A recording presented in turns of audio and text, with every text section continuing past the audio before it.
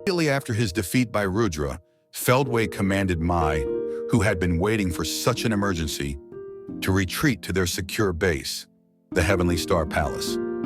Blood still staining his robe, Feldway's face twisted in humiliation as he screamed, "Damn, Rudra, quit messing around! What kind of hero are you when you couldn't even protect Veldanava-sama?" Feldway's fury was intense and genuine. He had always known Rudra was strong, but never did he imagine being defeated while possessing the castle guard. The breach of this supposedly invincible defense was utterly unexpected.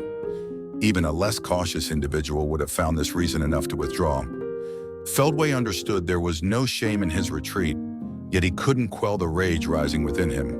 Though his defeat wasn't final, Feldway sought to regain his composure by focusing on the broader war effort. It was then that he encountered another shock.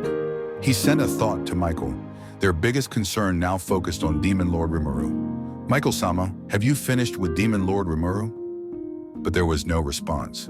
Puzzled, Feldway pondered. Michael and he were the same, sharing power that transcended dimensions. A lack of response hinted at a dire situation for Michael. Since the stop time had resumed, the battle should have concluded. Demon Lord Rimuru shouldn't even be aware of the suspended world. The plan was to succeed as soon as Leon took the bait, yet an ominous premonition gripped Feldway. Then the message came. "Ah, my wish has been granted. Feldway, my only regret is leaving you behind." Michael's last thought, sent with his remaining strength, confirmed his demise. Feldway felt Michael's power within him, but sensed the absence of Michael's will. In disbelief, Feldway grappled with the reality of Michael's death. Michael had been his first true friend, someone with whom he could be open and honest. His cautious nature led him to prioritize Michael's safety, taking numerous precautions. Yet, no revival sign appeared. The ultimate skill, Justice King Michael, persisted, but without its ego, it was merely a power without will. Feldway had to accept Michael's complete disappearance. Left stunned, Feldway repeated, "Why? How did this happen?" But no answers came. Michael's last words echoed in his mind. What did he mean by his wish had been granted? Unable to comprehend, Feldway took solace in knowing Michael's death wasn't painful, and his life had meaning. Still, he felt envious of Michael's self-contentment in departing. Feldway was lonely. As the head of the 7 primordial angels, he bore the group's responsibilities and made all decisions alone. With Veldanava gone, Feldway faced immense pressure.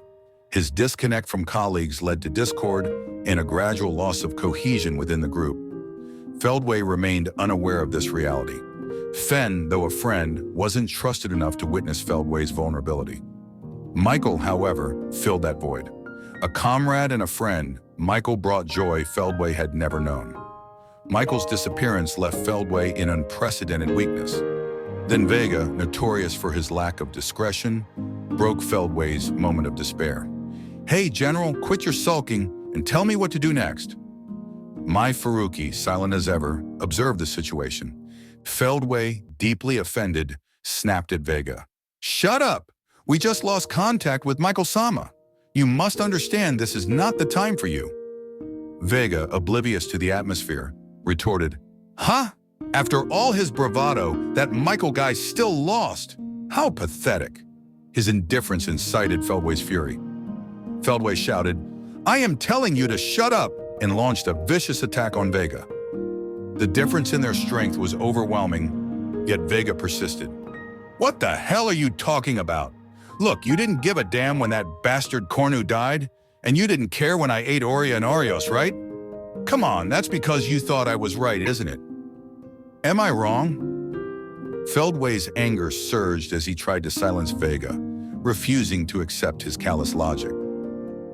Feldway had not been saddened by Cornu's death.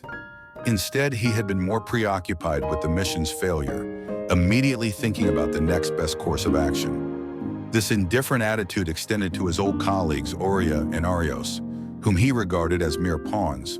When he learned that Vega had consumed them, Feldway only felt a mechanical acknowledgement that their demise wasn't wasted if it contributed to Vega's growth. Consequently, he didn't blame Vega, and even saw it as an enhancement to their military force. Impudent loudmouth, Feldway muttered, feeling slightly upset that Vega had detected his true feelings. To conceal his emotions further, he intensified the pressure on Vega. What would you know? I pursue a higher purpose. And to achieve it, I will sacrifice anything. Vega interrupted, shouting, "Shut up! Don't be so naive!" Despite the intense pressure compressing the space, Vega fiercely insisted. Besides, it's common knowledge that the world is a cruel place. Having survived under harsh conditions, Vega's words carried weight, causing Feldway to involuntarily fall silent. Vega continued, "My boss, Yuki, tried to resist all that absurdity. Looking back, it's a wonder how he did it with such little strength. But even so, I believed in him. I was ready to take his head if he showed any weakness. But Yuki had a tricky character. He never let his guard down. And sure enough, he pretended to be manipulated, didn't he? So what? That Yuki is no longer of this world either. Yes, even Yuki couldn't make it. Against an insurmountable gap in strength, no matter how idealistic or righteous one may be, it's all meaningless." Vega had sensed danger from Yuki, realizing that Yuki wasn't truly manipulated. When Yuki was killed by Jahil, Vega lamented the world's impermanence. That's why he told Feldway, "A world where everyone can live happily ever after is just an illusion. So there's no choice but to be honest, right?" Honest, you say? Yes, as long as the immutable truth that might makes right remains unchanged, the only right thing to do is to stand at the top. Vega reaffirmed that power equated to justice. Beautiful ideas were meaningless without realization. Conversely, as long as an idea could be realized, anything was allowed. The only thing that mattered was not losing. No matter how vicious or cowardly the act, it would be justified as long as victory was achieved. That was Vega's way of life. From that perspective, Michael's defeat rendered him worthless. Vega found it difficult to understand how Feldway, much stronger than himself, could mourn a loser. "You are strong, General. Even Jahil, who defeated Yuki, is no match for you. That Velzard woman is a monster, but I think you're better than her. Of course, you're better than Michael. That's why, from now on, you're the boss. No one will have a problem with that." Vega's assertion was natural given Feldway's strength. "You are a simple man," Feldway remarked. "Cut out the flattery. I'm embarrassed." Feldway sighed, realizing that his grief over Michael's loss was fading. Perhaps Vega's words were meant to console him, he suddenly realized. Power, huh? Certainly there is little to lose in that regard. Despite Michael's absence, his power had returned to Feldway. This was proof of Michael's care. Feldway couldn't let it go to waste. Although taking a comrade's power like Vega did was wrong, the result was the same. Feldway no longer blamed Vega and now felt a kinship with him. "Very well. From now on, I will be king in place of Michael. I swear to defend the throne until Veldanava-sama is restored." With his mind made up, Feldway knew it was time to act. He had always been submissive to Michael, keeping his true body hidden to maintain a low profile. But now there was no reason to hold back. To fully utilize Michael's left power, Feldway decided to unleash everything and inhabit his main body hidden in the other world. "It's been a long time since I revealed my true self." Feldway, the first servant created by Veldanava, resembled his creator. In contrast to Veldanava's jet-black hair that held the star's radiance, Feldway had long, silvery white hair representing a shining light. His slitted eyes shimmered like blue stars, exuding a divine presence. In those eyes was a will of steel, filled with determination. His beauty gave him a tremendous presence, befitting his power. All the powers Michael gathered now belonged to Feldway. The angelic ultimate skills, factors of Velzard and Velgrin, made him more powerful than ever. "Amazing! Really, he's a monster," Vega muttered, true thoughts leaking out. Feldway's powerful energy radiated, transforming him entirely. "Vega, you have awakened me. I thank you." It's okay." Vega smiled, a bit embarrassed, then added with his usual sulk, "But don't forget, I'm always aiming for you. I'll follow you for now, but if you show any weakness, I'll eat you." Feldway nodded happily, understanding Vega's true intention. I'm counting on you." Feldway smiled, radiating a chilling, newfound aura. Chapter 1. The First Showdown. In the former Eurazania, at the site chosen for Demon Lord Milim's new capital, an intense battle raged. Esprit faced the formidable Antlion, Peliod, in a seemingly hopeless fight. Peliod, who nullified magic, was Esprit's worst adversary.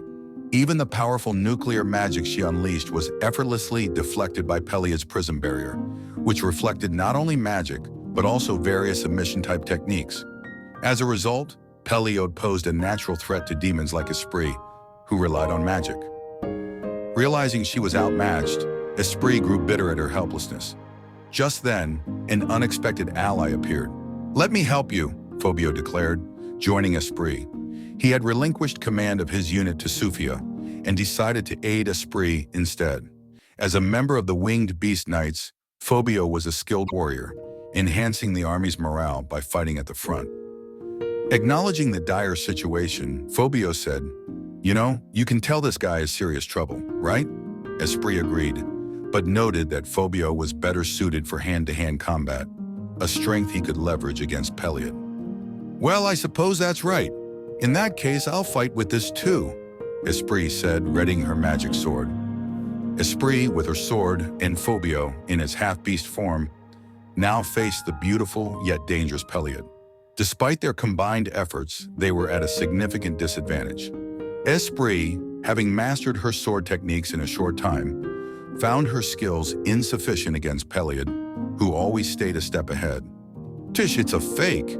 It's so elaborate that you can hardly distinguish it from the real thing," Esprit thought as Peliod vanished and reappeared as multiple bodies.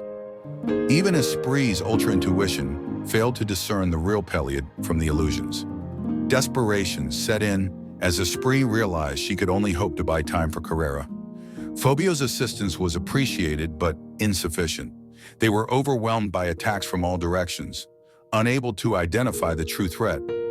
Despite her mercenary nature, Esprit knew that dying was not an option, as it would mean disobeying Rimuru-sama's orders and incurring Carrera-sama's wrath. Just as Peliod's poisonous fangs aimed at Esprit, Fobio intervened, kicking her out of the way. The spot where she had stood was now covered with deadly poisonous scales. "Ow, that hurts!" "Thank you," Esprit said, grateful for Fobio's timely save. Fobio resumed his relentless attack on Peliod, scattering the clones with brute force, though unable to distinguish the real one. "Hey, you're weaker than me, so why haven't you given up?" Esprit asked, not expecting an answer. Fobio, undeterred, laughed fearlessly. "You're pretty rude," he declared. "Well, that's fine. If you survive, you can win. As Geldsan said, it doesn't matter as long as you can survive and win the next time." Fobio's words resonated with Esprit. She admired his determination and seriousness. "I'm a competitive person myself, but you're pretty good too. I'll give you that. Black Leopard, Fang Fobio." "Thank you, Esprit Dono," Fobio replied respectfully. Esprit appreciated his serious demeanor, despite the gravity of their situation. Fobio's unwavering resolve propelled him to launch more ferocious attacks on Peliod. With a jet-black wind, he slashed at multiple clones.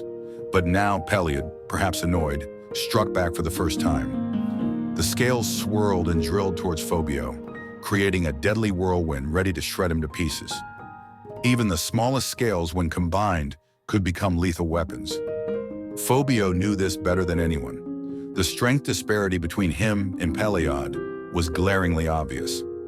Facing Peliod like this would normally be suicidal, but both he and Esprit realized that Carrera's defeat was inevitable unless they gave their all at this moment. Fobio resolved that even if it was reckless, he had no choice. His life was worth the sacrifice if it meant diverting attention, even if just a little. Proud of being a Beastketeer, Fobio fought the urge to flee. Running away would not only lose Carrion's trust, but also betray the subordinates who believed in him. This conviction drove him forward. Fobio's fighting style relied on high mobility to taunt enemies and kill them with sharp claws. Though his defense wasn't the strongest, his evasive maneuvers kept him alive. Concentration was paramount. The slightest lapse could mean death on this perilous tightrope they walked. Esprit observed closely. She recalled it was Gobo-san, Benimaru-sama's subordinate, who first introduced her to Phobio. She had initially thought Phobio was just an odd individual obsessed with his girlfriend, but he truly showed up when it mattered. Unlike demons who could revive even after death, Phobio was a fragile being. From Esprit's perspective, even powerful individuals like Phobio were still fragile. Esprit, a greater demon and elite follower of Carrera, didn't perceive death as a crisis. For her, it was merely a resurrection, like a game's continuation. Damage might put her in a centuries-long sleep, but for eternal demons, that was just a blink. She admired those who lived their limited time to the fullest. Reflecting on herself, Esprit realized she had always relied on Carrera and Ajera to solve problems. She had never felt true desperation. Could it be that she was more useless than Phobio-san? No. Something deep within Esprit cried out. Perhaps it was her forgotten hatred of losing. With renewed determination, she stood strong again. Now she wanted to win, and that desire burned in her eyes. Although she acknowledged that defeating Peliad seemed impossible, Esprit was determined to trouble her as much as possible. Phobio sensed a change in Esprit's mood and realized their chances had shifted from zero to something more hopeful. Understanding they couldn't win with a head-on attack, Esprit suggested making a deal with the devil. Scales grazed Phobio, covering him in countless ultra-fine scars. It was only a matter of time before the poison reached him. Despite the dire situation, Phobio laughed and accepted the deal, showing no pain even as his right arm was ground to dust. Esprit smiled, having already made preparations before Phobio's agreement. She asked for his wish, offering her power in return for his soul. Phobio agreed, trusting Esprit.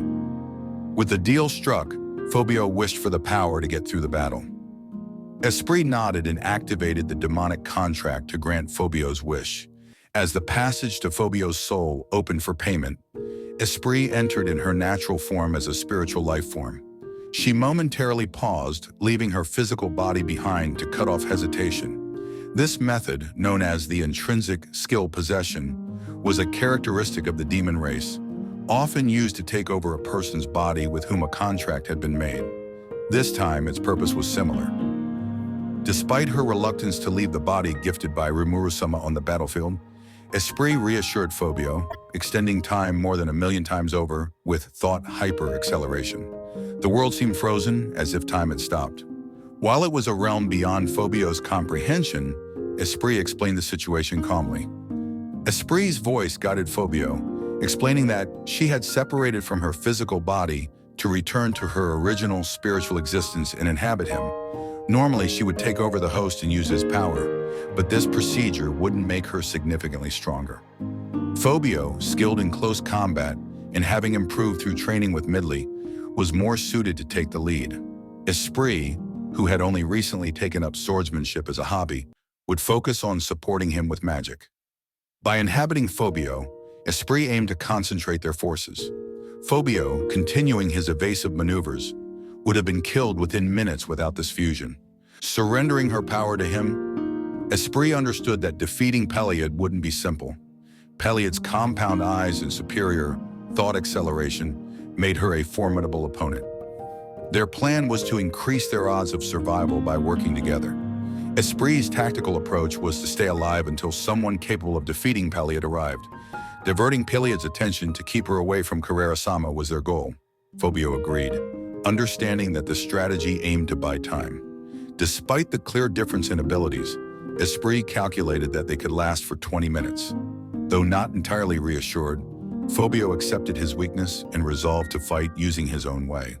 As the battle entered its second round, their combined efforts and determination to survive fueled their struggle against Peliad.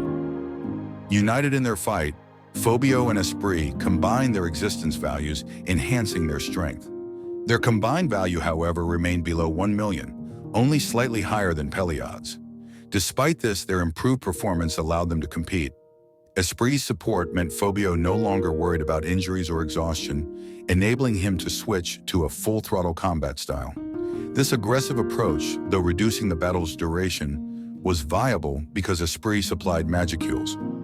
Phobio's beast form had 3 stages: the normal Majin form, the versatile leopard-headed Majin form, and the fully animalized form focused on speed.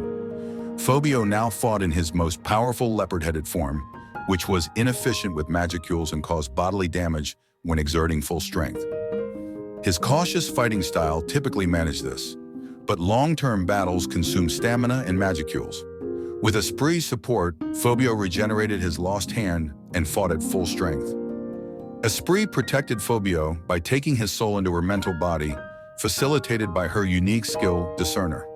This skill allowed Esprit to form connections beyond time and space, controlling the soul more effectively with the demonic contract. While Esprit endured significant damage, she used her demonic resistance to withstand it, though the pain remained. The Insector's superiority over demons was evident, as their one-sided compatibility meant Insectors would always win against equally skilled demons. Despite the accumulating damage, Esprit and Phobio kept the battle competitive. Esprit discovered that Peliod, specialized in magic, had sustained damage from Carrera's magic. This weakened Peliod's readiness to attack, but fortified her defenses. Understanding this, Phobio and Esprit continued to survive, awaiting reinforcements. 40 minutes into the battle, Phobio and Esprit, though exhausted, were still alive. Esprit, barely conscious, had exceeded her initial 20-minute limit. Despite their efforts, Peliod had recovered and was in better condition. Though strategically victorious, their tactical defeat was apparent. Phobio and Esprit, having fulfilled their roles, made light talk, accepting their fate. Peliod, restored and ready to kill, did not anticipate the unexpected intervention. Dense compressed magicule rays from Peliod's fingertips scoured the ground as a hobgoblin leaped from Phobio's shadow, grabbing and throwing him down. Gobta's giddy voice echoed as he arrived, reinforced by Goba and Ranga. Goba, a red-haired beauty in a scarlet uniform, caught Phobio and retreated to protect him. Phobio, thrilled but keeping it to himself, appreciated the rescue. Ranga, appearing last, protected Gobta and intimidated Peliod, launching an apocalypse howling to slow her down. This timely intervention saved Phobio and Esprit from certain death. Returning to her body, Esprit praised Gobta, genuinely admiring him. Gobta, slightly embarrassed but regaining his confidence, proposed a date after the battle. Esprit, though not romantically inclined, accepted, boosting Gobta's spirits.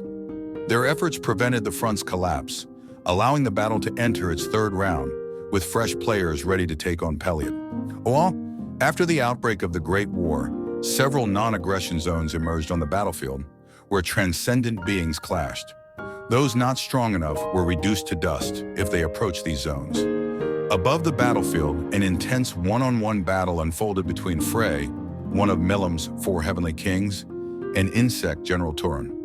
The soaring flock and Milim's guards watched from a distance, avoiding the aerial clash where even the speed of sound was left behind. Similarly, Torun's flying insects scattered in wide disarray. From a bird's-eye view, it became evident that only one side's forces continued to decrease. Initially, Frey attacked aggressively, but after her signature claw attack was evaded, she shifted to a defensive stance. Though she had attacked multiple times, none of her attempts fazed Torun. To him, she posed no real threat beyond her speed. Torun, a cautious fighter, dragged the battle on, but felt it was time to end it. Frey, however, snickered in response to his taunts. With a smile of composure, Frey baited Torun, highlighting the importance of intelligence in battle. She had known from the beginning that this fight would be prolonged. Adjusting her tactics for optimum efficiency, Frey cleverly involved the enemy forces in the battle's aftermath, driving them to the brink of destruction using Torun's power. This showcased Frey's true nature as the cunning Sky Queen. As Torun finally grasped Frey's strategy, he accelerated in rage. But Frey had predicted this move. Observing Torun's patterns, she calculated his attack points based on his initial velocity. Confirming Torun was bound by the laws of the Cardinal World, Frey explained the dangers of assumptions and her cautious approach. When Torun reached the predicted position, he felt the pain of Frey's claws piercing his chest exoskeleton. His metallic armor, weaker than an alienium fist, was penetrated by Frey's adamantite-like claws. Despite his desperate resistance, Torun's fate was sealed. Frey clutched the magic nucleus within his chest, crucial for the Insector, and shattered it, concluding Torin's death. Lucia and Clara congratulated Frey, expressing their gratitude and acknowledging her hard work. Frey, though tired, understood the battle was far from over and decided not to rest. Observing the battlefield, she saw her comrades struggling, ready to continue the fight. Frey had maintained the upper hand, but others were not as fortunate. Gabriel, who arrived as reinforcement, fought desperately against the formidable insect General Bethop. Despite his strength, Gabriel struggled against Bethop, whose existence value was significantly higher. Gabriel's value was 1.26 million, while Bethop's exceeded 1.7 million. Bethop's combat abilities were closely tied to his existence value, making him a formidable adversary in close combat, which was a disadvantage for the versatile Gabriel. Gabriel wasn't alone, however.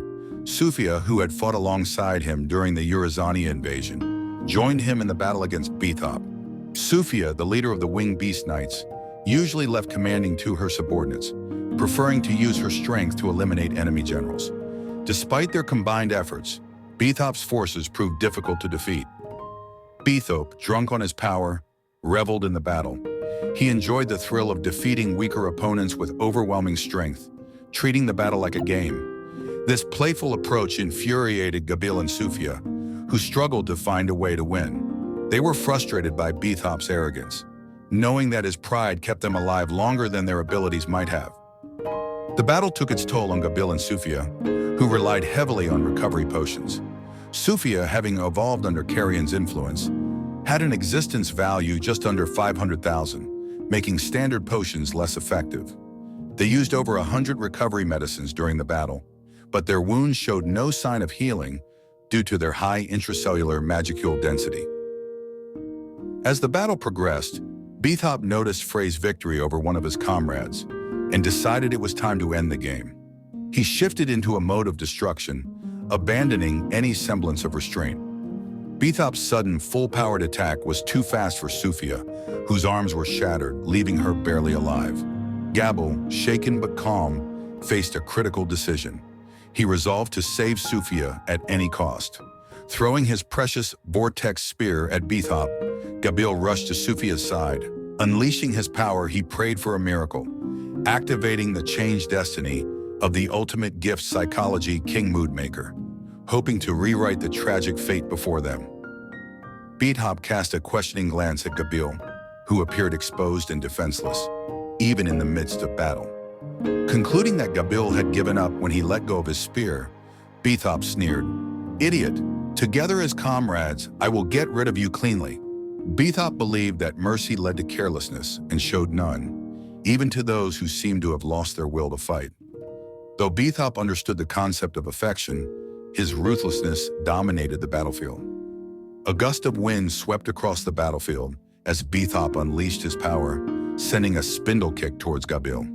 The dull glow of the aliuranium covering his leg blade seemed to seal Gabriel's fate. But fate had been altered, and Sufia, fully restored, intervened. "Watch out, Gabriel-san!" Sufia's instincts kicked in as she took evasive action, causing Gabriel to roll away just in time. Bethop's kick destroyed the ground where they had stood, but Gabriel and Sufia escaped the crisis unscathed. Gabriel expressed relief. "Phew, I was saved."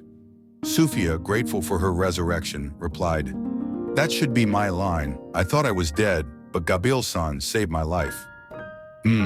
It was a risky move, but I'm glad it was a success," Gabriel responded. Although relieved, they knew the real battle was yet to come. Confused by Sufia's survival, Bethop questioned, "I thought for sure I killed her, but how is she still alive?" Gabriel confidently taunted, "I just realized this, but your power cannot be used continuously, can it? Otherwise, there would be no reason for you to waste your time talking with us." Gabriel had observed Bethop's speed and power, noticing irregular movements that seemed almost impossible to avoid. He deduced that Bethop relied on brute strength and ultra-speed regeneration to surpass his limits, causing self-destruction over time. Concentrating on defense, Gabriel aimed to survive until Bethop's power waned. After a tense silence, Bethop's loud laughter broke the air. "Yeah, ha ha ha ha, great, that's great. Really, you're weak, but I can't get enough of you." Bethop's mood shifted. I acknowledge you. That's why I'll take you seriously. Gabriel's bluff had failed. With Sufia behind him, retreat was impossible. Resolving to fight, Gabriel regretted not having his vortex spear. In that crucial moment, Sukeru's voice rang out, returning the vortex spear to Gabriel. This guy has been fighting alongside us all this time, right? Don't let go of him again. Kakushin and Yashichi joined, urging Gabriel to fight. Gabriel, moved to tears, realized the spear seemed to pulsate. Encouraged by his comrades' unwavering belief, Gabriel stood proudly. Sufia too cheered him on, comparing him to Karian-sama. Sufia's voice echoed in Gabriel's head, her compliment lingering in his thoughts. Despite the powerful threat of Bethop right in front of him, Gabriel's mind was consumed by Sufia's words. Never having been popular with the ladies, Gabriel had often failed to recognize subtle romantic cues, perpetuating his no-girlfriend record. Sufia's unexpected comment calling him cool marked a pivotal moment in Gabriel's life. Determined not to let this opportunity slip away, he mustered the courage to respond. Facing death seemed to stimulate an instinctive need to procreate, compelling Gabriel to confess his feelings in an unusual setting. Amidst the battlefield, he stammered, that is to say, I too have been thinking that Sufia Dono is, beautiful. His words, whispered and hesitant, reached Sufia. Flustered, she responded, Eh? Are you serious? You think I'm cute? Misunderstanding his use of beautiful for cute, Sufia's speech took on a more feminine tone. In this extreme situation, they found themselves a perfect match. Gabriel, seizing the moment, affirmed, you are correct. This correct response turned the tide of his destiny as the goddess of fortune smiled upon him. Sufia, caught up in the moment, declared, Well, it can't be helped then, Gabriel-san. So now if you defeat him and finish this battle safely, I'll reward you with a smack on the cheek as a reward. Gabriel's brain worked at full capacity, interpreting a smack on the cheek as a potential kiss, fueling his determination. Encouraged by the trio of Yashichi, Kakushin, and Sukeru, Gabriel's spirits soared.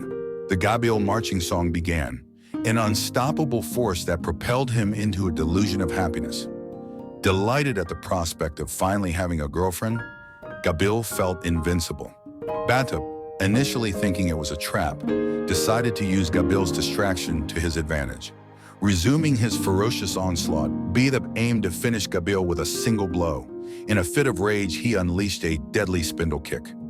Gabriel, focused on his moment with Sufia, shouted, Hey, stop getting in my way. This is the most important moment of my life right now. He struck Bethop with his spear, sending the powerful insector flying. Stunned, Bethop's compound eyes widened in astonishment as he questioned, You? What did you do? Ignoring Bethop, Gabriel turned to Sufia. Sufia Dono. By smack, you mean that, right? Flustered but unable to retract her words, Sufia affirmed, you mean that thing? With renewed inspiration, Gabriel declared, I understand. I, for one, pledge to win with all my might. The sense of hopelessness vanished, replaced by a fierce determination to win. Glaring at Bethop, Gabriel shouted, All right, here I come. Bethop, indignant at Gabriel's boldness, remained vigilant. Doubtful that the previous event was a coincidence, he braced himself for a serious confrontation. In stark contrast, Gabriel was driven by the excitement of possibly getting a girlfriend. Their differing mindsets set the stage for the next clash. And then, in the next moment, the two men faced each other once again. Bethop, far from taking things easy, twisted his body like a cone and launched himself at super speed, exceeding his full strength. All of his power was concentrated into the poisoned needle of alienium protruding from the tips of both fists.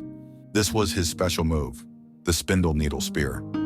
Gabriel, holding his vortex spear, stayed true to the basics. He did not panic, did not make a fuss, and took his time to assess Bethop before delivering a killing blow. Two large whirlpools of power swelled and collided on the battlefield, resulting in Bethop's fall. Vortex crash. Gabriel's special move pierced through Bethop. The trio of Yashichi, Kakushin, and Sukeru shouted in amazement and praised Gabriel's overwhelming offensive, making it seem as if the previous struggles had been for nothing. Despite Beethup's caution and strength, the result was unexpected. The secret lay in the Vortex Spear, which had evolved into a mythical-grade weapon during the critical situation, enhancing Gabriel's existence value beyond Beethup's. Their skills were nearly matched, but this newfound power tipped the scales in Gabriel's favor. Gabriel danced to the song of victory, cheered on by the trio. Sofia, watching with a smile, suddenly remembered her promise and blushed. Gabriel, noticing Sofia's behavior, blushed too, and they both stiffened, looking at each other. "It seems that we're intruding," one of the trio remarked. "Indeed," another agreed. "Good luck, Gabriel-sama," they added before leaving in haste. Left alone, Gabriel and Sofia found themselves a perfect match, their honesty brought forth by the suspension bridge effect of the battlefield. Spring had finally come to Gabriel, who now stood victorious and hopeful for the future, with a promise of love on the horizon. The death of Insect General Torun triggered a drastic change on the battlefield. It wasn't just Gabriel's group that noticed. Carrion, Midley, and Obera were also keenly aware, fearing the balance of power might shift. They made decisive moves in response. Carrion was the first to act. "Huh, Frey won. Well, of course, I can't lose either," he said, smiling wryly, as he glared at Abart. Abart, with his many limbs and mastery in both close and magical combat, posed a formidable challenge. His exoskeleton-covered arms could pierce enemies sharper than a spear, and he could perform magic without chanting spells. However, Carrion waited patiently for the right moment, seeking to conserve energy and find Abart's weak points.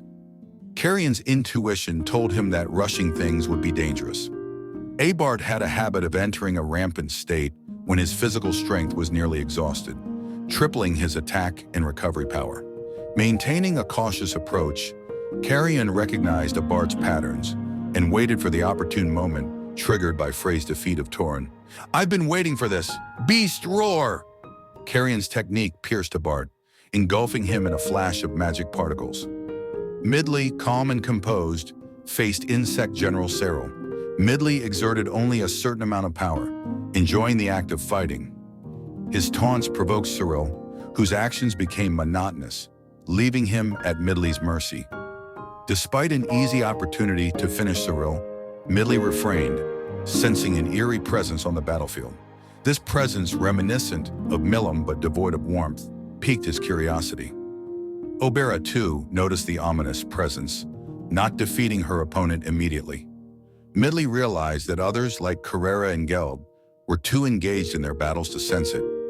Gobta and Ranga, facing Peliad, also remained unaware. Midley appreciated Gabta's and Ranga's assistance, thinking of returning the favor through training later. After a prolonged stalemate, the situation changed dramatically. Frey defeated Torun, Gabriel took out Beethoven, and Carrion vanquished Abart. Midley sensed the ominous presence growing more intense and dangerous. Convinced that something bad was happening, he braced himself. His colleagues, Carrion and Frey, also sensed the danger after defeating their foes. As Cyril went berserk, activating overdrive, Midley decided to end the battle with a foreboding feeling in his heart. Restricting Cyril's movements with his massive fighting aura, Midley delivered a killing blow, crushing Cyril to dust. Despite his dazzling performance, Midley's expression remained dark. "I don't like it. As I thought, the chills are getting stronger," he muttered, looking up at the darkening sky. The chills running down his spine indicated that killing Cyril had been a mistake. As Midley suspected, Obera also sensed the urgency of the situation. The pressure from the enemy hadn't changed since the beginning of the war, which puzzled her.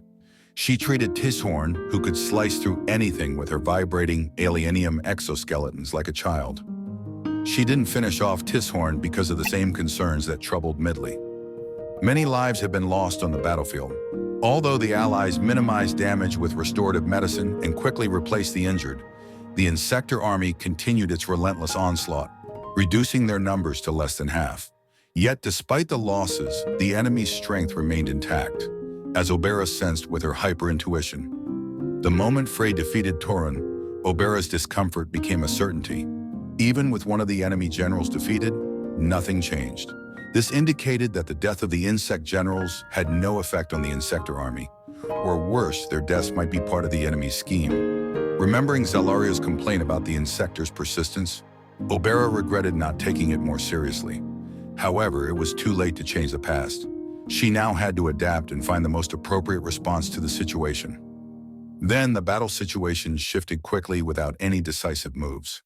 Torun, Bethop, and Abart were defeated, yet the enemy's strength didn't wane. Obera realized they shouldn't take down any more insect generals, prioritizing safety and addressing the cause of their anxiety without haste. However, by the time she tried to issue a warning, Midley had already defeated Cyril. Only 4 insect generals remained: Tishorn, Mujika, Peleod, and Zess. Obera's expression darkened, sensing something ominous. Tishorn, noticing her reaction, smiled and revealed that the insect generals were merely the opening act, with their absence having no impact on the grand scheme. Tishorn, ranked 4th among the insect generals, was formidable with an existence value over 1.8 million. Tishorn's dimensional slash sent vicious shockwaves that tore through everything in all directions. Obera, avoiding the attacks, grew increasingly impatient. She incited Tishorn, trying to make her think the attacks were useless. However, Tishorn, experienced in battle, believed in her attacks and continued them. Obera recognized Tishorn's threat and took measures to minimize damage, although neutralizing Tishorn without killing her was a challenge. Suddenly, Tishorn's combat ability greatly increased as she triggered overdrive, just like Insect General Cyril. However, there was one key difference between Tishorn and Cyril. Tishorn had full control over overdrive and could effectively utilize the time limit. Dimensional slash, final dance, Tishorn declared. A spectacular scene unfolded, with more than 10,000 dimensional slashes creating an inescapable space of death and destruction. Yet Obera stood tall, not running away. Obera had given up on neutralizing Tishorn and decided to go all out. Divinity release, she said lightly. This was Obera's signal to unleash her full power. The mythical great equipment she wore regained their starry radiance, as her magicules restored their full performance. In her hand was a huge double-edged sword, the Beast Slayer, transformed from her beloved longsword. Against the cryptids, Obera's nemesis, she had always fought with optimal efficiency, annihilating enemies without regard to surrounding damage. Now, with her true power exceeding 20 million in existence value, she prepared to demonstrate her strength. "Ho-ho, it's too late to get serious now," Tishorn taunted, believing Obera was trapped in the space of death. With interference preventing her from escaping through spatial transportation, it seemed Obera would be sliced to pieces. But the result was unexpected. "This attack is nothing more than child's play," Obera stated. A direct dimensional slash caused the space to rip open. Yet as the space returned to its original form, so did Obera's body. It can't be!" Tishorn exclaimed in shock. "My body is connected not only to the material world, but also to the spiritual world. This is nothing," Obera explained, increasing her magicules, signaling that it was now her turn. The Beast Slayer began to shine. Tishorn, bewildered by emotions for the first time in her life, felt her body trembling. Realizing she was frightened, Tishorn understood it was too late. There was nothing she could do. "O vanishing one, may you scatter beautifully, planetus bombardment." Obera's massive slash rained down from the heavens, delivering a merciless yet fair death. Tishorn, caught in the blast, vanished into dust, unable to show the dignity of a powerful opponent. Geld was locked in a fierce struggle against Insect General Mujika, a warrior-type insector clad in a garishly colored shell of armor, wielding a sword with both hands. Mujika's strength matched Geld's, leading to an intense standoff where neither side gave an inch. Their subordinates also engaged in relentless back-and-forth combat. The yellow numbers and orange numbers maintained an ironclad line of defense, holding back a swarm of giant centipedes led by Mujika. These centipedes, over 30 meters long, required teams to deal with each one. Injured soldiers healed themselves with restorative medicine, and those who tired switched out with their comrades to maintain the front line without overworking. This disciplined approach, a result of regular training, kept the battle at a stalemate for several hours. Mujika, wielding his long sword with remarkable skill, presented a formidable challenge. His technique rivaled that of first-rate martial artists, and his high level of skill suggested he might have been a reincarnated person from another world. Regardless, Mujika was a formidable opponent. Geld, using his large shield, a mythical gray gem transformed to have properties akin to an insector's exoskeleton, caught Mujika's sword. Despite the air shaking from the impact, Geld kept a cool facade and retaliated with his meat cleaver. Anticipating the attack, Mujika parried it with his sword. Countless legs emerged from his armor, launching a barrage of blows at Geld. On the verge of a crisis, Geld counterattacked with Demon Lord Haki and the corrosion effect of his ultimate gift, Gourmet King Beelzebub, summoning Chaos Eater, to bite at Mujika's legs with erratic movements. Mujika's legs, cloaked with an evil Yuki, canceled out Geld's attack. The battle remained inconclusive with repeated clashes. However, it abruptly ended when Mujika, noticing the deaths of other insect generals, declared, even Tishorn is dead. How surprising. I didn't think the fighting force of this place would be this strong, but now His Grace's preparations are complete. He distanced himself from Geld, readying the insectors for retreat. Despite Mujika's retreat, Geld remained vigilant. He sensed something ominous in the atmosphere, an overwhelming sense of danger he hadn't noticed before. Dark clouds swirled above, signaling that something was about to manifest. All hands, maintain full alert, Geld commanded. Even those undergoing treatment began to move, understanding from Geld's ominous demeanor that the battle was far from over. As soon as Phobia was rescued, Gobwa scrambled to rebuild the front line. Under Benimaru's guidance, Gobwa had become a first-rate commander. The extensive combat training in the labyrinth had prepared her for various tactical scenarios, making her more experienced than many tacticians. The 300 Kurenai members under Gobwa's command were also seasoned veterans who knew how to act without explicit orders. Despite their small numbers, they significantly improved the war situation. The presence of a commander like Phobio revitalized the Winged Beast Knights, helping Milim's forces gradually gain the upper hand. However, amidst this progress, Gobta was facing a dire situation. Peliod, his opponent, was exceptionally dangerous. Her poisonous mist, capable of melting skin and burning flesh, was lethal even to Gobta, who had high resistance to poison. Realizing the imminent danger, Gobta quickly decided to use a secret technique with Ranga's help. Magic Wolf Unification. Gobta and Ranga assimilated into a two-horned humanoid black wolf, significantly enhancing their combat abilities. Despite their initial excitement, they soon realized Peliod's overwhelming strength. Peliod's existence value was 6.8 million, vastly exceeding theirs, and she excelled in space-type abilities. The only reason they hadn't been defeated immediately was their proficiency in close combat, which countered Peliod's magical combat style. As the battle progressed, Gobta and Ranga noticed that Peliod's fighting ability was increasing.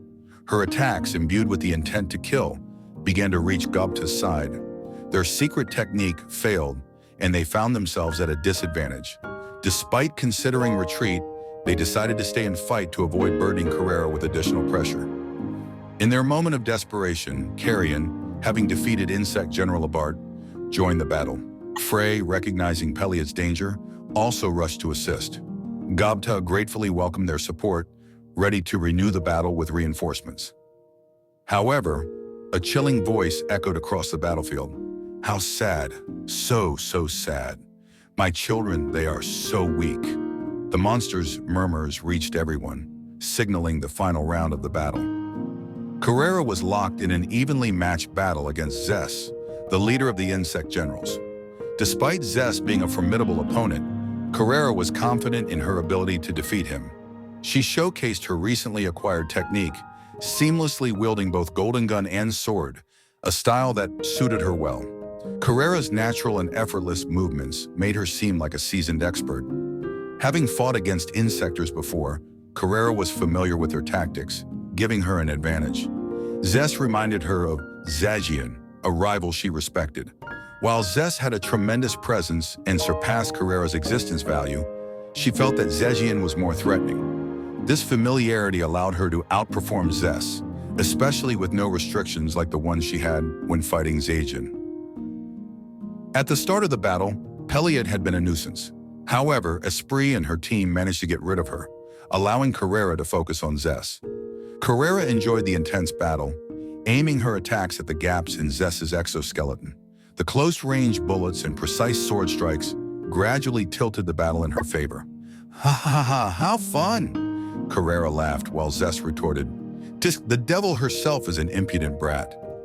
Carrera taunted Zess, comparing him to Zegian, which hurt his pride. Converting his anger into energy, Zess turned his killing intent on Carrera, but she nonchalantly increased her mana and refined her haki, pressing it against Zess. Their heavy auras formed a vortex on the battlefield, engulfing any who touched it. Milim's forces anticipated this danger and kept their distance, but many insectors were eliminated by the vortex. As Zess took a step forward, Carrera intercepted him. Zess's fist ripped into her cheek, but Carrera's sword sliced through his exoskeleton. Despite sustaining injuries, Carrera's confidence remained unshaken. Both fighters quickly healed, rendering non-fatal damage meaningless. Carrera assessed Zess's skill, realizing she would eventually win. However, she noticed a change in the battlefield's atmosphere. Distracted by Zess's strength, she hadn't noticed it earlier. Zess, sensing her awareness, pointed in a certain direction. "Kukuku, so you've noticed. You are strong. I will admit that, but we're the ones who will win. This is not a duel, but a war." Carrera used magic perception to probe the situation, finally understanding the meaning behind Zess's words. Right before Gobta's eyes, Peliot had undergone a dramatic transformation. Although she had always possessed an unusually beautiful appearance, Peliot had evolved into a mysterious beauty that anyone could appreciate. This was not just a change, it was an evolution. Peliot's scars, accumulated during the battle, tore open, revealing a lovely woman with beautiful skin underneath. "A pleasure to meet you. I am Peliot, the queen who rules over the insects." She introduced herself with fluent speech, indicating her ascension to a supernatural being. It was evident that Gobta's chances of victory were now non-existent. Gobta's true feelings slipped out. "Please don't joke around, seriously." Ranga agreed, understanding that this was beyond a mere increase in strength. They considered running away but hesitated, fearing the consequences of abandoning their friends. The current Peliot's overwhelming presence made it clear that fighting was futile, but escaping seemed equally daunting. Carrion was the first to act, choosing his best special technique, Beast Roar. Unleashing his diffuse focus particle cannon without hesitation, Carrion's body transformed into will-containing particles and approached Peliot. However, Peliot's breath turned into a poisonous mist, neutralizing Carrion's attack by sapping his kinetic energy. Frey, using Carrion's attack as a distraction, attempted to seal Peliot's movements with her Garuda Claw. Despite capturing Peliot, Frey's effort was in vain. Peliot, smiling, nullified the attack and delivered a powerful blow to Frey's abdomen. Frey, relying on her instincts, managed to retreat just in time to avoid certain death. Peliot's dismissal of their efforts, calling them weak, convinced Frey of the hopelessness of their situation. Carrion, lying on the ground, was too exhausted to fight back. The reality of their situation set in. They were facing a place of death. Carrion reflected on their underestimation of Peliot, regretting not seeing through her true nature earlier. He wondered why Milim hadn't intervened, realizing that Insect Lord Zelenus must be keeping her occupied. This meant no help would come from Milim. Despite the bleak outlook, Carrion resolved to think of ways to help his comrades. Frey, though severely injured, crossed eyes with Peliot and prepared for what seemed like her inevitable end. Accepting her fate, she readied herself for one final blow. However, Midley stepped in front of her, confronting Peliot to protect Frey. Midley recognized the purpose of the special barrier that had been spread around the battlefield, to collect the energy of the fallen Insector comrades and channel it to Peliot. She confirmed this with a smile, stating she needed more power to give birth to stronger children. Determined to stop her, Midley deepened his stance, preparing to fight. Unleashing his full-throttle attack, Midley used Draconic Cannon, integrating the energy of the earth with his fighting aura. The attack, though powerful, was easily neutralized by Peliad's space-manipulating magic circle. Midley's role had been to act as a decoy, setting up Gobta for the real blow. However, Gobta's surprise attack with Apocalypse Howling was also neutralized by Peliad. Despite the failed attempts, there was still hope. Obera, having prepared a deadly attack, unleashed her second Planetus bombardment of the day. With an existence value comparable to Peliad's, the attack should have impacted her. However, Peliad remained confident and unfazed, revealing that everything had been in her control. Peliad announced her retaliation, diverting the power of the 3 special techniques and spreading them over the battlefield, creating a shower of meteorites that threatened both friend and foe. Midley, in a panic, alerted everyone to brace for impact. Meanwhile, Obera calmly slashed at Peliad, intending to kill her in close combat, where Peliad was less proficient. The plan had been to gain a psychological advantage over Obera and overwhelm her.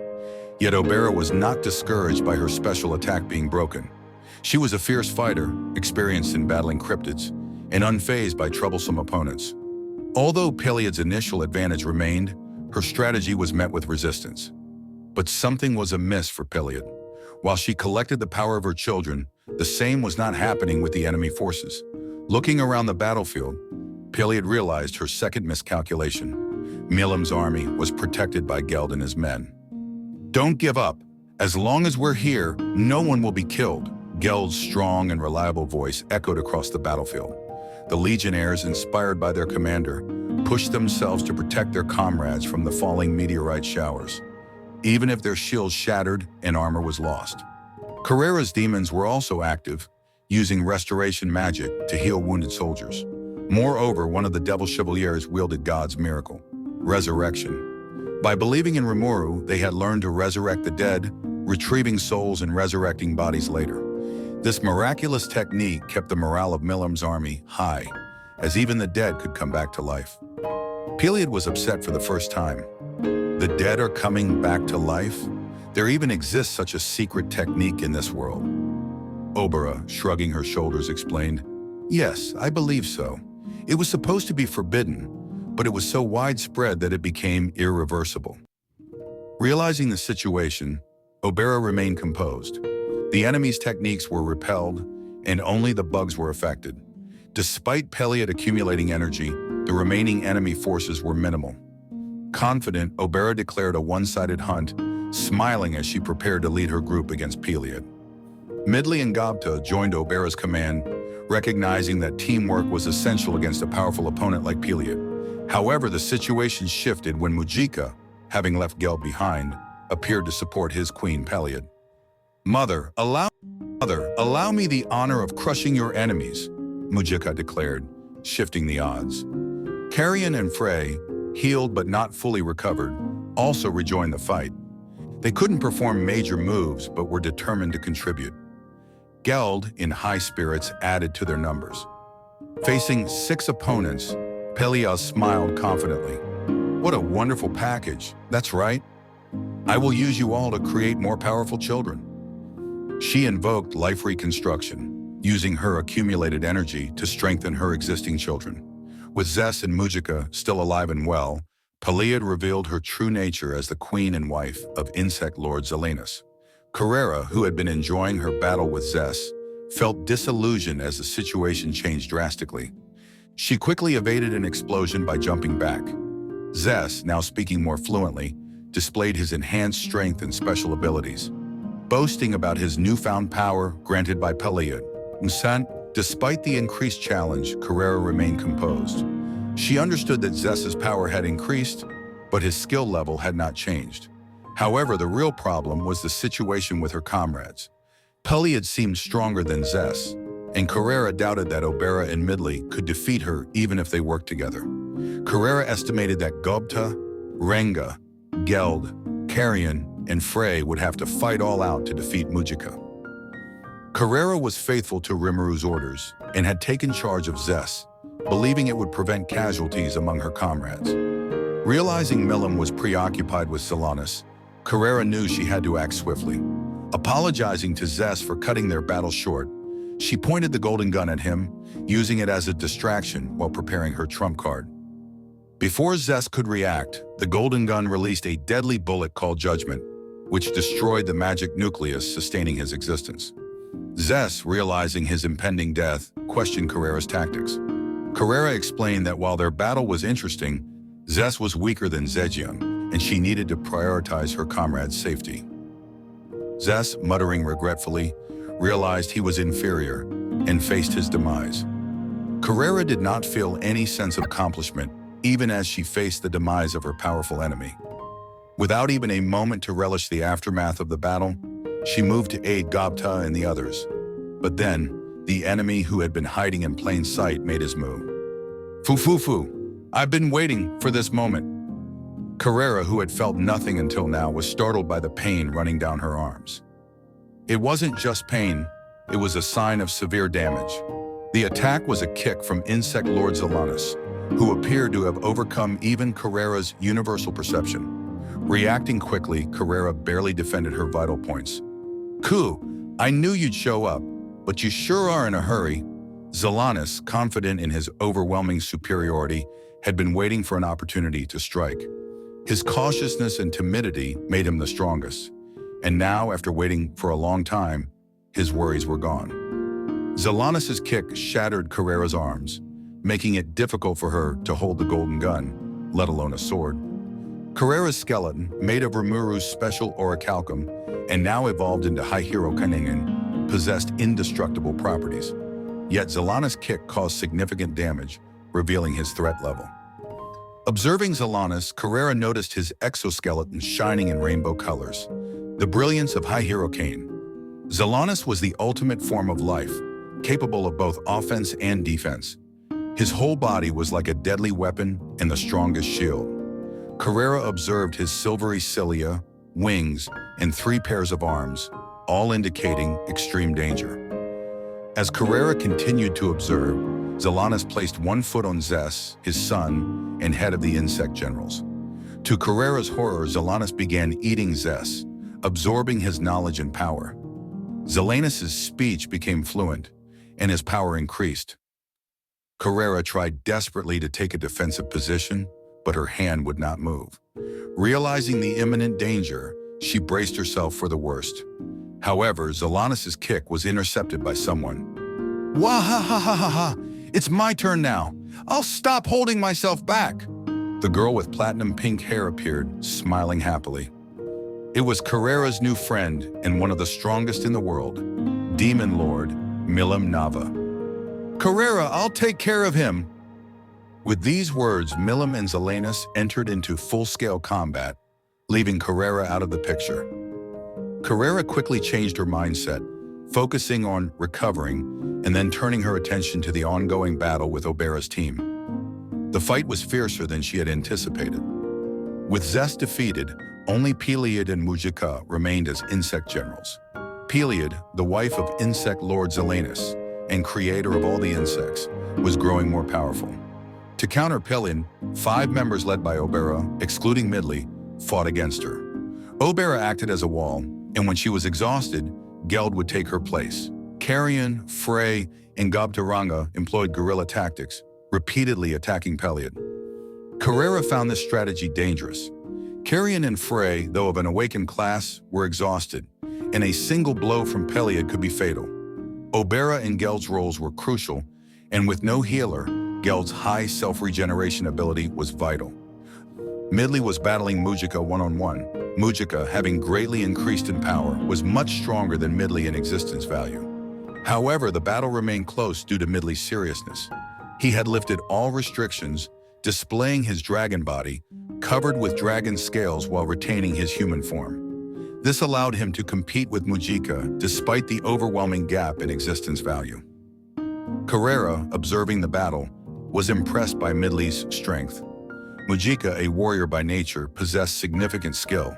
His existence value had increased several times, making him a formidable opponent. Despite this, Midley was able to compete, showcasing his immense capabilities.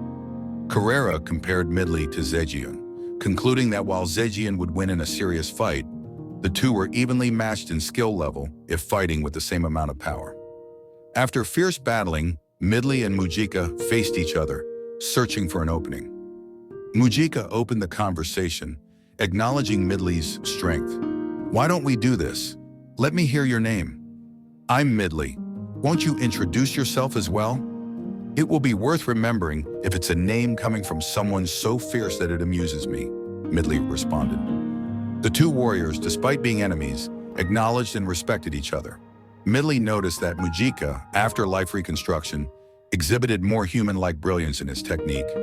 Both men, though adversaries, recognized each other's skills and sought to kill the other in battle.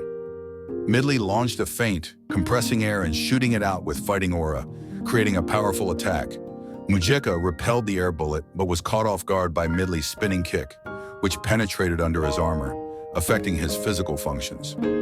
Midley, a master of battle will, combined basic movements with fighting aura, influenced by Milim's unrestrained spirit. His unique style, resembling a traditional jiu-jitsu, allowed him to extend his lifespan and enhance his fighting skills over his 2,000 years of training. Mujika, recognizing the threat, judged that a prolonged battle could result in his defeat. He decided to give his all with his best technique. "Taste my technique, devouring fangs." Mujika's blade, forged from alien and now sharper than ever, approached Midley. However, Midley caught the blade with his left arm, creating a hard and unpleasant sound from the collision of equal strength. "How can this be?" Mujika exclaimed. "Why are you surprised? If you had the spirit, you could easily use your own body as a weapon," Midley replied, showcasing his solid technique in dragon scales. Midley, controlling his fighting spirit, hardened his body and focused his defenses on the anticipated attack point. This defensive power allowed his left arm to withstand mythical-grade weapons. With a grin, Midley diverted the energy from his left arm to his right fist, accumulating the planet's energy into his body, preparing for his ultimate technique. Draconic Blast! Midley unleashed his most powerful technique, creating a straight fist thrust that surpassed even the Draconic Cannon. The attack made a gaping hole in Mujika's chest, ultimately leading to his defeat. Mujika, accepting his fate, felt a sense of satisfaction as he died, not as an insect general, but as a warrior. "Not bad, Midley-san." Carrera's eyes widened in admiration. Despite her frustration at her own inadequacy, she couldn't help but respect Midley's incredible strength. Watching the advanced offense and defense of an awakened master gave Carrera a sense of gained experience. But now the priority was to address the remaining problem, Peliod. With Mujika defeated, it was time for an all-out battle against Peliod. Although it would have been ideal for Carrera to join them, Zelana's blow had been so devastating that she wasn't ready to move just yet. Frustrated, Carrera analyzed the situation calmly. "Geez, these bugs are seriously troublesome," Carrera thought. Peliod's power had increased further by absorbing Mujika's strength after his defeat. The power of Zest had been taken by Zelanus, but once Mujika died on the battlefield, all his power flowed into Peliod. Using this, Peliod performed a life reconstruction on her own body, becoming even more formidable. Peliod, now covered in warrior-like armor and wielding a sinister sword, appeared capable of melee combat. Carrera recognized that the only way to prevent Peliod from growing stronger was to avoid casualties among the Allied forces. Destroying the barriers that covered the battlefield was impossible, as both Zelanus and Milim maintained them to protect the planet. This condition left Peliod in an unrivaled state, creating a very troublesome situation. Carrera and her allies understood the need for a passive endurance battle, continuing to inflict damage while waiting for Peliod to exhaust herself. Despite Midley's reinforcement, the situation seemed to worsen. Carrera felt a sense of crisis, realizing the need for decisive action to prevent any of her friends from being killed. Carrera's expression turned angry as she glared at her motionless right arm. In that moment, the golden gun glowed faintly. A voice that should not have been heard startled Carrera, offering to lend her power. Carrera heard a voice that should not have been heard.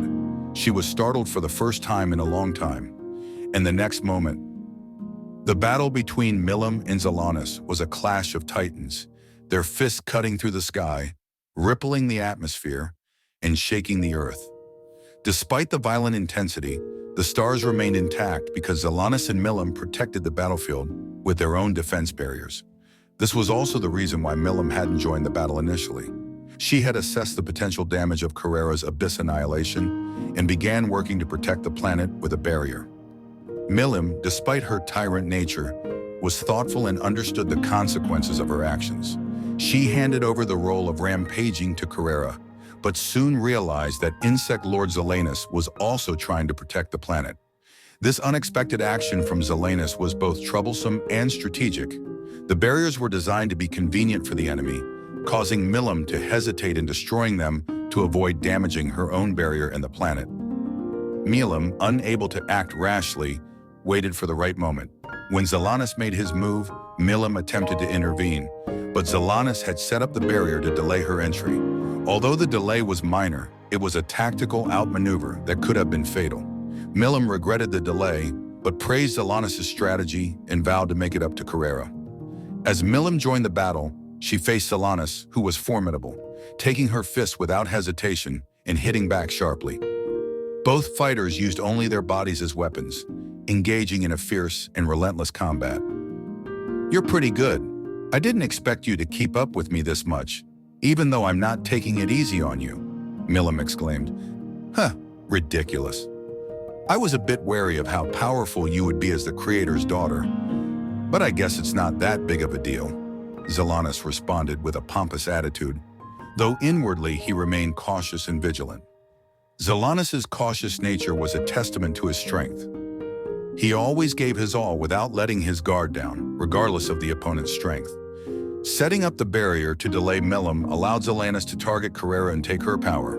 However, Milim's computing power and Carrera's resilience thwarted his plan. Zelanus' failure to finish off Carrera was a setback, but he adapted, using his sophisticated tactics in his conversation with Milim to gauge her reaction.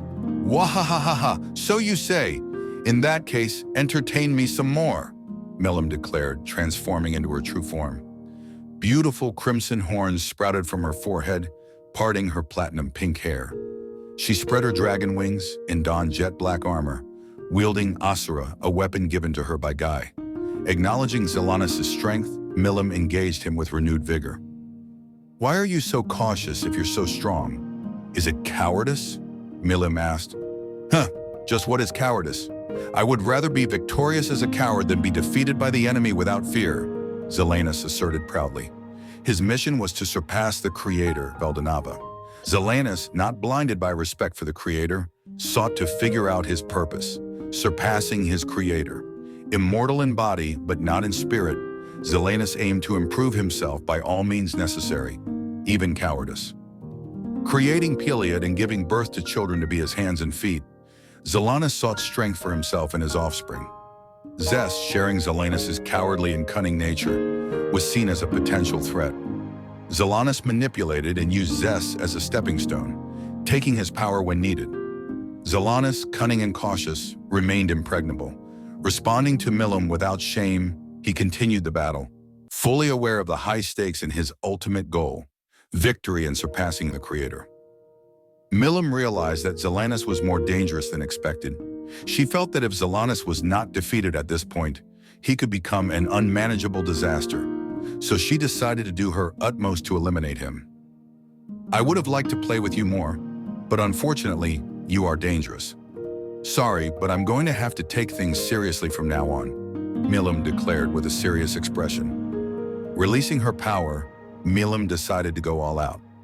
Zelanus, recognizing the threat, unleashed his accumulated evil power. The air trembled as their power grew.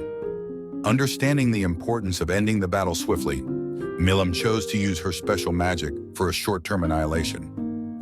Zelanus refined his fighting aura in response, and their clash generated plasma combustions all over the battlefield. The aftermath alone was powerful enough to crush any unfortunate creature into tiny pieces. No third party could enter the battlefield, and all had evacuated long ago, watching from a distance outside the barrier. "I'll show you the best! Drago Nova!" Milim gathered stardust into a bundle and launched it at Zelanus. Even with space-twisting power like Peliod, it was impossible to fully counter the attack. Milim struck with the power of a tyrant, befitting her title, Destroyer. Zelanus responded with his deadly special technique, Devour them all. Devastator virus.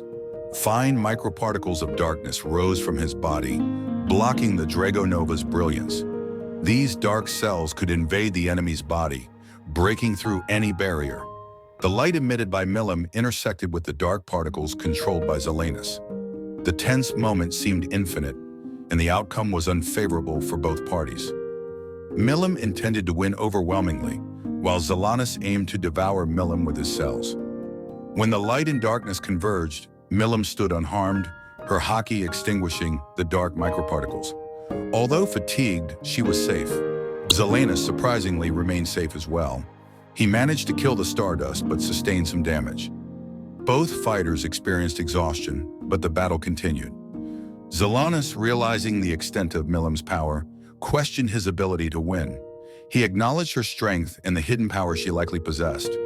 Having seen the Barren Lands, created more than 2,000 years ago by Milim's battle with Demon Lord Guy, Zelanus understood the tremendous power she wielded. The uncertainty of her full potential made him uneasy.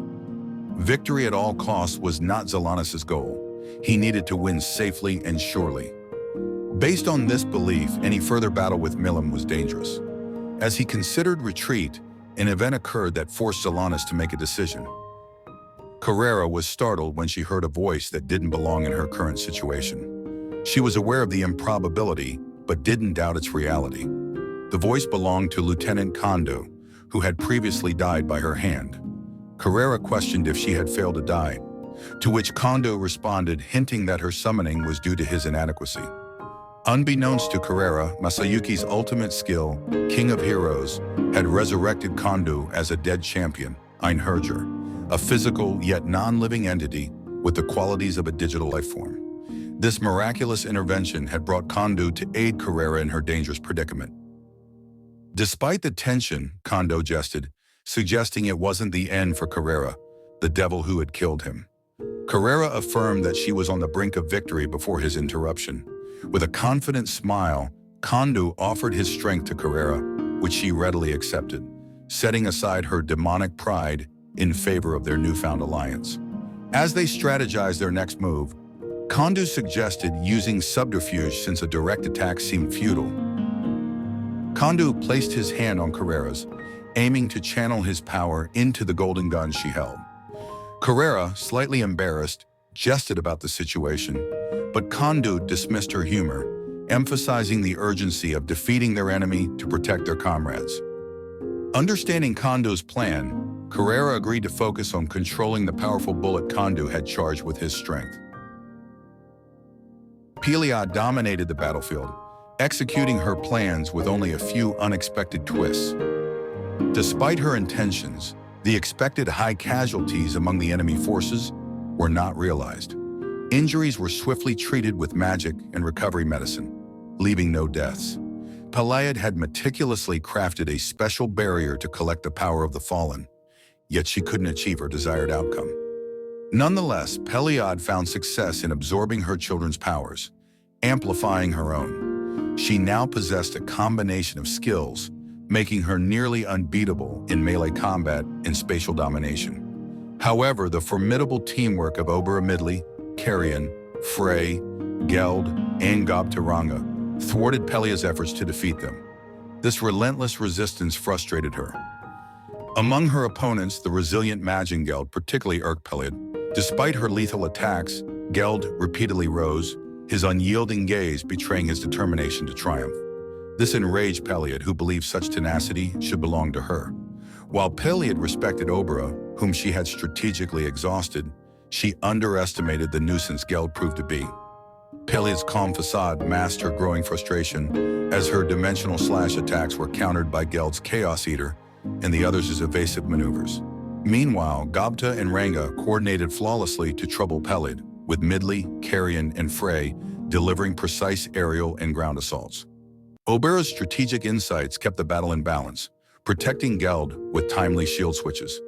Despite his injuries, Geld persisted, driven by the power of his ultimate gift, Gourmet King Beelzebub, which allowed him to share and withstand damage for his comrades. He adhered to Rimuru's words, "The one who looks away from the fight loses," even as he pushed beyond his limits. Eventually, Geld succumbed, falling to his knees as Peliad laughed, savoring her perceived victory. She planned to eliminate the remaining threats and aid her Lord Zelanus in his uncertain battle with Demon Lord Milim. However, as Peliad prepared her final attack, she sensed an unexpected presence within her controlled space. To her shock, someone had bypassed her barrier effortlessly. Peliad pinpointed the intruder's location, seeing a golden glow emanating from a gun aimed directly at her. The yellow primordial, whom Peliad had underestimated, had returned. With a precise shot, the yellow primordial shattered Peliad's head, extinguishing her existence instantly. Thus, Peliad met her end without a chance for a final word. Zelanus sensed the sudden disappearance of Peliad. Her existence had vanished, signaling her death, a grave turn of events. Realizing the severity of the situation, Zelanus muttered to himself, "It's time," and prepared to withdraw, drawing Milim's suspicion. Peliad's unexpected demise threw Zelanus' plans into disarray. Without her, future strategies were in chaos, and Zelanus could no longer focus on achieving immediate victory. His battle with Milim had always been uncertain, with the outcome hanging in the balance. Zelanus had relied on Peliad's plan to eliminate enemy generals, absorb their power, and bolster his own strength. The idea was for Peliad to be life reconstructed, transforming into a super-enhanced being, though still not as powerful as Zelanus. But with Peliad gone, that plan had crumbled. The battlefield was enveloped in a complex network of barriers meant to mitigate planetary damage. Peliad's death weakened these barriers, prompting Zelanus to reconsider the battle's continuation. Like Milim, Zelanus had not yet unleashed his full power, fearing unforeseen consequences if the battle persisted.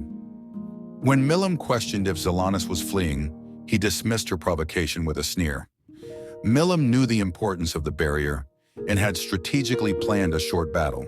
She was aware that her true power could easily defeat Zelanus, but unleashing it risked losing control, entering a destructive stampede state. This rampage was a real threat, as once casually mentioned to Clayman by Frey. Milim also recognized that her allies were exhausted and required urgent treatment to avoid further danger. Deciding it was wiser to regroup and start afresh rather than risk chaos, Milim chose to let Zelanus go. Carrera noticed Peliad's disappearance and smiled with satisfaction. She joyfully exclaimed their victory, but Kondo was nowhere to be found. Kondo had not been formally summoned by Masayuki's ability. He had forcibly manifested using the golden gun he gave Carrera as a medium, an illusion created by Carrera's desire. Carrera spoke to the empty sky, acknowledging Kondo's concern for her and vowing to become stronger to avoid future mistakes. Gobta and Ranga celebrated their victory, resembling each other in their triumphant howls. Geld collapsed in exhaustion, and Obera helped him up, congratulating him. Carrion and Frey assisted Obera and laughed with Geld. Gabriel and others rushed to help Geld, treating him with recovery medicine.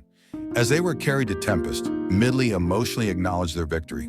Despite many wounded, no one was killed, and Carrera was satisfied with that outcome. Carrera and Midley shared a respectful conversation, acknowledging each other's strengths. Carrera laughed at Midley's frankness, and they both resolved to train harder. Milim joined the conversation, insisting on participating in their special training. Despite knowing Milim's unmatched strength, Carrera and Midley welcomed her. Gobta, sensing the potential danger of being dragged into the training, made a strategic retreat on Ranga. His quick thinking and ability to foresee danger saved him and Ranga from the situation. Meanwhile, Midley, Carrera, Carrion, and Frey were unwillingly roped into the training by Milim. Though the war caused significant destruction, it ended without fatal damage. Or so they thought, until a sudden, ominous proclamation hinted at more to come. Blizzard, let all things be frozen over and put to sleep. As if seizing the perfect moment, a blizzard of despair engulfed the battlefield, trapping everyone within its icy grip.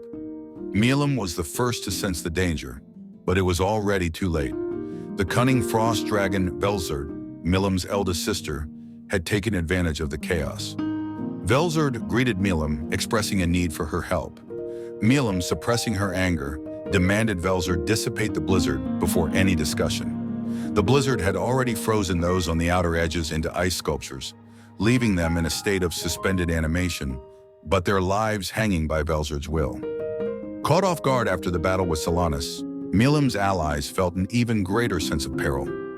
Frey, recognizing the potential devastation if Milim lost control, decided to act quickly.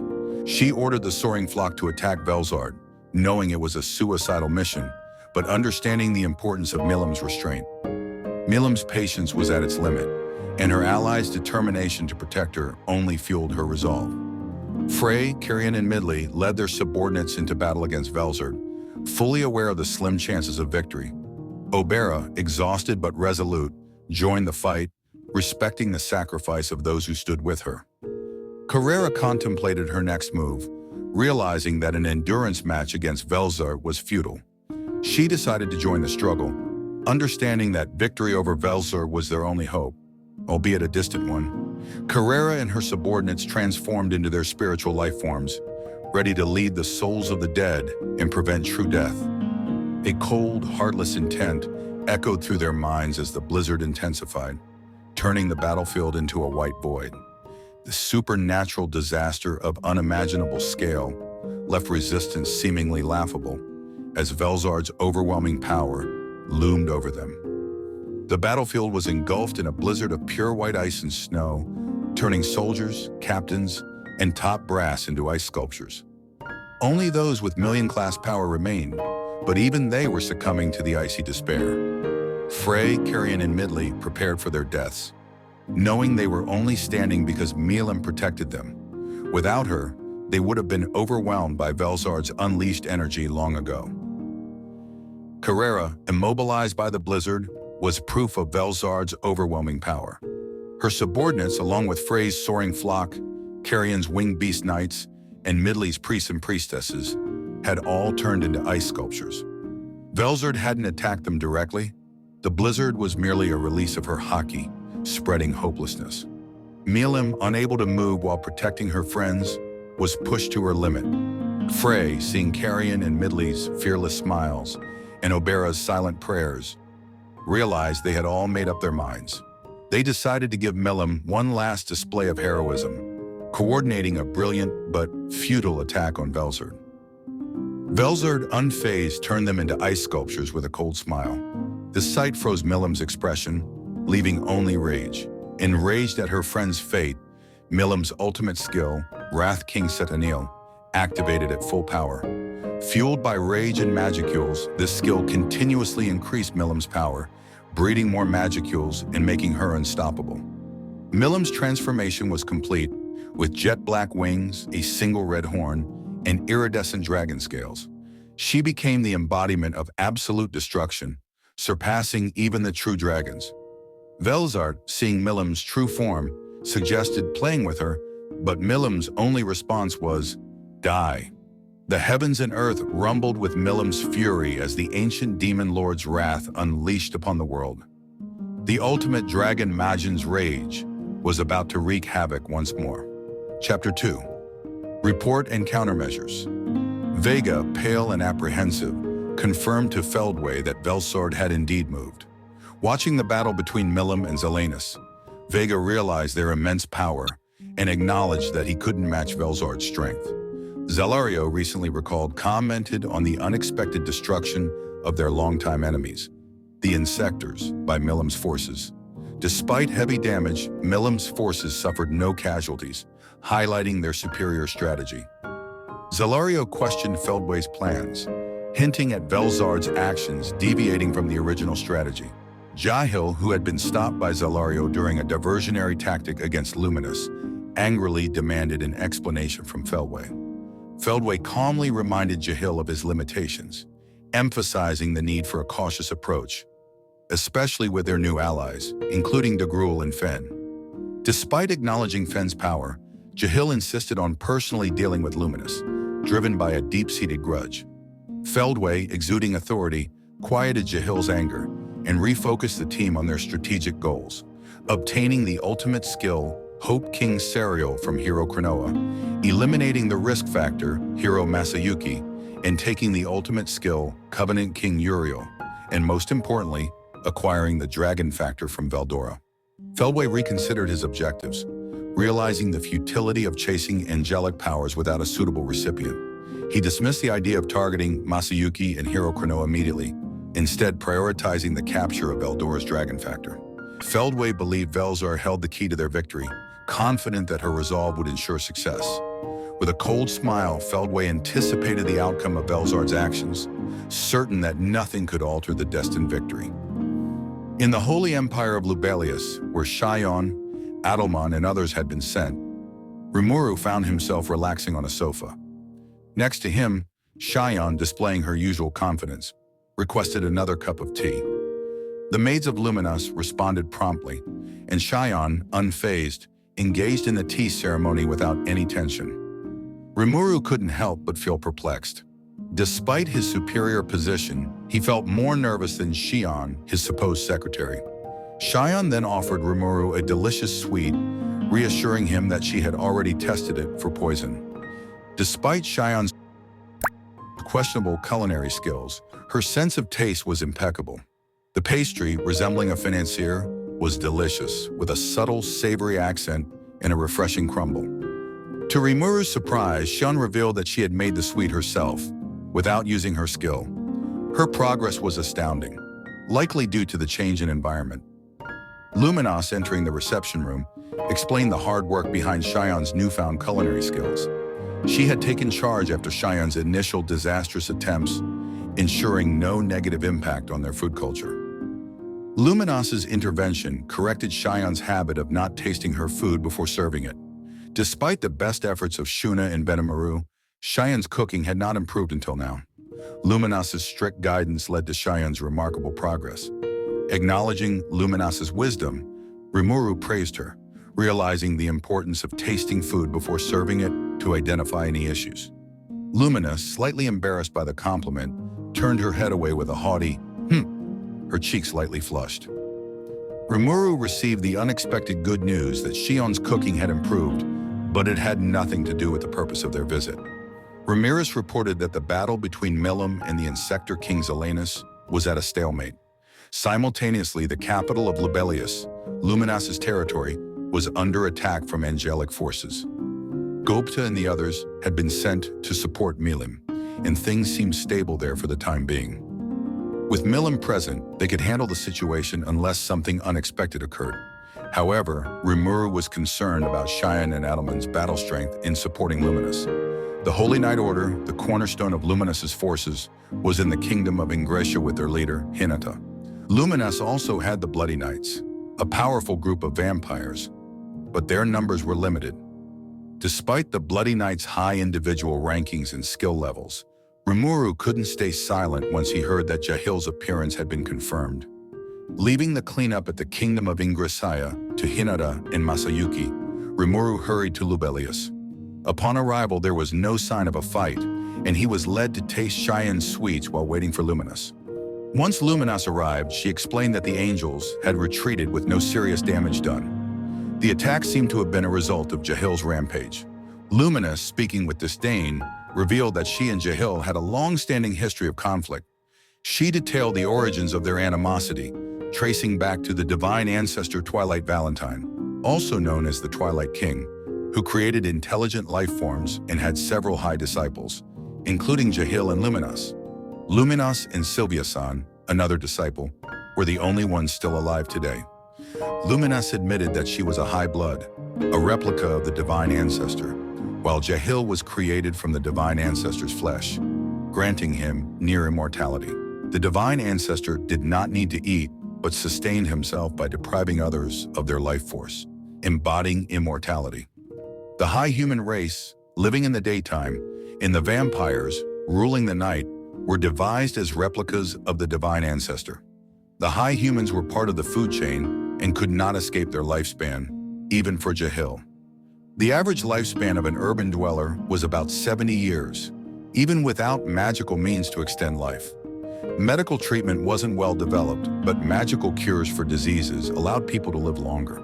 In contrast, those living in rural areas or near monster forests had shorter life expectancies, not including deaths from numerous disasters. High humans, however, lived for several hundred to nearly 1,000 years, similar to long-eared elves. Their physical strength and high resistance to magicules allowed them to utilize and take advantage of magicules effectively. Despite this, their bodies were not immortal, and they couldn't escape their lifespan. To extend his life indefinitely, Jahil devised the secret art of spiritualization.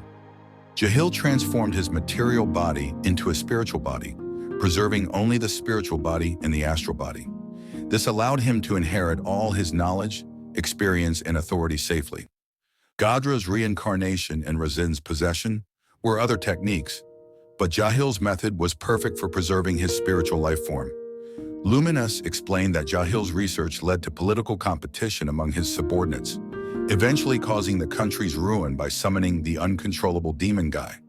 Jahil held a grudge against Luminous for destroying the divine ancestor and harbored hostility toward her. Even Benimaru struggled against Jahil, who was a formidable opponent. Rimuru reassured Shion that Benimaru was not defeated, emphasizing that survival was a victory.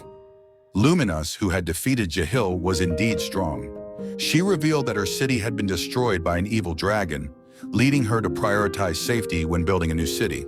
She had set up multiple layers of barriers to counter any threats. Luminous's sacred land, supported by the faith of her believers, effectively repelled Jahil's power.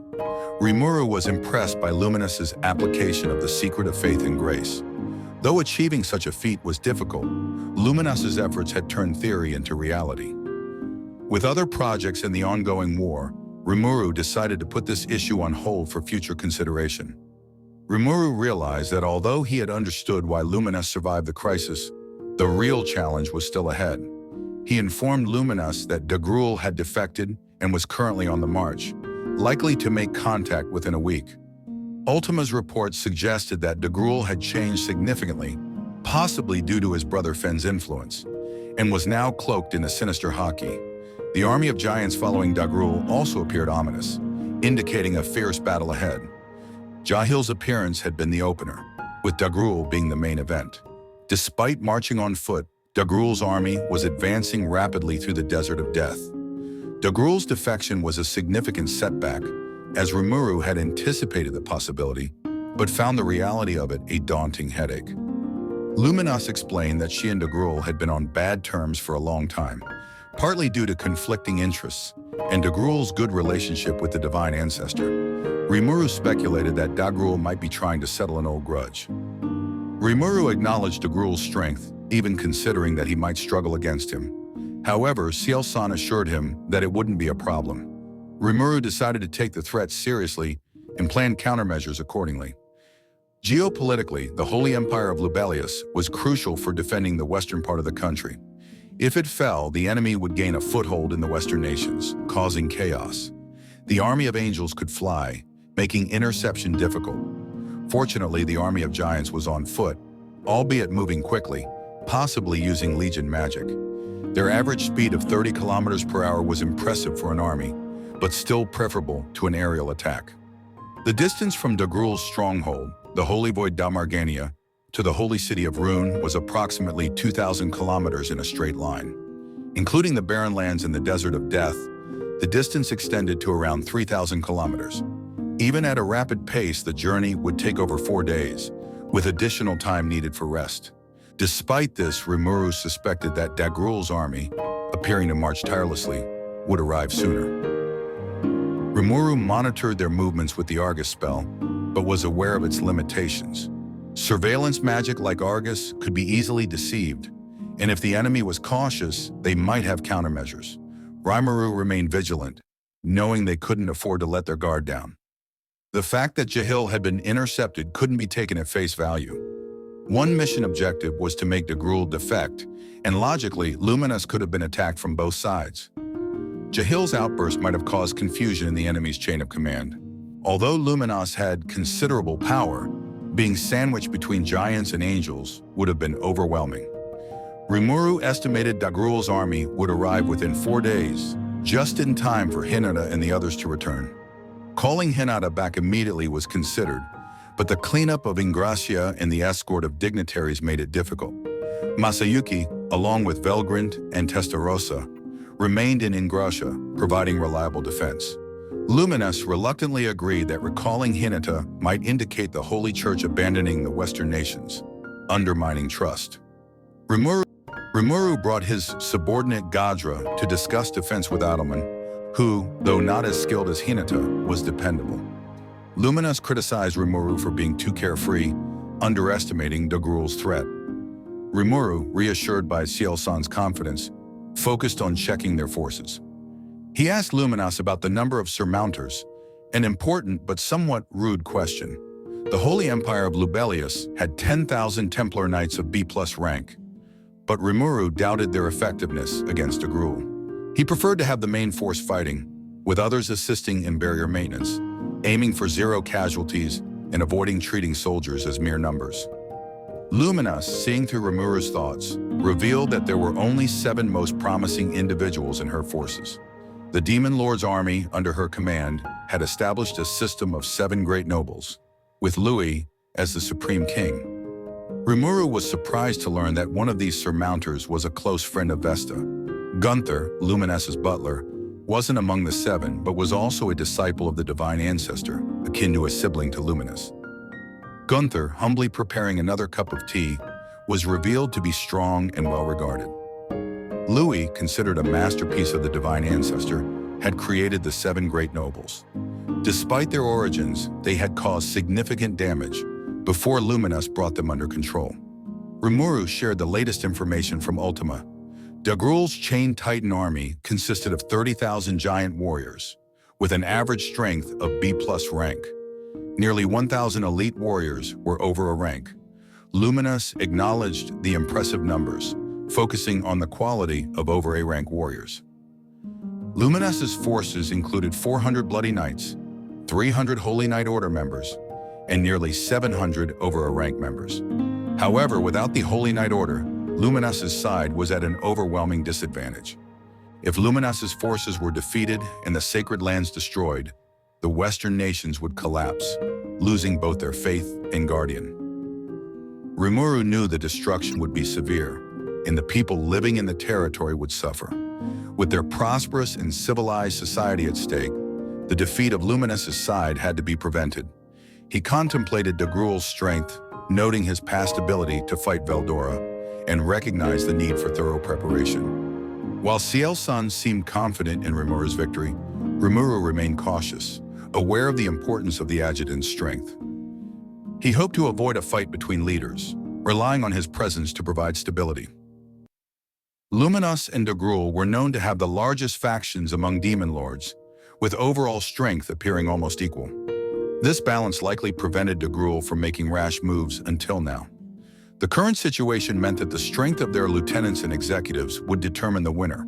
On Luminous's side, there were Gunther, Louis, and the 7 nobles. Dagruel, too, had powerful beings on his side, including his younger brothers, Fen and Glessert. Additionally, the 5 warrior generals, the strongest senior fighters of the Chained Titan army, were formidable, with the 4-armed Basara being their renowned representative. Luminous explained that Basara, the deputy commander of the Chained Titan army, was as strong as Glessert, making him a million-class being. The numerous secret strongmen within both Luminous and Dagruel's forces made Rimuru question the balance among demon lords.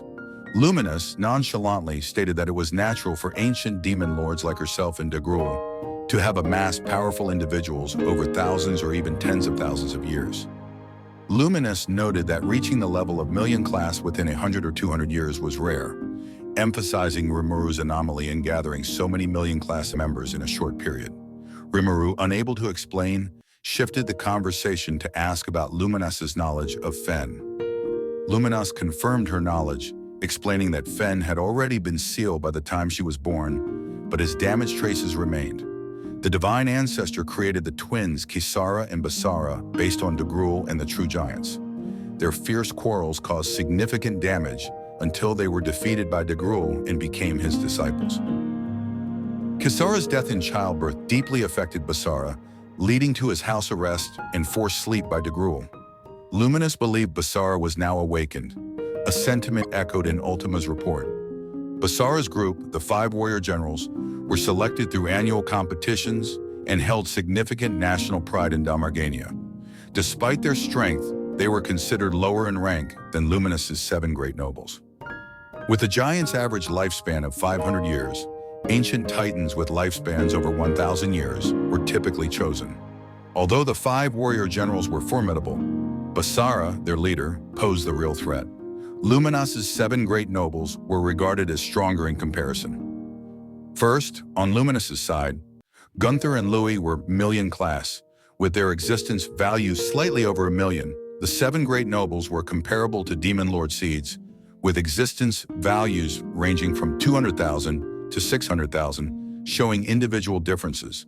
The 7 luminary clerics once served as a frontline force, but were wiped out in a tragic incident.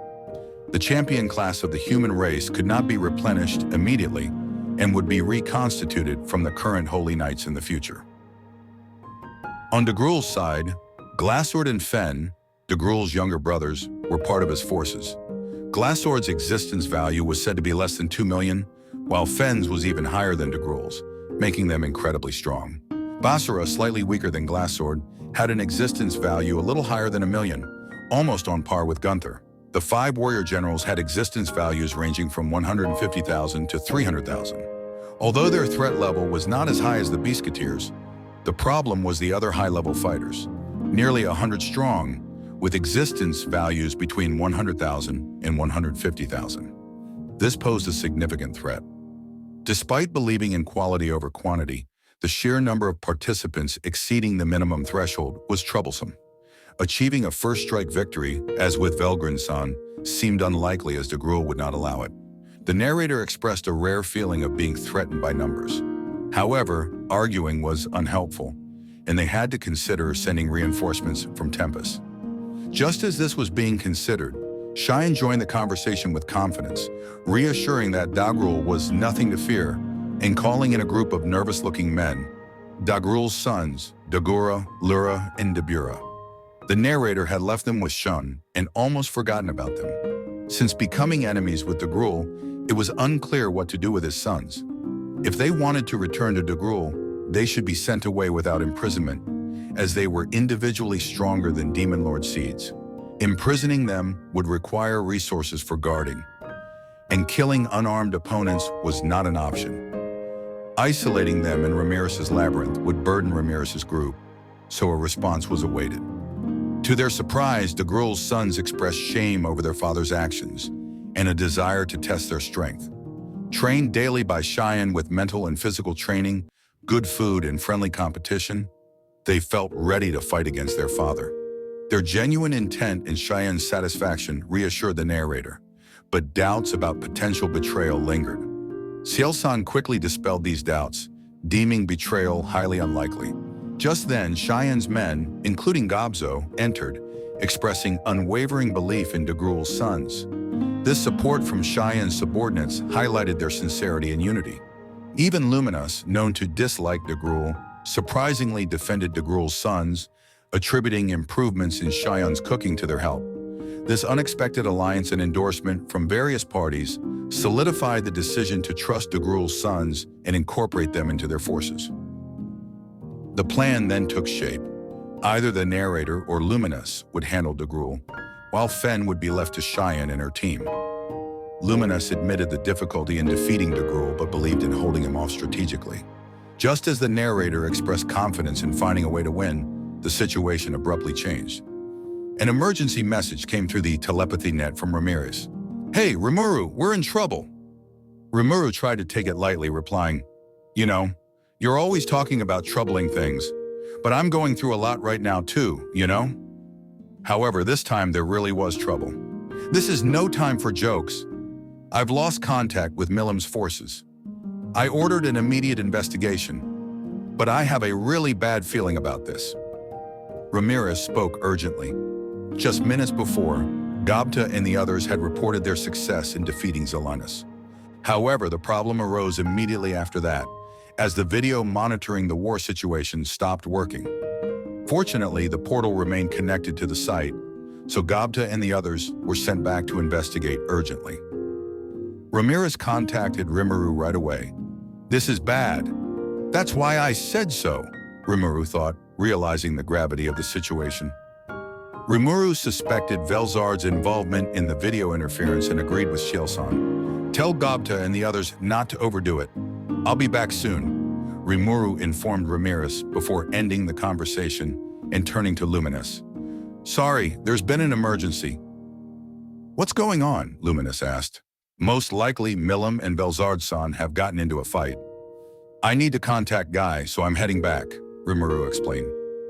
Luminous nodded in agreement. Okay, we'll be ready for Degrul here, so don't worry. Shion also reassured Rimuru, let's show them that we can defeat those giants on our own. Though Rimuru couldn't fully take their words at face value, there was a sense of trust in them until a countermeasure was worked out. Well then, I'm going back. Luminous and Shion both urged Rimuru to leave the rest to them. Just as Rimuru was about to leave, a reminder came to mind. Luminous, don't be overconfident about the 4-day grace period. The Degrul forces could be expected to arrive in 4 days if they maintain their current marching speed, but there might be someone capable of transporting the entire army. Luminous acknowledged this possibility, understanding that it would be negligent to assume the enemy couldn't do what they could. With that understanding, there was nothing more to say. Rimuru could rush to their aid if needed, but first, it was time to address more pressing matters. All right, take care. You too, Luminous responded. With the support of Cheyenne and the others, Rimuru returned to Tempest once again. Upon returning to the control room, Rimuru was shocked by the scene unfolding on the big screen. Milim had transformed into a strange form, lost her sense of reason, and was rampaging against Velzard.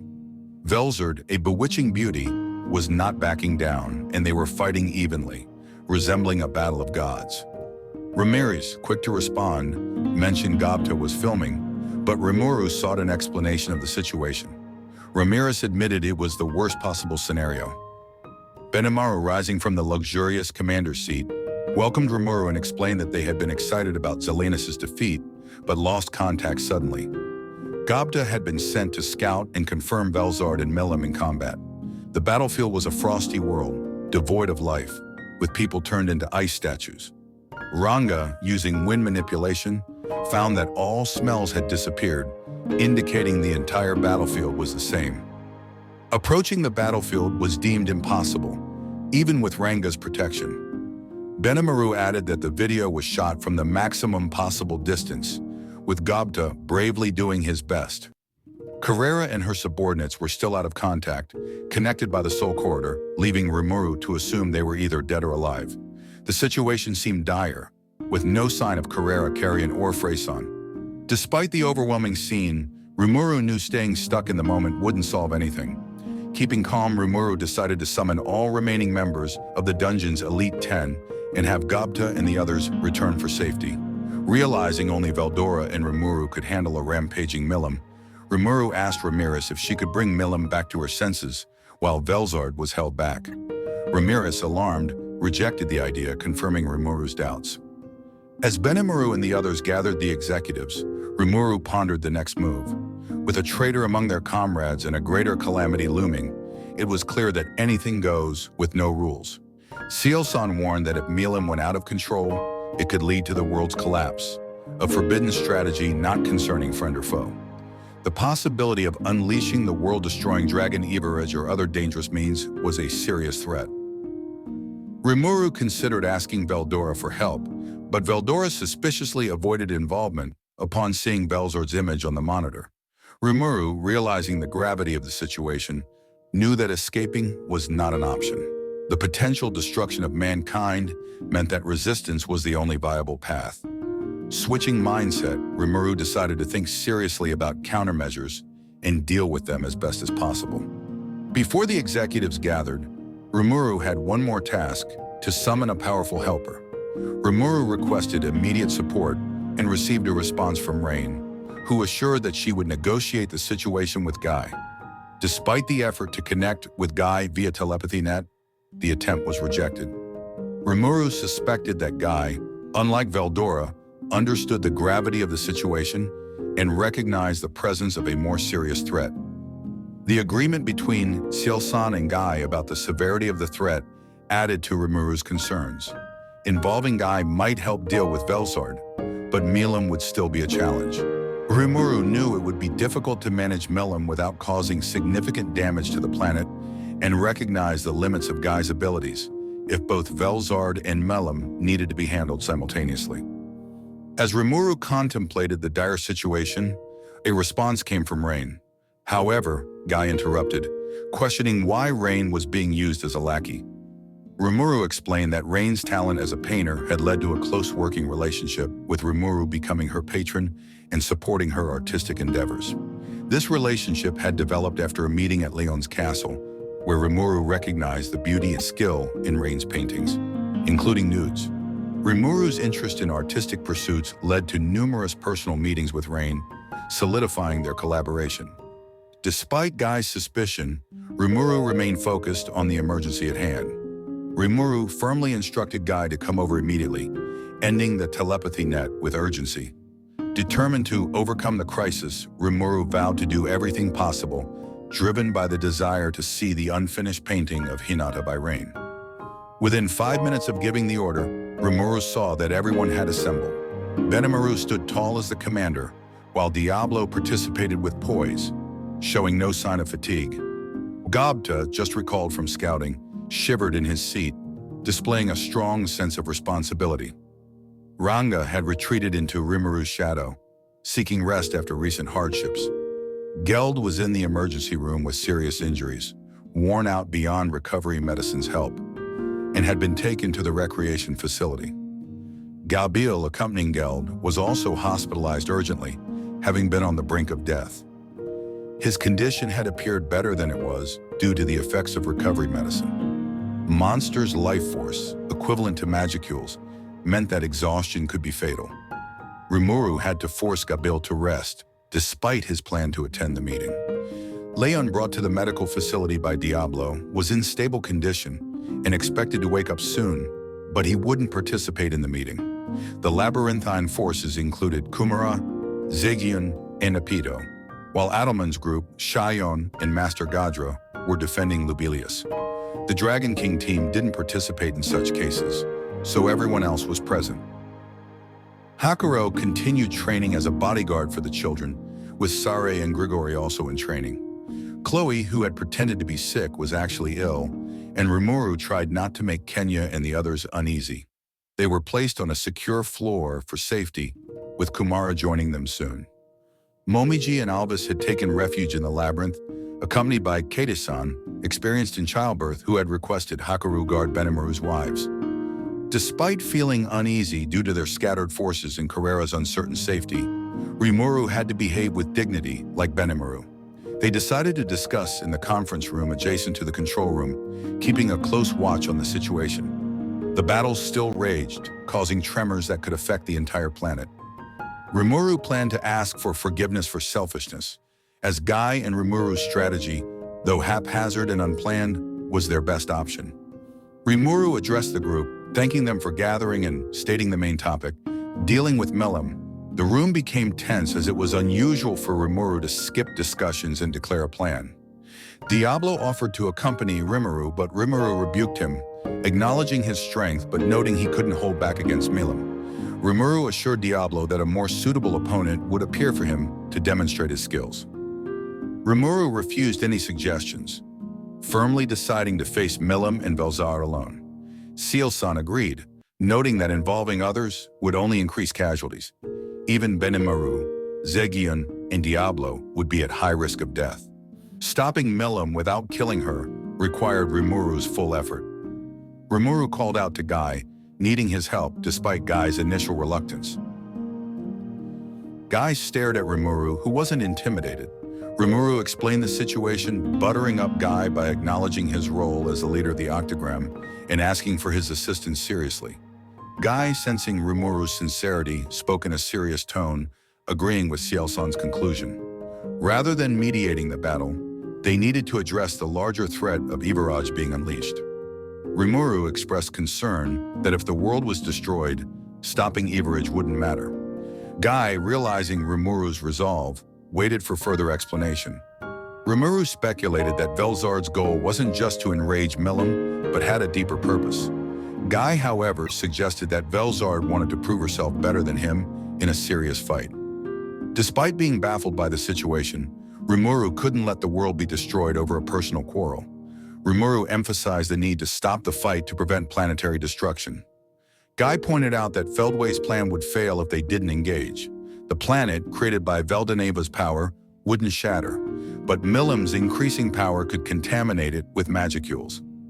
Guy's argument made sense, but Rimuru's determination to rescue Carrera, Freyson, Carrion, and others remained unwavering. Acknowledging the risk of summoning Ibaraj, Rimuru knew leaving Carrera and the others as ice sculptures was not an option.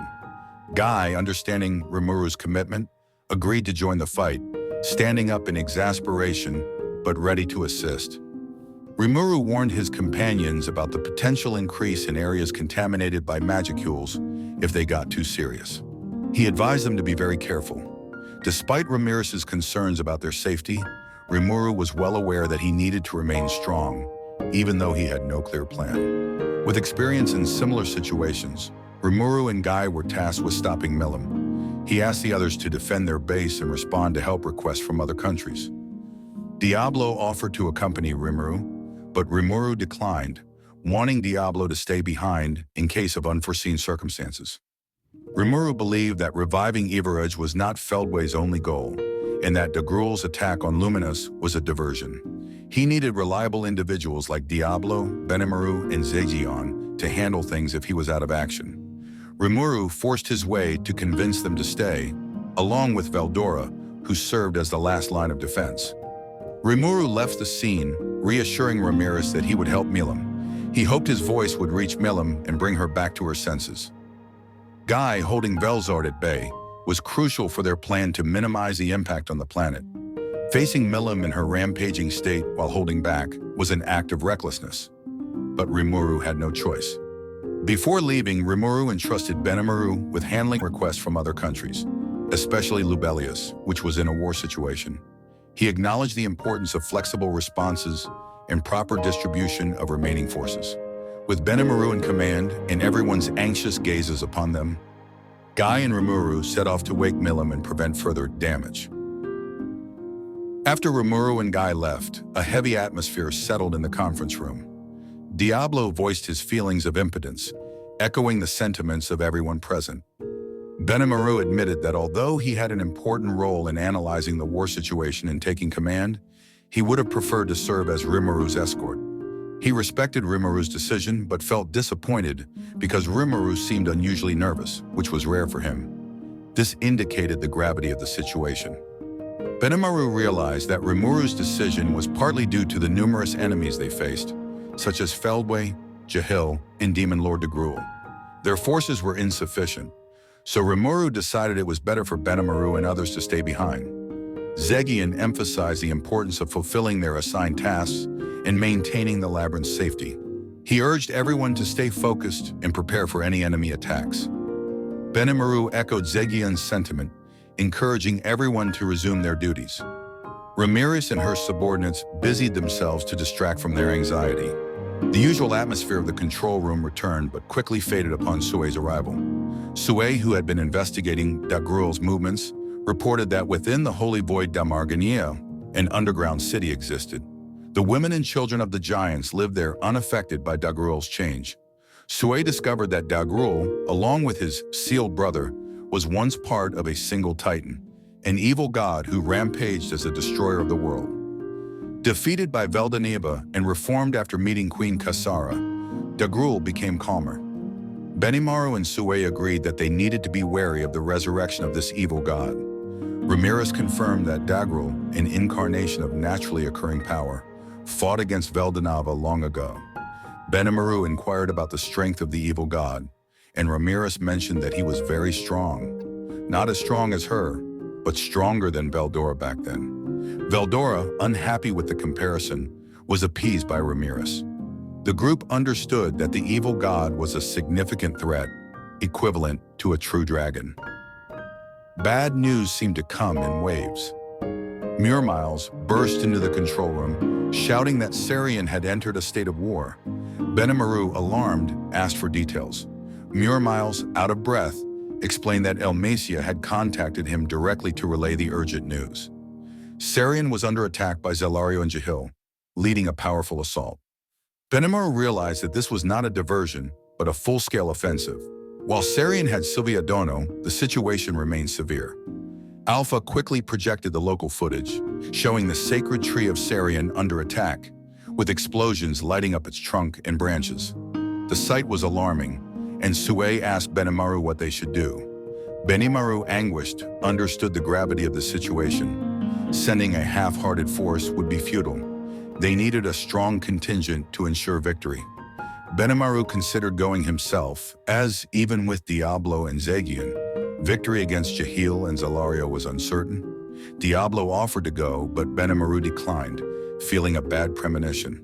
He believed his recent training had improved his abilities, giving him a chance against Jahil.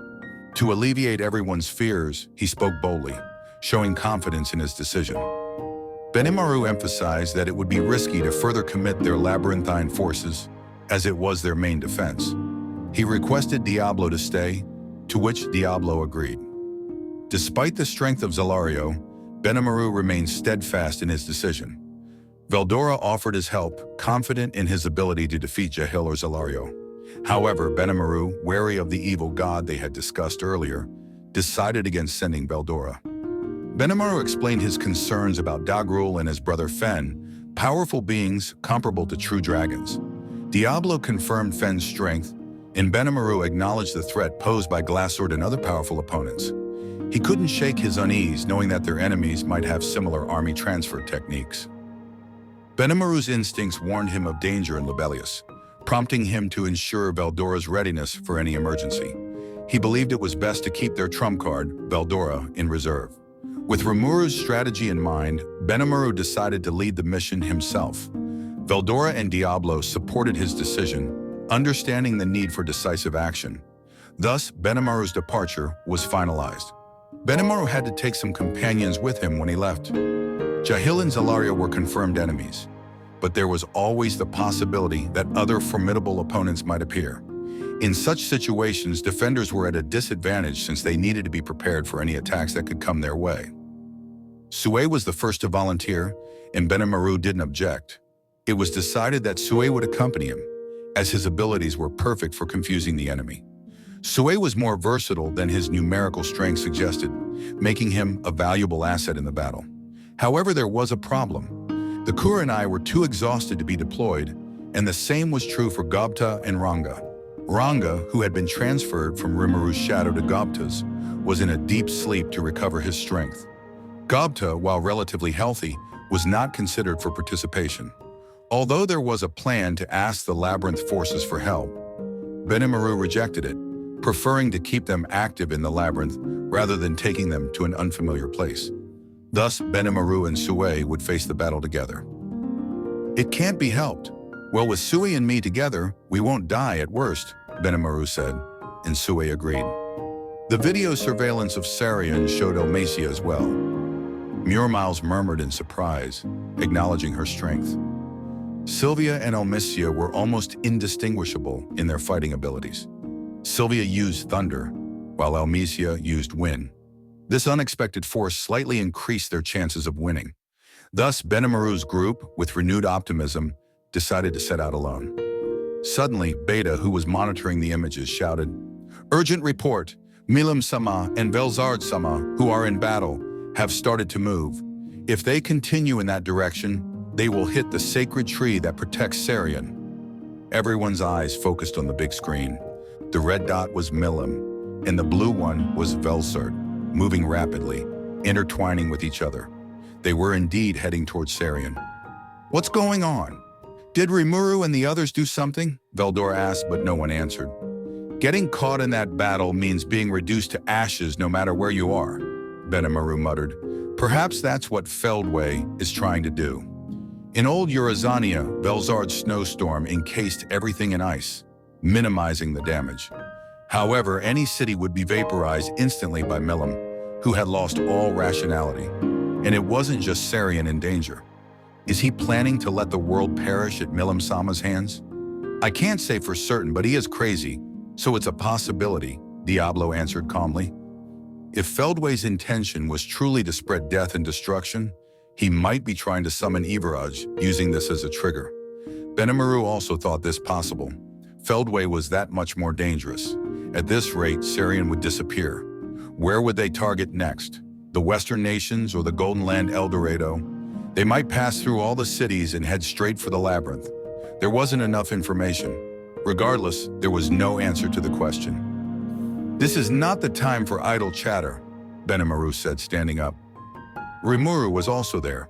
If Diablo's assumption was correct, he was probably trying desperately to stop it by now. In that case, Benimaru should take action instead of worrying. He wasn't averse to going with his gut, often believing he could do things if he tried. However, involving others against his principles was different. "Sorry, Sue. Don't worry about it." That brief conversation was enough for them to prepare to face death when Demon Lord Leon, who had slipped out of the sick room, announced his intention to join the battle. Kigali, appearing in the control room with a determined expression, added, "I will accompany you. I have an unspeakable grudge against Jahil." Tyr stood right behind her, declaring, "I have to beat up that son of a bitch and free footman. I'll do my best." Tears filled her eyes. Benimaru had no reason to refuse. "I gratefully accept your offer." Thus, the participants were decided, filling the missing piece. Even after Benimaru and his group had departed, the control room buzzed with activity. Information poured in from around the world. All of it relayed to Benimaru. The shared wish of everyone in the control room was that nothing more would happen, and they all fervently prayed for everyone's safe return. However, this modest hope was soon shattered. An urgent message from Adelman Sama. He says they have come into contact with the Titan army at the Long Wall in the desert.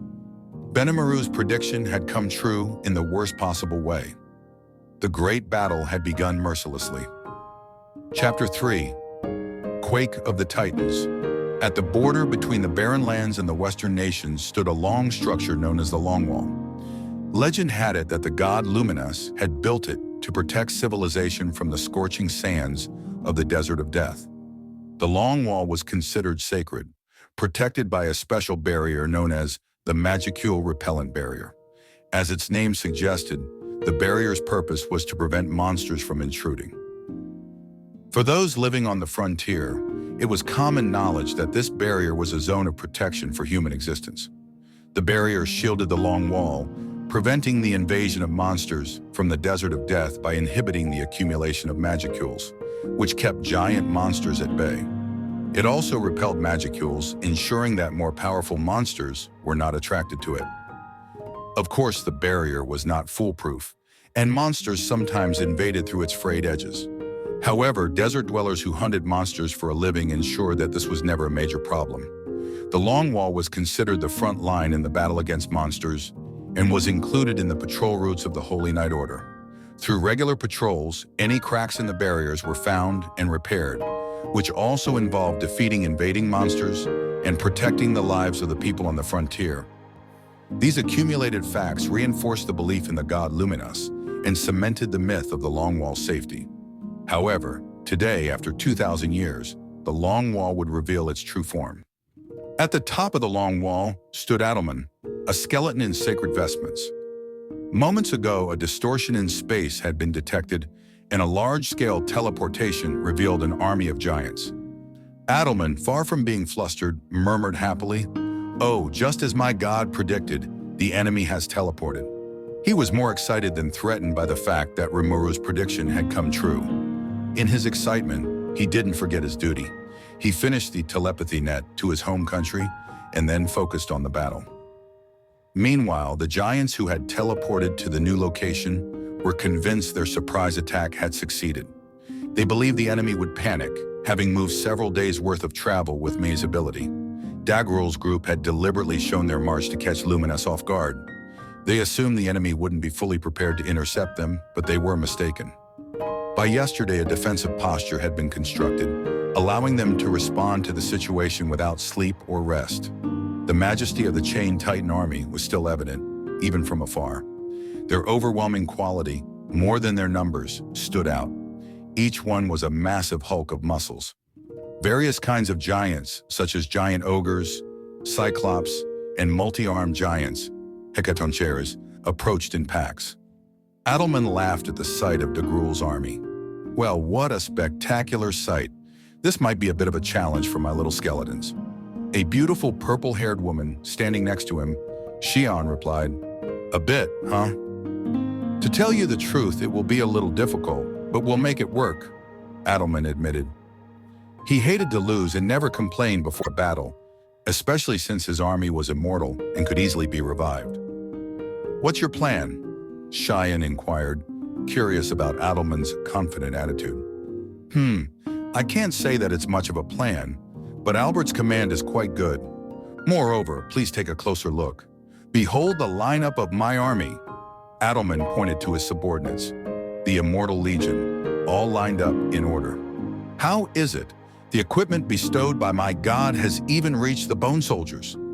Xian understood after being told. In short, Adelman just wanted to show off. Adelman was leading the immortal monsters he had summoned himself. It was a spectacular sight to see such immortal monsters perfectly lined up inside the Long Wall. The main force was led by 2,000 Death Knights.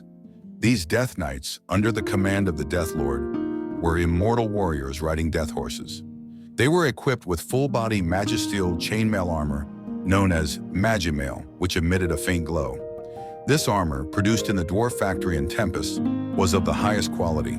Although it wasn't made by Garm himself, it was crafted by his disciples using high-purity magisteel, ensuring top performance and a perfect blend with the mana of the Death Knights. With their defensive and offensive capabilities dramatically improved, these Death Knights had become as strong as A-rank warriors, living up to their name as a main force. But the Death Knights were not the only formidable part of Adelman's army. Deployed on the Long Wall were lower-ranking monsters that lacked direct offensive power, totaling 50,000 in number. 10,000 zombie soldiers, 20,000 bone soldiers, 10,000 bone archers, 10,000 bone knights. While individually these monsters were weak, with an average strength of about D rank, their equipment made them noteworthy. Adelman took pride in the latest weapons produced in the Monster Nation factories, which were used generously in battle. The armor was standardized with the colors differing according to ranks, but the performance of the Tempest uniforms was identical. They provided a reasonable level of protection, including fire resistance and cold resistance. The Bone Archers were notably equipped with portable, recoilless missile launchers. These missile projectiles, launched at 5 times the speed of sound, contain not only explosives, but also compressed magicals. Bone Soldiers supported each Bone Archer, forming 10,000 mobile artillery batteries. However, the number of bullets was somewhat limited, with a total of 50,000 rounds, including 1 round loaded initially, and 2 rounds carried by each soldier. Zombie soldiers carried automatic rifles. These gunpowder weapons, while lacking magicules, had significant destructive power and were expected to be effective against lower-ranked giants. Although the production of these firearms had been prohibited by Rimuru's decision, an experimental operation was permitted with the condition that serial numbers and tracking magic were stamped on them. Rimuru was likely unaware of this approval, as he had stamped the documents in the middle of a busy day without checking them carefully. The Bone Knights were equipped with Imperial magic sabers and spell guns salvaged from Imperial soldiers, greatly increasing their offensive power. Adelman had decided that incorporating suicide attack tactics into his immortal soldiers, who did not fear death, would make their actual abilities irrelevant. This was the essence of the Immortal Legion, an army of immortals who did not require food or sleep and had their abilities enhanced under Adelman's control. Additionally, the holy demonic reversal ability of the ultimate gift Necronomicon changed their attributes, allowing them to bypass the magicule repellent barrier along the Long Wall and work in daylight without issues. Unlike in the Labyrinth, the dead could not be resurrected once destroyed. However, since holy magic would not work on them, they would not be purified by spells like Purification of the Dead, Turn Undead. Only those who had fought against them could understand how terrifying the undead were now that they had become holy beings. The only way to stop them was to destroy them completely. The Immortal Legion was now deployed to intercept the enemy, utilizing the Long Wall's design. The Long Wall, over 5 meters high, allowed a panoramic view, making it easy for snipers to shoot at the enemy. Originally built by Luminous as a defensive facility to thwart de Gruel's territorial ambitions, the wall's true purpose was now revealed. The appearance of modern weapons was unforeseen, and the vampires were initially supposed to intercept enemies with magic. However, with the advantage secured through these weapons, the details were less important. Cheyenne's eyes narrowed as she inspected Adelman's prided subordinates. Initially, she thought having many skeletons was meaningless. However, seeing their equipment changed her mind. She was more concerned about how Adelman had acquired all that equipment. Subordinate equipment was typically provided by superiors, with everyone on a waiting list for distribution. This process applied even to leaders. In the Second Corps, led by Geld, was given priority due to its direct relation to national defense. The workshops in Tempest prioritized the Second Corps for their equipment needs, leaving other groups waiting for free equipment for extended periods. Cheyenne received many complaints about this, as the Yomigary's roughnecks often broke their equipment and uniforms. Under such circumstances, applying for new equipment was impossible. The official equipment of the Yomigari was still in its initial state, and even then, it was only given to executives and early members. Newcomers had to make do with apprentice-made gear, making their appearance inconsistent. Sean had no choice but to ask Rimuru for new equipment again, and was filled with wonder at how Adelman, a newcomer, had acquired new equipment. Adelman explained with a smile that he had been stealing cheap equipment from adventurers, crushing it, and using the money to buy iron ore directly. He also had contacts with merchants. Cheyenne was skeptical, questioning if challengers even reached the floor that Adelman guarded. Adelman revealed he had been dispatching his subordinates on missions, allowing them to make money while training. Adelman's cheerful voice convinced Shun. He had been diligently collecting materials and playing with adventurers in the labyrinth. The rocky terrain of the 51st to 60th floors sometimes spawned golem monsters, rich in high-quality iron. Defeating iron golems was good for both combat training and material collection. Cheyenne couldn't help but groan at the sight of Adelman's abundant financial resources. She suddenly realized that the Adelman might be making more money than her. While Cheyenne was indifferent to money, the increasing number of her subordinates made her aware that the current situation was unsatisfactory. There was a limit to deception. Incidentally, Benimaru and Sue were making a surprisingly large amount of money, updating their equipment with abundant funds and providing generous benefits to their members. Gabriel was also reasonably wealthy, earning a regular income from patents registered jointly with Vesta. Cheyenne, however, had the least money. Ultima, ordered by Rimuru to provide support, approached the stunned Cheyenne and proposed an absurd idea, taking money from the enemy. As chief prosecutor of the Public Prosecution Office, her statement was problematic, but Cheyenne felt enlightened. They both enjoyed a good laugh, while Adelman thought it was unwise to discuss this on the battlefield. Adelman had robbed adventurers of their equipment only after ensuring their safety. Despite his appearance, he retained some common sense from his former life as a human.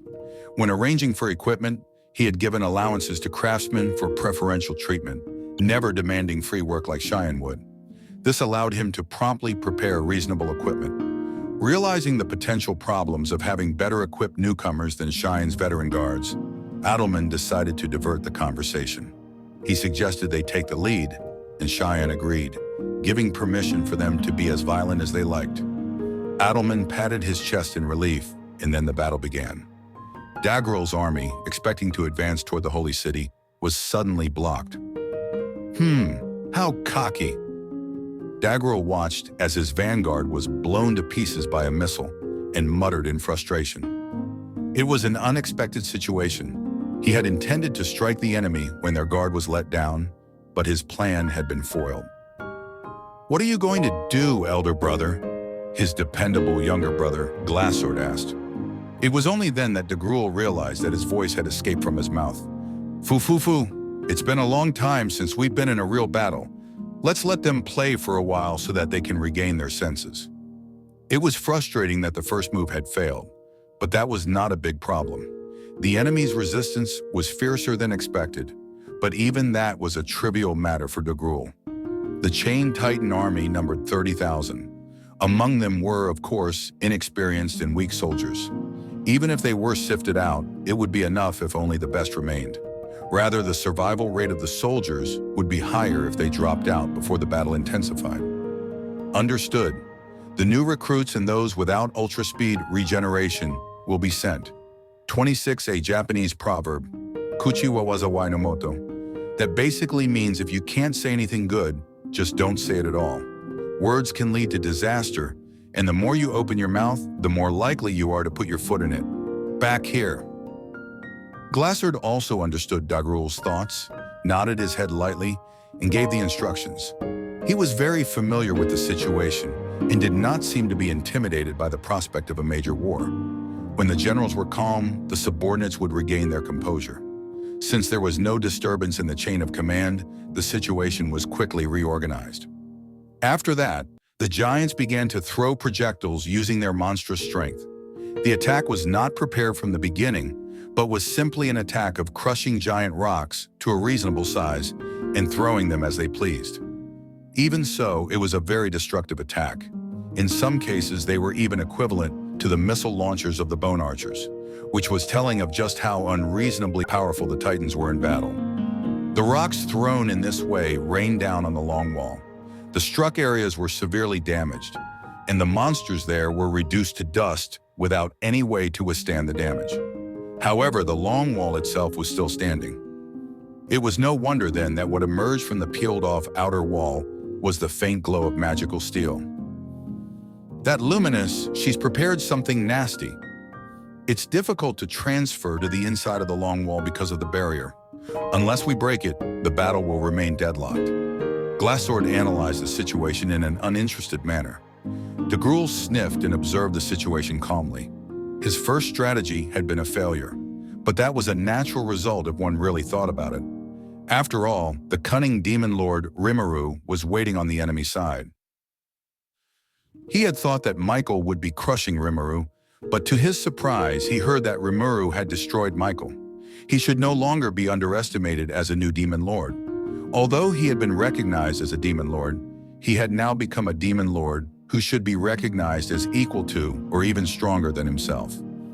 Rimuru's specialty was his tactics in spotting the enemy's strategy and then taking advantage of it. Through their past relations, de Gruel fully understood that Rimuru did not like to see his allies suffer any casualties. As was shown in Rimuru's strategy, immortal monsters were the first to be deployed. If they ignored the anomaly that they could move even in the daytime, they were essentially just weak monsters. However, their offensive power could not be ignored. He had never seen such a weapon before, but as one could see, it was so powerful that a low-ranked warrior stood no chance. There were some warriors who launched specialized attacks because of that, but they were knocked down by the attacks of the zombie soldiers who had been lining up. It seemed that the zombie soldiers were not using magic, but rather were launching small pieces of debris at high speed. Both attacks were effective against giants. Although their race had high resistance to magic as a trait, these attacks appeared to be physical attacks, and thus rendered their traits meaningless. Low-level warriors without regenerative abilities were helplessly beaten. Fortunately, the enemy's defenses were no better than those of ordinary undead. The battle was a long-range firefight, inflicting considerable damage on both sides. The long wall built by Luminas may have been the reason for this strategy, but it was not fun for de Gruel to be having a difficult time against an opponent who would not normally be a threat to him. Give me a break. I didn't think that I was underestimating Rimuru, but I was wrong. I never thought that my little soldiers would be defeated by a bunch of low-class undead, de Gruel unintentionally complained. De Gruel remembered his old memories, and it wasn't like his personality had changed. He did not dislike Rimuru, and neither did he want to be enemies with his old friend if he could help it. However, de Gruel's heart was ravaged by memories of when he was an ancient god, when they had been freely rampaging just to dominate the planet. He had made a show of his existence by rebelling against the god Veldanava, and de Gruel believed that this was what Veldanava wanted, a child surpassing its parents. It was a pure wish. He could not disappoint God by failing to live up to those expectations. There were those who had been forced to carry the burden of the god killer. De Gruel was one of them. That is why he could not stop. Even if it meant betraying his friends, even if he didn't know if it was the right thing to do. Gabriel suddenly remembered something. Ever since that day when she murdered my friend Twilight, Luminous and I have been at odds with each other. This is another reason why we must fight. That's right, Luminous, the demon lord whom Gabriel recognized as his rival, had committed parricide. He held resentment, jealousy, and respect toward her for the murder of his best friend. With these mixed emotions, Gabriel held complicated feelings towards Luminous. Suddenly he had a thought about Gabriel's sons, Dagura, Lura, and Dabura. He could tell from their presence that they were on this battlefield. Even though they were enemies this time, he wondered what kind of battle they would show. Because of their pampered upbringing, his sons were only strong in power, but not so strong in ability. They might be like ordinary demon lords, but in the face of the real thing, they were sure to be crushed by a single touch of the armor. Gabriel loved his sons, but he did not expect much from them. No, he had never dared to train them because he did not wish for them to bear the fate of parricide. It was absolutely impossible to defy the Creator. However, his sons were free from the curse.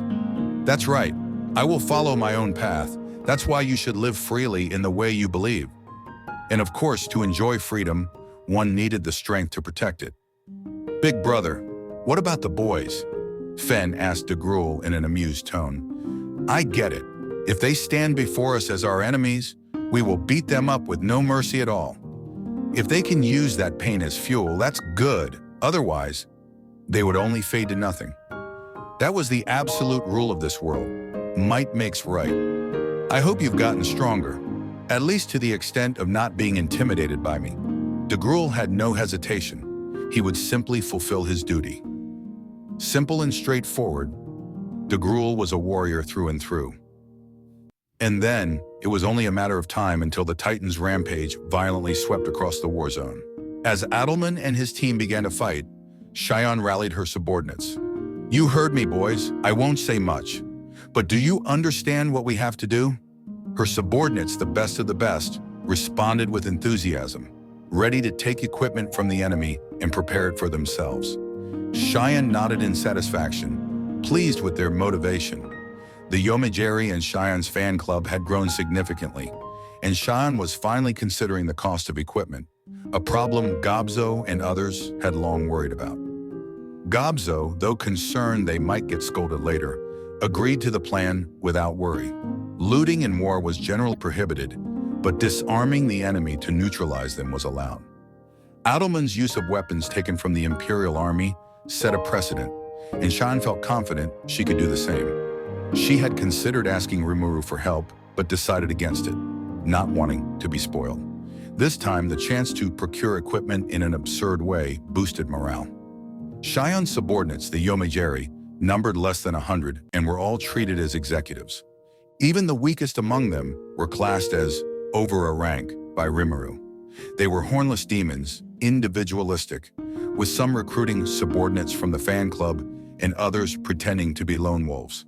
The fan club, led by Dagura, Lyra, and Dabura, was also known as the Terror Knights.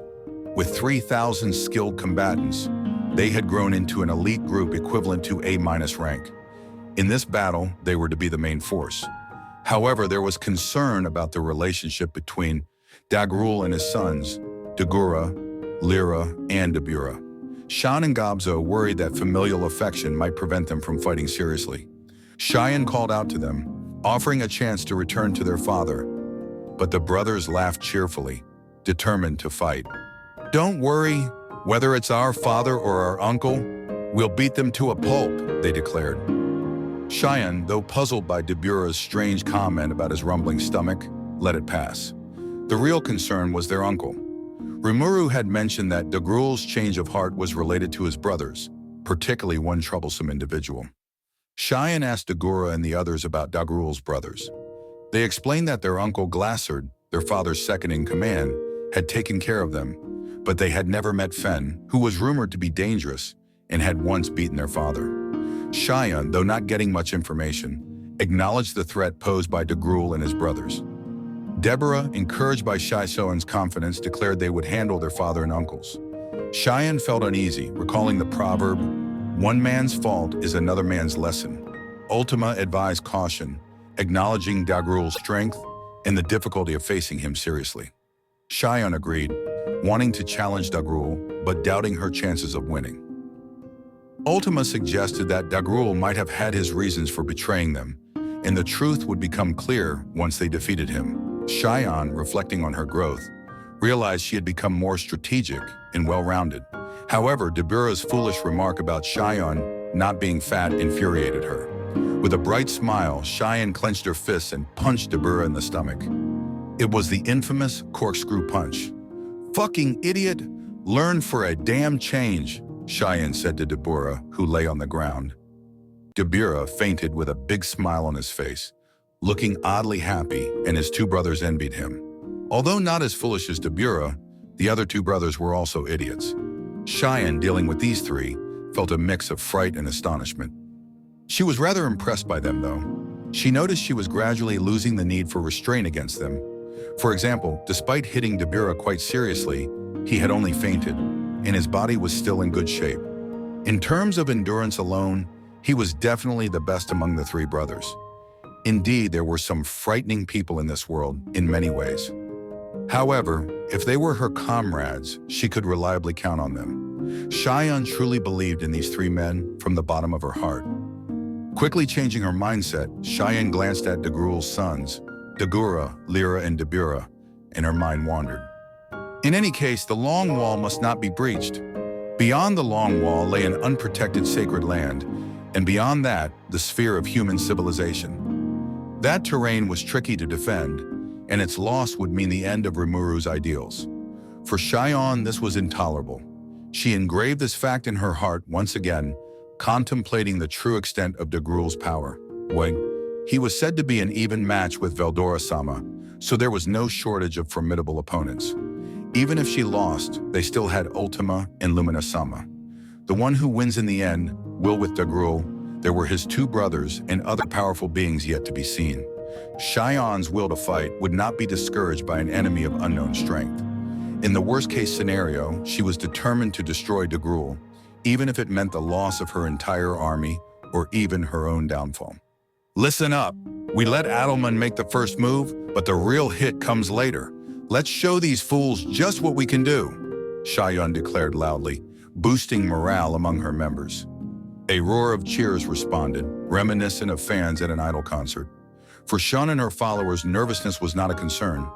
Xion smiled fearlessly, her smile encouraging and empowering her allies. Ultima, listening to the exchange, smiled in amazement. Xion's eyes were already those of a predator aiming for their prey. Ultima respected Xion for her great mentality. For Xion, even an army of giants seemed like nothing but an opportunity for self-improvement. This ultimate positivity was an ideal that Ultima, a spiritual life form, admired and wanted to learn from. It was no wonder that Diablo recognized Xion's strength, and Ultima intended to support her wholeheartedly. "Xion-san, the operation is going well as planned, so we should probably start preparing," Ultima interjected at the right time. Adelman himself was about to make a move. Adelman jumped onto the back of Wenti, who had revealed her true form as a Gehenna dragon. Soaring high into the sky, Wenti scattered ominous Yuki, which would normally kill a weak human instantly but gave Adelman the power to fight back. From his vantage point, Adelman glared down at the battlefield, muttering to himself, "They're doing just fine." The lower-ranked undead soldiers had fired all their missiles and were now incapacitated, simply waiting to be overrun. Despite being small fry, they had fought valiantly, and Adelman nodded in approval. He contemplated launching an inhumane attack, but decided against giving a warning. A voice beside him, belonging to Gadra, supported his decision. "This is not a one-on-one duel, so there is no point in making any verbal statements. Rather than abandoning our superior position and risking loss, we should seize victory, however cowardly it may be," Gadra commented, following Adelman with flying magic. Adelman laughed, agreeing with his best friend. "Ew, that's absolutely correct. Let us unleash a flashy and powerful magic to knock our enemies out of their minds." Gadra responded happily, and the two quickly began chanting spells. Though both could cast magic without chanting, they preferred chanting to unify their minds for extreme magic. Adelman, with the ultimate gift Necronomicon, prayed as if giving thanks for his good fortune. He chose a forbidden summoning technique, too dangerous to use in the labyrinth but suitable for the battlefield, where he didn't have to worry about collateral damage. According to ancient literature, several great mages had failed to use this secret magic due to its difficulty in controlling and integrating magicules. Adelman, nervous but determined, decided to use the flashiest spell. He completed preparations without any problems, his power on par with an awakened demon lord. Now then, Gadra, pay close attention. This is the greatest ancient magic, Tempest Meteor, Adelman declared. As he released the spell, a gigantic magic circle appeared in the sky, shimmering with light that poured down like a starry night miracle, yet bringing death and destruction. The magic was named after the country Adelman and his comrades loved, chosen for its destructive power. Over 1,000 meteors rained down, causing severe damage that even giants with ultra-speed regeneration couldn't recover from. Limbs were blown off, heads crushed, and the giants were helpless against the larger force. Adelman's extreme magic incapacitated 30% of Dagrul's army in a short time. "Behold, Gadra, I've already won, haven't I?"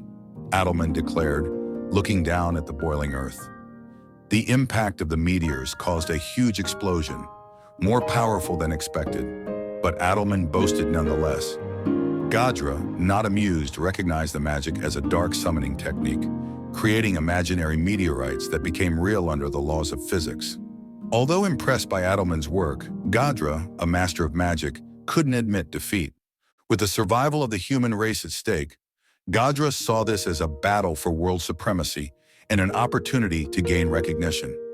Determined to show his worth and not be abandoned by Diablo, Gadra lashed back. "Keep talking. I'll show you the true essence of magic," he declared, ready to prove himself. With these words, Gadra completed the magic he was constructing. Reborn as a metal demon, he could now use the ultimate magic. Gadra fully utilized the ultimate gift grimoire, unraveling the knowledge from the source of magic. This magic, unknown even to Adelman, was the essence of dark magic taught by Diablo and Ultima. Gadra had spent his spare time steadily begging to learn from them. The culmination of his efforts was Nihilistic Parade, dark magic of the most vicious caliber. It was well known that the most powerful holy magic was disintegration, the ultimate destruction magic against people and objects, albeit with a narrow range of influence. Its dark counterpart, Nihilistic Banish, was known to only a very limited number of people. Ultima and others excelled at this terrifying magic, which devoured targets with the emptiness from hell. Moreover, this magic's range could be expanded. Gadra set the area of influence as the entire battlefield, completing Nihilistic Banish as Nihilistic Parade, a wide area extermination magic. As intended, an extremely large magic circle appeared on the ground and in the sky. Connecting heaven and earth, a dark electrical discharge commenced, releasing countless dark spots that devoured all matter. This forbidden dark magic art, the manipulation of the void, wouldn't disappear until its negative energy was brought to zero. It filled the inside of the magic circle barrier, causing it to vanish. It was one of the ultimate magics capable of destroying the world if wielded incorrectly. As the magic was invoked, Gadra smiled widely. "Wahahaha, what do you think? Isn't it amazing?" He seemed innocent and overjoyed, but Adelman was not amused. "You idiot! What are you thinking? What would you have done if this dangerous magic failed and went out of control?" Adelman shouted, pale-faced. "Because I want to show off too," Gadra replied without hesitation. Adelman was deflated, taken aback by Gadra's childish comment. Recognizing the truth, Gadra opened up and spoke frankly. "Well, it's fine. We have succeeded." Gadra made an irresponsible remark, confident that things would be fine as long as they were together. Despite showing no remorse, Gadra, an insane genius, left Adelman sighing in resignation. The enemy forces were greatly reduced in number by the two extreme magics, on the brink of destruction. Their numbers were already less than half of what they had been, and in a normal war, they would have retreated long ago. Despite the poor visibility due to Gadra's Nihilistic Parade, Adelman and his team hoped the war would end this way, looking upon the situation with bated breath. Sure enough, the result was, Gabriel instantly recognized the danger of the magic being cast. He had planned to overrun the city as soon as the war started, but the lesser soldiers had stopped him in his tracks. When he thought they had reached a stalemate, his troops were reduced by more than 50% by the extreme magic. This miscalculation, however, was not a significant loss for Gabriel. Magic could not defeat giants, and those who died this way were considered lacking in ability. Gabriel could overlook the falling meteorites with a smile, praising the splendid magic and thinking of using it to determine who was qualified to participate in the battle. Tempest meteor was an attack with magically created meteorites, which giants could counter without issues. A warrior should not be late in using magic against a group, and none of Gabriel's core members or main warriors were affected. However, Gadra's magic, Nihilistic Parade, was different. It penetrated and damaged even the magic nullification possessed by true giants, which automatically neutralized all kinds of magic attacks. Because of this ability, magic usually could not defeat giants. Even powerful magic, like Tempest Meteor, was ineffective against them. Those who died from such magic were considered immature. Gabriel complained, thinking of Ultima's innocent smile. Only Demon Kings should know about the magic that invoked the emptiness of hell. Ultima was the most likely perpetrator, as Rain, Misery, Guy, Diablo, and Testarossa had common sense. Carrera, though a possibility, was not good at teaching others. Hence, Ultima, who seemed friendly with Adelman, was likely the culprit. Regardless, Gabriel had to deal with this magic. With a bitter look, he raised his hands to the sky and released his power. The attack characteristic of Nihility magic was the annihilation of existence through negative energy. By saturating the area with positive energy, Gabriel could force the damage to zero. As a giant, Gabriel was a mass of energy and could offset Nihilistic Parade, even with all of Gadra's energy. Gabriel's army marched forward, accepting their comrades' deaths and overcoming them as if nothing had happened. They had the utmost trust and loyalty to Gabriel, walking the battlefield without fear. I can't believe it. Gabriel Dono neutralized such dangerous magic so easily. Adelman and Gadra were at a loss for words. As soon as the Nihilistic Parade was drowned out, the giants resumed their march, seemingly unconcerned by the deaths of their comrades. The formation, previously broken by extreme magic, had been rebuilt. Those who escaped instant death regenerated as if nothing had happened, making their resilience appear eerie and fearsome to their adversaries. Good grief, don't they feel any fear? Adelman muttered. Tell me about it. Normally, they should be thinking of countermeasures or pulling out for a while, Gadra replied, noting the giant's lack of common sense in such situations. However, Gadra refrained from mentioning that Rimuru's subordinates displayed similar behavior. Gadra instead expressed curiosity about how Gabriel and his giants endured the tempest meteor, suspecting the magic had been drowned out. Adelman shared this concern, noticing the elite warriors were unharmed despite expecting some injuries.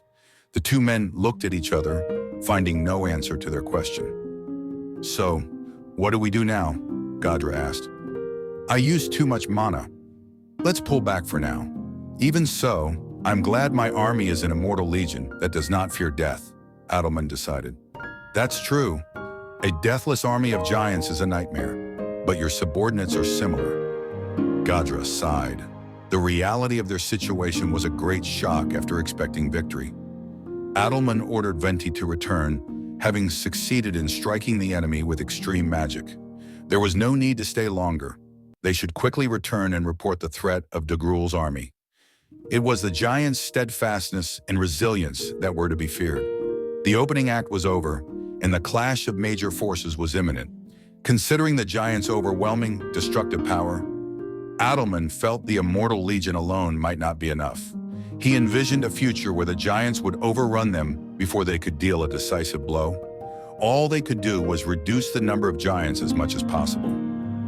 Anyway, we should go back and report to Shiondono, Adelman suggested. You're right. We need to discuss the future, Gadra agreed. Adelman and Gadra returned to Shion's location, thinking about future developments. Shion received their report, contemplating her next move. Standing on the long wall, she had a bird's-eye view of the battlefield. She had witnessed Ottoman's Engadra's extreme magic, initially believing they might win the battle. However, a harsh reality awaited them. Even without their report, Cheyenne recognized the enemy's danger. 2 hours had passed since the battle began, shifting to a clash between the main battle forces.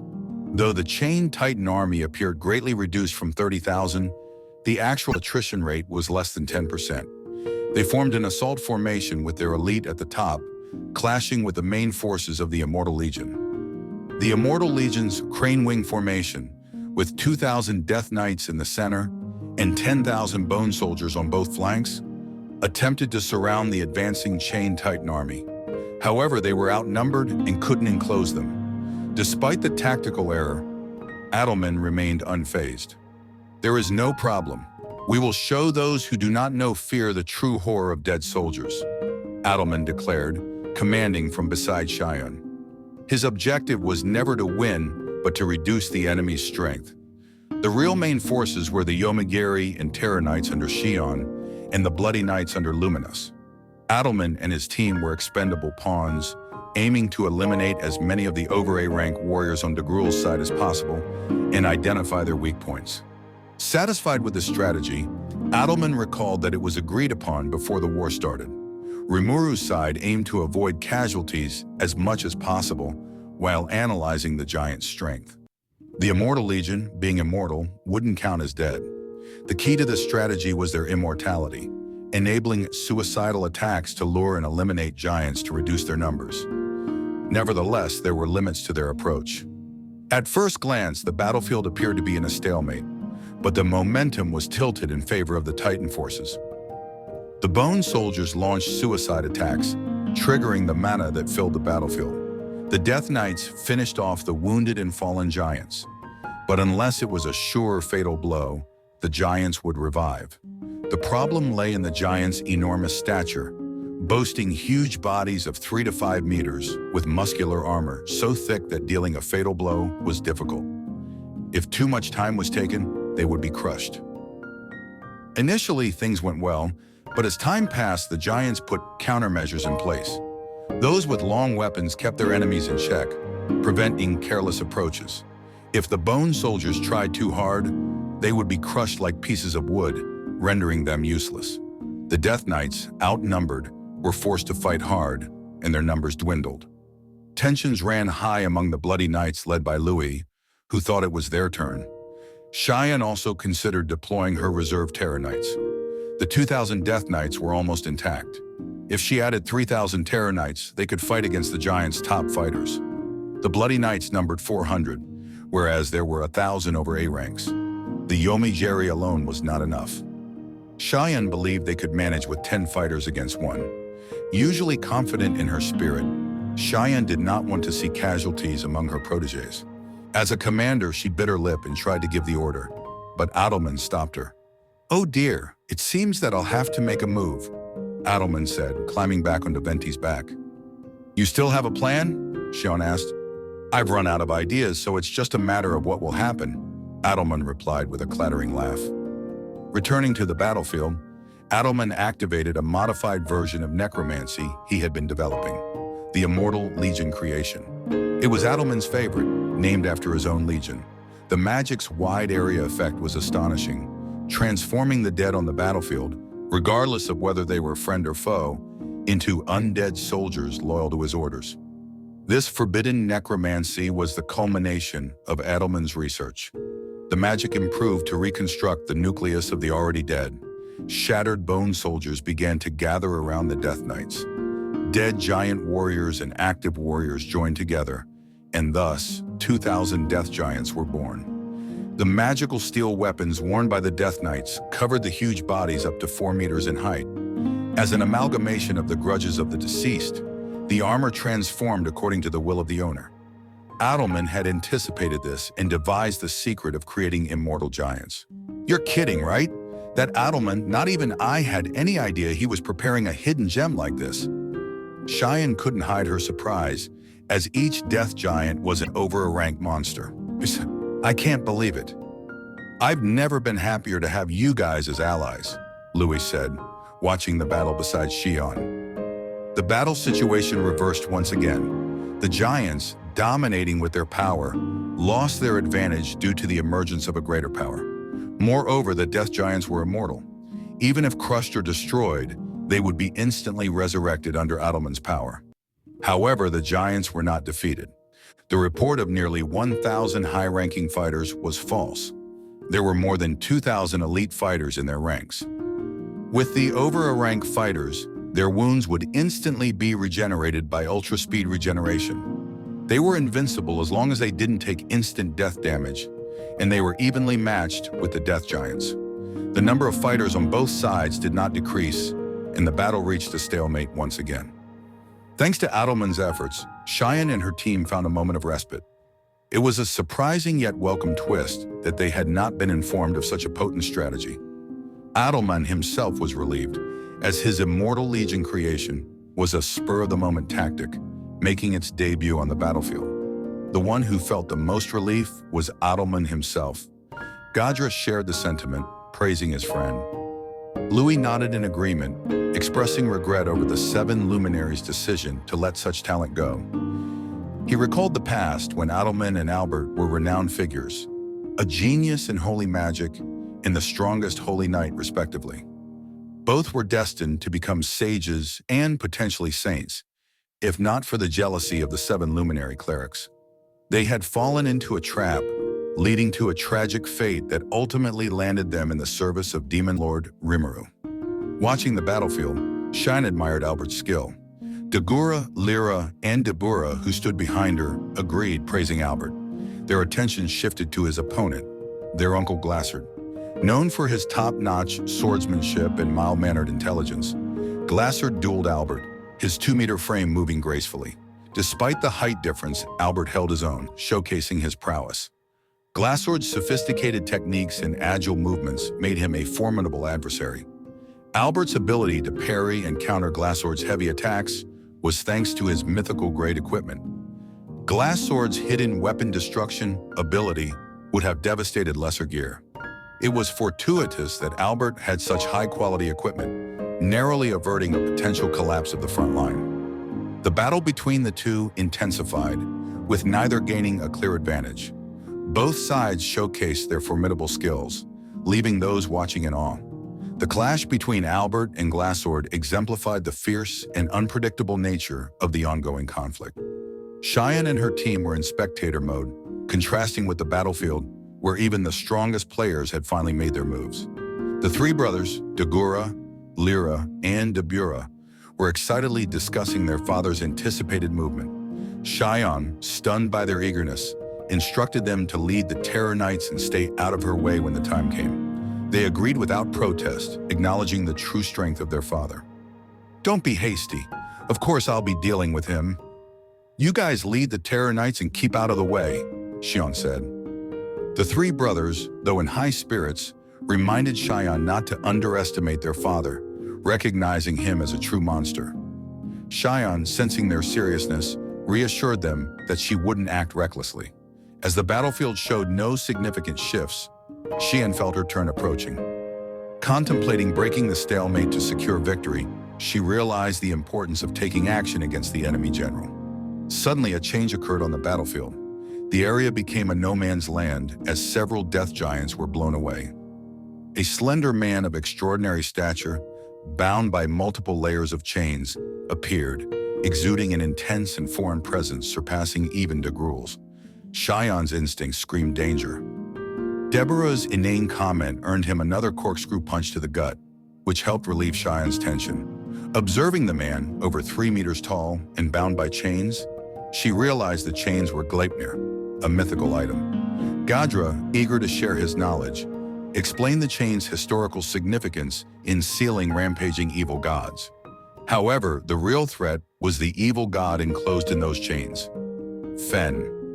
Despite being bound, Fen's chains moved autonomously, knocking down enemies without his direct involvement. Xion was astonished by Fen's power, surpassing Dagruel's.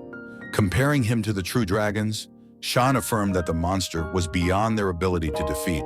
When Ultima innocently asked if they should withdraw, But Cheyenne knew retreat was not an option. Though running away would follow Rimuru's orders and avoid casualties, it would leave innocent people vulnerable to tyranny and jeopardize Rimuru's ideals. Cheyenne, motivated by her confidence and past experiences, resolved to fight. Ultima, which do you prefer? Shion asked. I like that about Shion-san, Ultima smiled.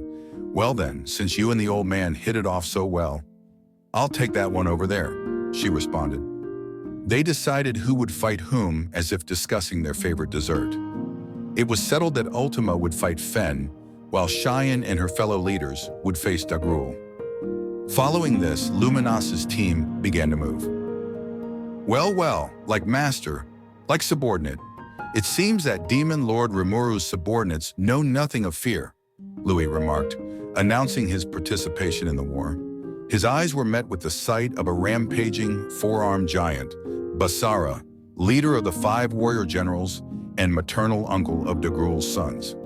Other strong men caught their attention across the battlefield. Following Louis, the Bloody Knights and the 7 great nobles joined the fray, further escalating the chaos. The battlefield was engulfed in a sandstorm. Fen moved and the chains danced, shattering many death giants into pieces. His eyes locked onto Adelman, who was commanding from the back of the Gehenna dragon, Wenti. Fen's strategy was clear. Target the generals. Adelman's power was the key to the immortal's immortality. Fen, with tremendous speed, swirled up a cloud of dust and closed in on Adelman, ignoring any obstacles. Adelman noticed Fen's approach and tried to react, but Fen was too fast. As if Gleipnir were infinitely long, Wenti was ensnared, unable to escape. Slammed to the ground, Adelman narrowly escaped, but Fen didn't miss him, attacking with a straightforward, deadly intent. Despite multiple protective barriers, Adelman was knocked to the ground by a single blow, experiencing the absolute violence firsthand. Silence fell upon the battlefield as Fen took control. Meanwhile, Ultima began her move. Before the battle, she had a secret meeting with Luminous, who understood the threat of Gabriel and had devised various strategies to win the war. Ultima, dainty even in the midst of the battlefield, approached Fen to protect Adelman. She laughed, implying that if Fen took something from her, she would take it back.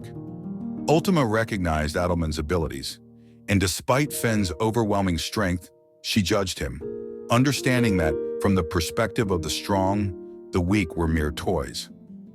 As a former king of demons, Ultima could relate to Fen's mindset. She resolved to keep fighting until the end, believing that perseverance would eventually lead to victory. Introducing herself as Pain Lord Ultima, she faced Fen, who dismissed the need to remember her name. The fight was on. On the long wall, Cheyenne awaited Gabriel's reaction. The war's outcome hinged on her battle with Gabriel. She knew relying solely on hopes for Luminous's plan was insufficient. She needed to take victory by force. Dagura and Lyra, standing beside her, discussed their impressions of their Uncle Fen, realizing his monstrous strength exceeded their expectations. Only a fool would think they could win easily, reflected Cheyenne, noting Dabura's inane comment about beating Fen with his weight. Suddenly, a voice came from behind Cheyenne. Gabriel had appeared on the long wall, ignoring the multi-layered barriers and magicule repellent. Cheyenne, unaware of his presence until he spoke, realized the enormity of his power. Gabriel, surprisingly gentlemanly, remarked on her lack of awareness, suggesting she wasn't qualified to face him. Cheyenne, undeterred, introduced herself as Warlord Cheyenne, Rimuru-sama's most trusted secretary, and prepared to face Gabriel. She cleared her mind, knowing it was her duty to analyze Gabriel's strength. Optimized with a unique skill cook and possessing infinite regeneration, Cheyenne was physically immortal unless her hardcore was shattered. Launching a powerful attack, Cheyenne aimed to bury Gabriel. Gadra, recognizing the danger, shouted for everyone to evacuate. Cheyenne slashed at Gabriel, focusing solely on him. However, her attack was blocked by a wall of compressed fighting aura, leaving her sword suspended in midair. Gabriel's dense fighting aura blew away Cheyenne's spirit, rendering her attacks ineffective. Acknowledging her defeat, Gabriel calmly suggested she step aside, as his only aim was luminous. Cheyenne, undeterred, burned with more fighting spirit and continued to challenge Gabriel. Thus, battles had begun in various locations, with the Gabriel side currently in the lead.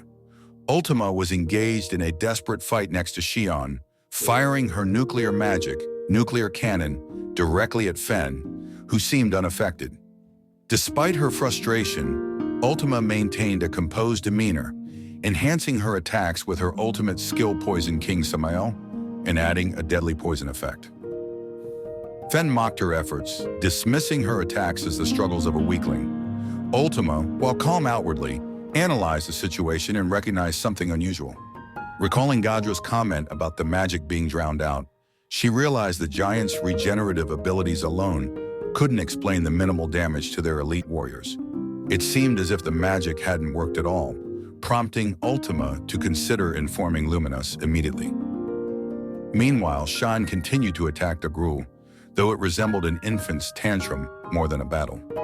Despite Gabriel's lack of respect, Xion persisted, trusting that Luminous had a plan. Xion's unwavering trust stemmed from their surprisingly good relationship, bolstered by Luminous's influence on her cooking. Gabriel, however, remained unfazed, stopping Xian's attacks with his mere voice, paralyzing her. He calmly walked up to the motionless Xion and struck, causing the corner of the long wall to crumble. Yet, Xion smiled as she noticed the light of a magic circle shining at Gabriel's feet. "You are the one who's naive," a dignified shout rang out, blowing away the dust. A beautiful and radiant girl in a jet-black dress appeared with a sweet rose-like fragrance. The silver-haired girl who fluttered down in front of Xion was Demon Lord Luminous, the ruler of this land. She stared at Gabriel with her gold and silver heterochromatic eyes, filled with intelligent will.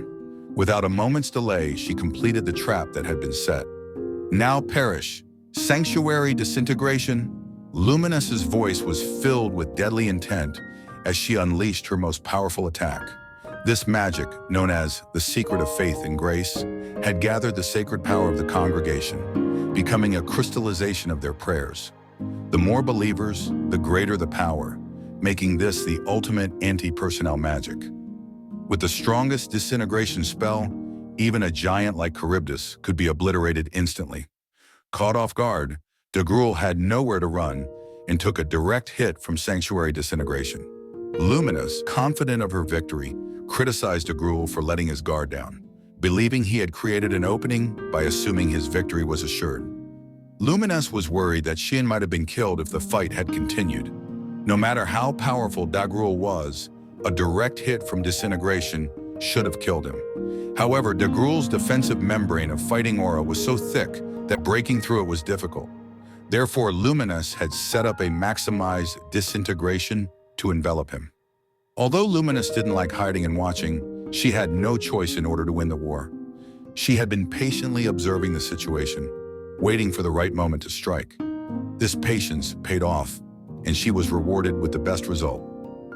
"Don't take this personally," Luminous said, confident of her victory. She knew that if she and Gabriel fought head-on, her chances of winning were slim. Thus, she did not consider her strategy cowardly, but necessary to achieve victory.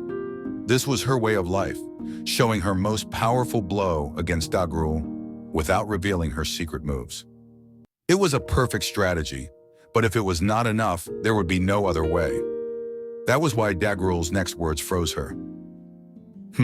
Well, that's true. Did I let my guard down too? But it doesn't matter, because I have not been damaged, Gabriel said, leaving Luminous in shock. Her mind correctly recognized the impossible reality. Gabriel was truly unharmed. "Luminous, is it over now? Then I guess it's my turn next," Gabriel declared, signaling the beginning of a time of despair. If they failed to defeat Gabriel with their current attack, there would be no way for Luminous and her side to win. "Watch out! If you're not careful, you will die instantly," Gabriel warned, marking the start of a dire situation. The one-on-one battle between Albert and Glassard had intensified. The area around them was wide open in a circle, as if nobody else could be caught in the middle of it. But that kind of thing did not matter to them. They recognized each other as their rivals and were enjoying the battle. Glassard, impressed with Albert's skill, praised him, acknowledging his prowess. Albert humbly attributed his strength to the mythical great armor given to him by Rimuru-sama, recognizing that he would have been defeated without it. Glassword, however, saw through Albert's humility, recognizing his true skill. In a momentary battle of swords, the one whose mind was disturbed first would lose. Deceiving the enemy with words was simply another fine tactic. Glassword attempted to provoke Albert, questioning his loyalty to Adelman and implying that the true strength of a warrior lay in their own body, not in following a weak immortal skeleton king. Albert, unfazed, responded that Adelman was one of the 12 Chaos Guardian Lords recognized by their god, implying that Adelman was stronger than him. Glassword, realizing that Albert was not someone to be easily provoked, acknowledged the need to fight seriously. As the battle resumed, Glassword's true power was unleashed. His existence value swelled to 10 million, catching Albert off guard. Despite the overwhelming disadvantage, Albert remained determined, fending off Glassword's fury with unwavering resolve. Their fierce clash of swords continued, both fighters fully immersed in the battle, paying no attention to their surroundings. Adelman had been knocked unconscious by the force of Fenn's blow, a potentially fatal mistake on the battlefield. Once he regained consciousness, he quickly assessed the situation. He realized that he had been struck by Fenn's devastating attack and survived only because Volume-20, the Gehenna dragon, had protected him. Ultima's timely intervention had also prevented Fenn from finishing him off. Despite his many multi-layer barriers, only the protective coating of fighting aura remained effective. Adelman recognized that his magical barriers had been ignored rather than broken, leading him to conclude that the elite titans likely possessed magic nullification. This insight explained the low impact of extreme magic and the giant's resilience. Regardless, with his magicules exhausted, Adelman knew he could no longer rely on magic. Despite his cracked bones and mud-covered holy robes, Adelman stood up, observing Fenn battling Ultima. He admired Ultima's courage against an opponent with an existence value over 20 times her own. Realizing that Ultima's limit was nearing, Adelman knew he needed to act swiftly. He asked Volume-20 if she was okay, to which she replied, "Yes, I was caught off guard," as she shifted to her human form to recover using her super recovery ability. Grateful for her intervention, Adelman thanked her and continued, expressing concern about the situation. He revealed that magic didn't seem to work on Fenn, which put Ultima in danger. Recognizing Fenn's extraordinary energy, Adelman knew that a straightforward challenge was reckless. This revelation shocked Volume-20, who had been considering using magic for support. Nevertheless, Adelman remained calm and analyzed the situation methodically. He plainly stated that defeating the giant with magic would be difficult, likening Fenn's combat capabilities to those of a true dragon.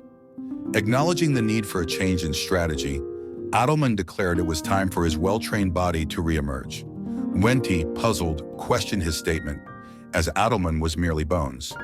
He explained that although he held the position of High Priest, his true role was that of a Sacred Fistmaster, the highest rank for priests and warriors.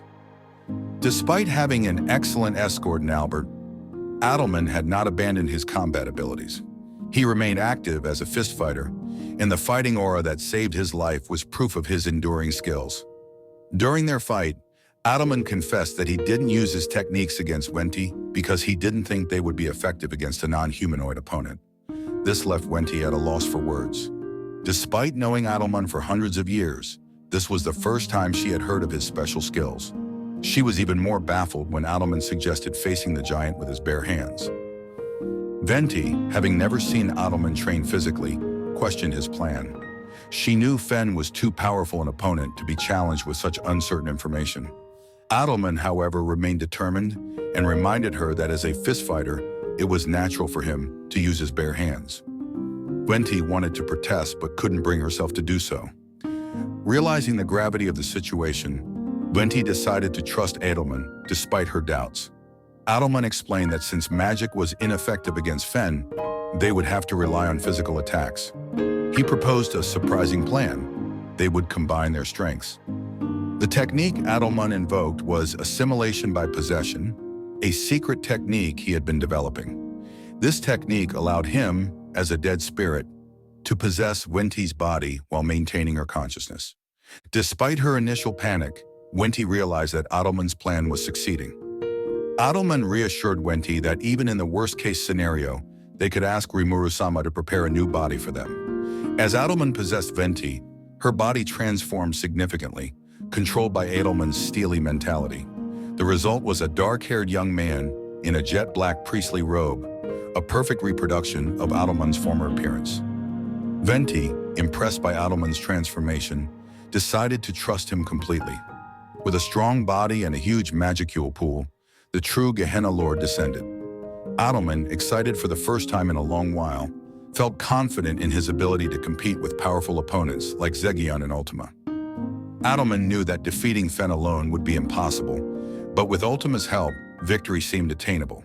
Despite Fen's formidable power, his skill level appeared lower than that of Glassard, who was fighting against Albert. Adelman believed that with the right strategy, they could achieve an overwhelming victory. Determined, Adelman declared their goal to aim for a complete and overwhelming victory. Wenti, though unsure of the basis for her reasoning, responded positively. In the midst of this critical situation, Adelman and Wenti, now a unified force, ran across the battlefield with confidence and purpose. Ultima was frustrated and convinced that Fen could not be affected by magic. The plan that she and Luminas had devised to eliminate Dagrul with the powerful disintegration had failed. Despite wanting to warn them, Fen was too perceptive to allow any such communication. Ultima watched the distant light pillar of disintegration, realizing the operation had not succeeded. The Insectors had beings who could nullify magic. But this was different. Fen revealed that their magic nullification acted as an anti-magic guard, blocking the movement of spiritrons and rendering any magic ineffective. Magic, a demon's strongest weapon, was useless against these elite giants, making them formidable foes. Ultima realized the importance of Rococo 35, as Rimuru had always emphasized. Reflecting on Gadra's use of nihilistic parade, she understood that the old man had used it because it was effective. Nihility magic invoked the void of hell, making any energy disappear on contact, bypassing magic nullification. Ultima focused her attacks on nihility magic, determined to win. She cast Nihilistic Banish, enveloping Fen in dark magic. Though Fen's fighting aura drowned out the void, it failed to damage him. Despite its lack of immediate effect, repeated attacks would eventually weaken Fen. With plenty of time, Ultima meticulously executed her plan, repeating her attacks with precision. She knew that even a single hit from Fen would defeat her, but their comparable speed was the only factor balancing their combat. Ultima's experience in fighting strong opponents like Zegion proved invaluable, allowing her to handle Fen's power. Fen's attacks, although powerful, were akin to a huge hammer, while Zegion's attacks were like a spear. Ultima's training with Zegion helped her approach the battle with confidence, focusing solely on defeating Fen. Suddenly, Adelman returned, apologizing for the delay. Through high-speed communication, they quickly divided their roles. Adelman would act as the vanguard against Fen, while Ultima would use dark magic to reduce Fen's stamina.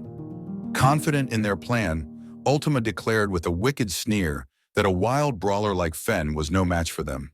Though it was a premature declaration of victory, Ultima felt assured of their strategy and teamwork. The earth trembled as Demon Lord Dagrul's absolute tyranny dominated the battlefield. Demon Lord Luminous Valentine found the situation impossible to believe. Her plan had been to eliminate Dagrul with her most powerful secret technique right from the start. The failure of disintegration, which should have turned Dagrul to dust, meant inevitable defeat. Even true dragons would have needed to be reborn after such an attack, yet Dagrul's magic nullification rendered her efforts futile. Meanwhile, the battle between Albert and Glassard continued. At first glance, they appeared evenly matched, but Luminous, using her ultimate skill, Lustful King Asmodeus, saw a different reality. The light emanating from Glassard was bright, while Albert's was faint, almost disappearing. Although each was cutting away small amounts of life force, the total difference suggested Albert's defeat was imminent. Despite Albert's skill surpassing Glassard's, the difference in energy was too great to overcome. On another front, Ultima and her allies fought fiercely against Fen. Despite the battle becoming a war of attrition, Ultima's tenacity impressed Luminous. Adelman, integrated with the Gehenna Dragon Wenti, gained a strong body and increased magic kill count. But the difference in power against Fen, comparable to a true dragon, remained vast.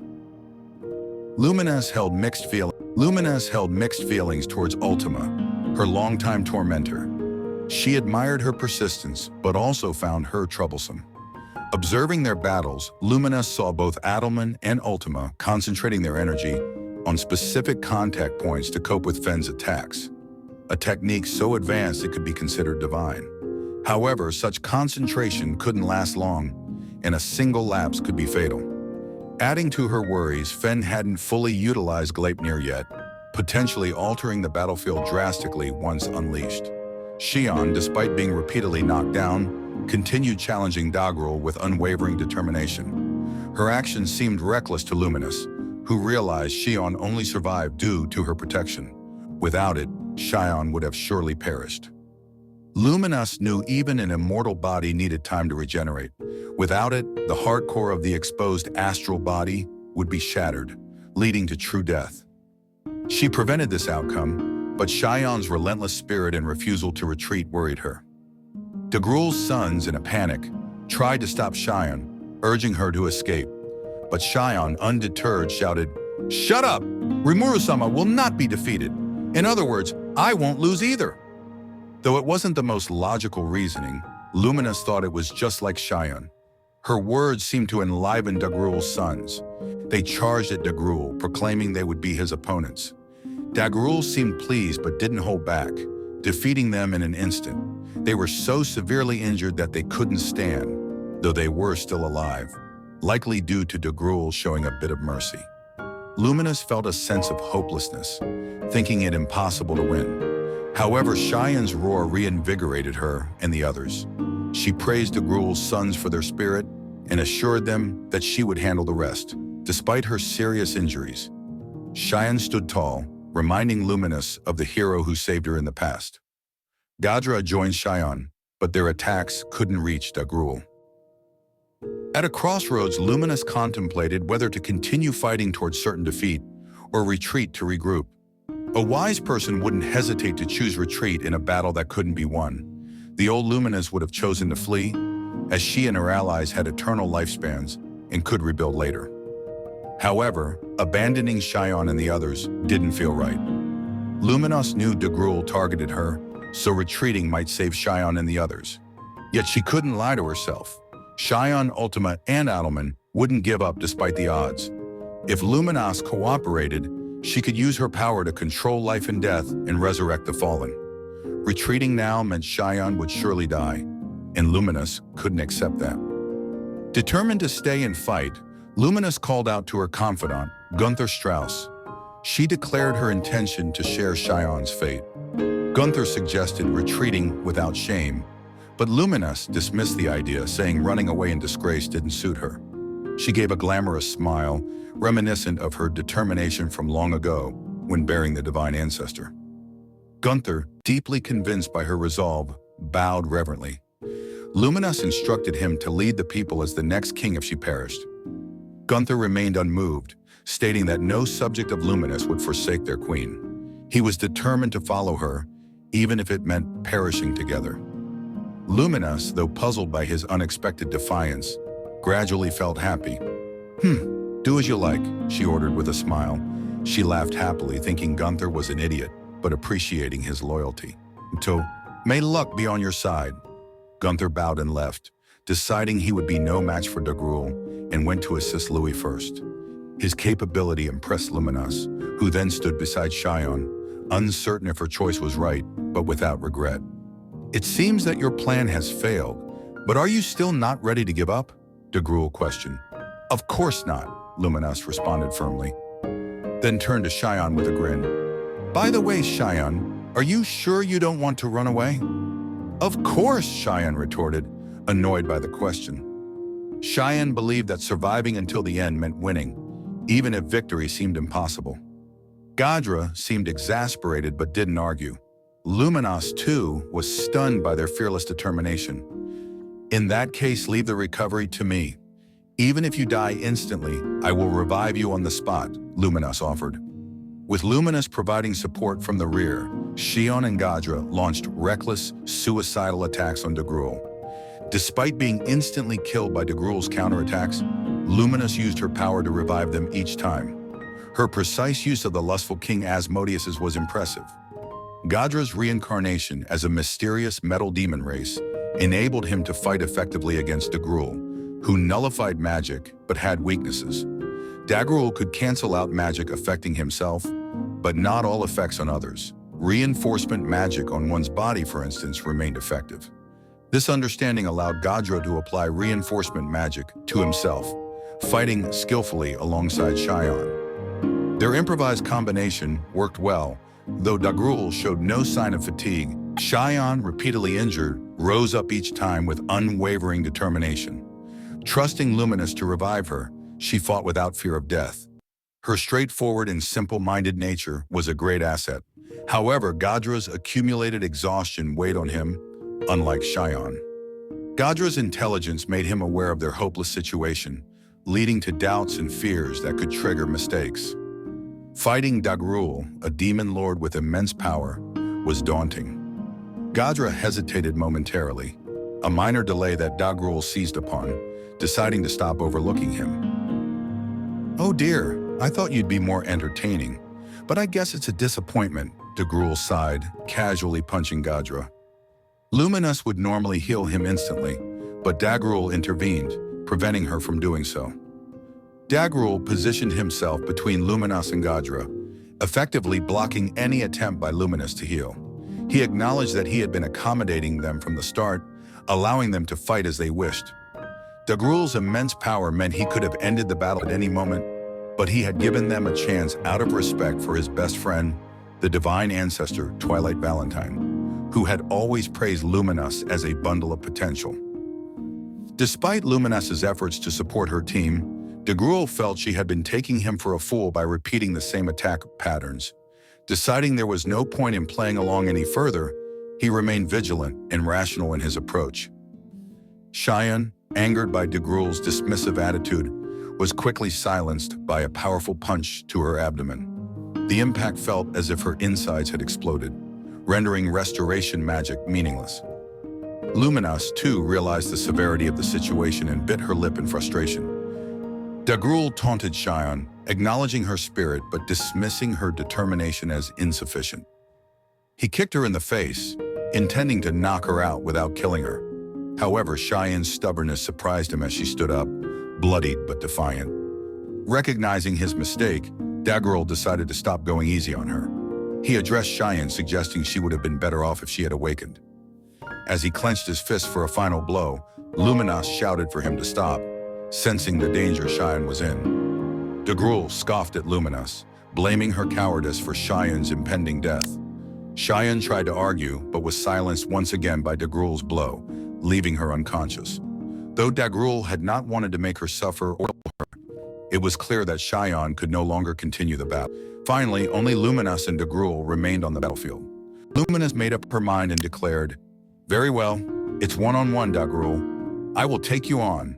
She took a stance, bracing herself for the inevitable confrontation. Despite her words as a demon lord, she knew she was no match for Dagruel.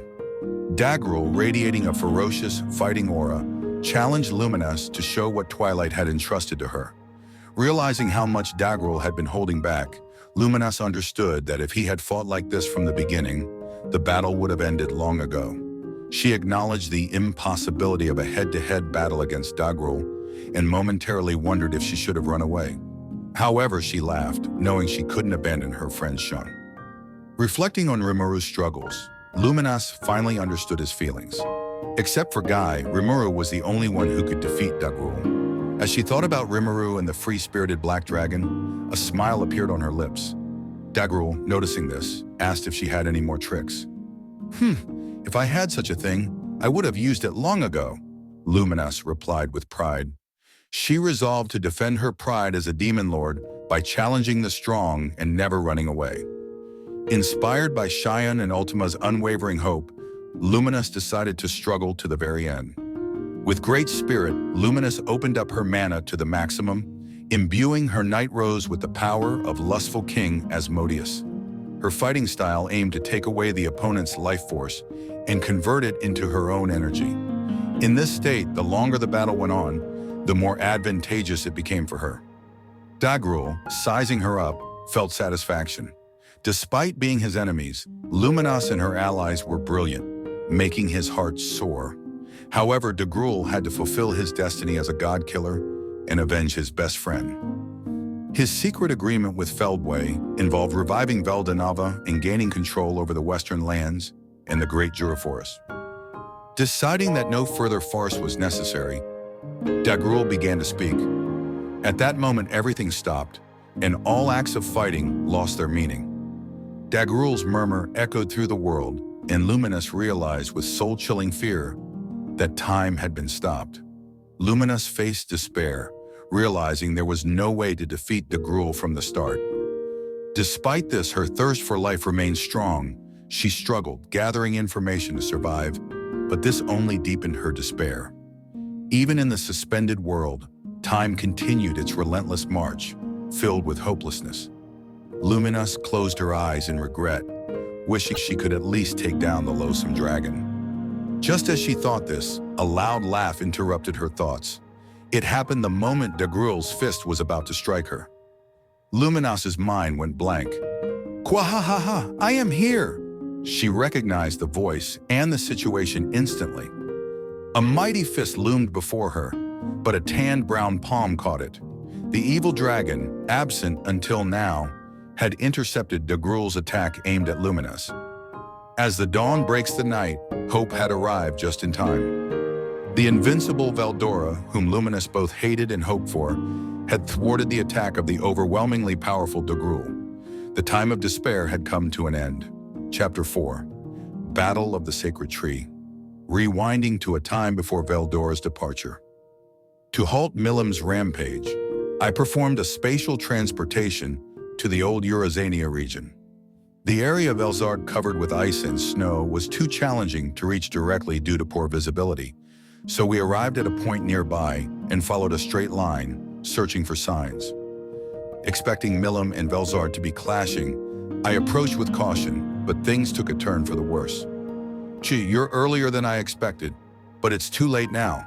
Milim, use your power to destroy the sacred tree," Feldway commanded. Not only were Milim and Velzard present, but also Feldway. He appeared dramatically different, exuding an overwhelming presence. His aura made me doubt I could win even if I fought seriously. To my horror, Feldway was giving orders to Milim.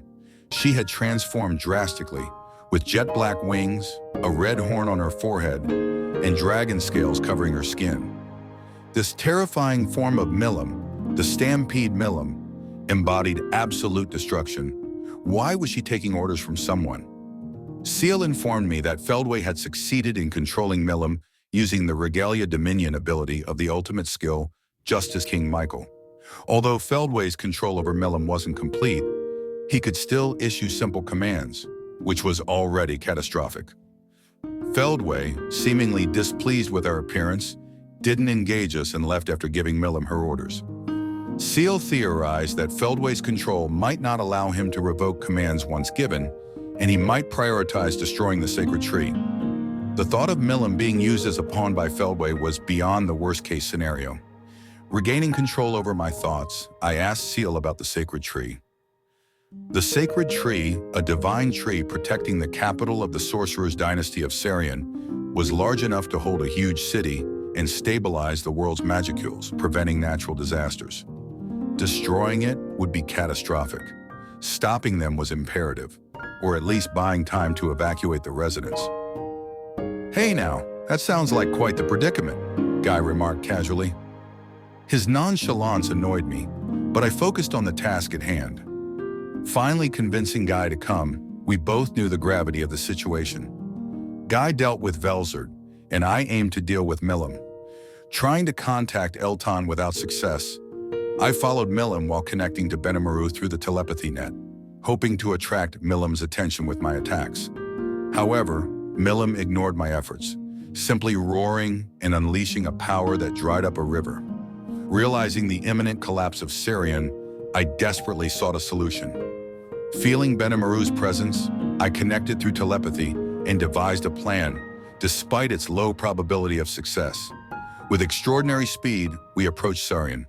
Even if the chances were slim, I had to trust Ciel's plan and ordered Benamaru to carry out the operation. The Sorcerer's dynasty of Sarian faced an unprecedented crisis. Amidst the chaos, Emperor Amicia maintained her calm demeanor and asked her mother Sylvia if Rimuru was coming to their aid. Sylvia responded that it wasn't possible, as Demon Lord Milim had gone berserk and Rimuru was on his way to stop her. Elmacia, surprised by the severity of the situation, learned that Frost Dragon Velzard was also involved, along with Demon Lord Guy, brought by Rimuru. Understanding the gravity, she focused on the problem at hand. The capital, embraced by the sacred tree, had turned into a hellish scene due to Jahil's assault. Another figure, 3-star Commander Zalario, added to the chaos. Despite reinforcing the sacred tree's defense system to its limit, it seemed ineffective. Elmacia worried about the situation as the Magus, high-ranking military officers also known as Pure-Blood Knights, were being shot down one after another.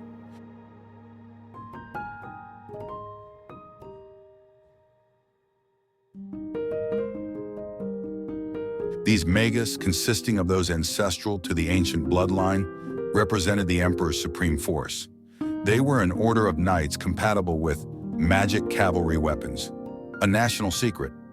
The Magitech Knights, known as Magus, stood about 5 meters tall, had magisteel exteriors, and were powered by dragon muscle fibers. These intelligent weapons possessed their own ego and displayed their true power only when ridden by their masters. Normally stored in magical gems, these knights were prepared to fight when needed. Cabal and Guido, for instance, had Magitech Knights but refrained from using them to avoid leaking confidential information and liability for Duke Elalud. Even if they had deployed the Magus, it was uncertain if they could defeat Ifrit. Their fighting abilities varied, and while some were weak on their own, they became formidable when in the state of being a rider. About 300 Magus were currently facing the enemy. "I didn't know we had so many Magus," Elmacia remarked. "I've been working on it diligently," Sylvia responded. The 13 royal families of Sarian, often quarreling, seemed united in this effort, investing their forces without hesitation. Even so, had they opposed the plan, Elmacia was prepared to abandon the idea. It was fortunate that this was not the case. Sylvia and Elmacia continued their conversation amidst the chaos enveloping the Sorcerer's dynasty of Sarian. Elmacia remarked that with Elemental Colossus development progressing at Rimuru's place, Sarian's advantage might soon be lost. Sylvia acknowledged that they might propose joint development to prevent dangerous forces from leaking out, agreeing that distribution would be limited. Their openness was surprising, even to the leading figures overhearing the discussion. Despite reinforcing the sacred tree's defense system, it seemed ineffective against the onslaught. Magus aces were being defeated, and generals like Jahil, Zalario, Dali, and Nis wreaked havoc. Sylvia and Elmacia, the most powerful force in Sarian, stood by due to orders from the elders concerned for their safety. The elders, unaware of Sylvia's role as Elmacia's body double, feared for their lives. The combined strength of Sylvia and Elmacia had temporarily restored the situation, allowing the Magus to buy time for their escape. However, the mother-daughter duo had no intention of fleeing alone. Despite the elders' desperate pleas, Elmacia asserted her authority, asking, "Who am I?" The elder responded, "You are Her Majesty the Emperor." She questioned, "Is there anyone who shall stand in my way?" The elder, recognizing Elmacia's determination, had no choice but to bow his head in agreement. Elmacia ordered Elalud to protect everyone and not accompany them, deeming his involvement a hindrance. Sylvia, rejecting his assistance, and Elise, Elmacia's grandmother, ordered Elalud to follow Her Majesty's will. The overwhelming pressure from Elise's declaration left the other kings no choice but to nod in agreement. Despite Elalud's attempts to argue, he was silenced by his mother's stern stare. An older member of the royal family advised Elalud to give up, mentioning Sylvia's fearsome reputation. Another agreed, stating they were no match for her and should obey her orders. Epilogue, faced with the combined authority of his family, had no choice but to relent. The unspoken rule in Sarian to never mention certain names out of fear of Sylvia's wrath was evident. Everyone lamented their helplessness, once again depending on others for survival. Yet if this was the emperor's wish, it was their duty to obey. Even the young kings, seeing their elders, realized there was no use resisting.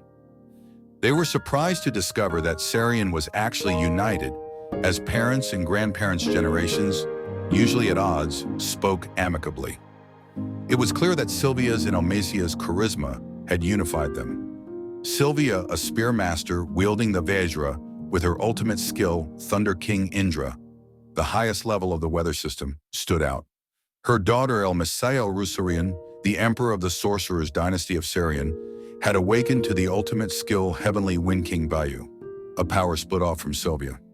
Almasia, a genius in battle, used a mythical grade chakram to slice her enemies. Though her ability was slightly inferior to Sylvia's, it was not far behind. With everyone's wishes on their backs, Sylvia and Almasia returned to the battlefield. Their courageous actions inspired hope and showed that heaven helps those who help themselves. Through their efforts, hope continued to lead them into the future. Benimaru, Sue, Leon, Kigali, and Tensura arrived in Sarian sometime after Sylvia and her team had returned to the battlefield.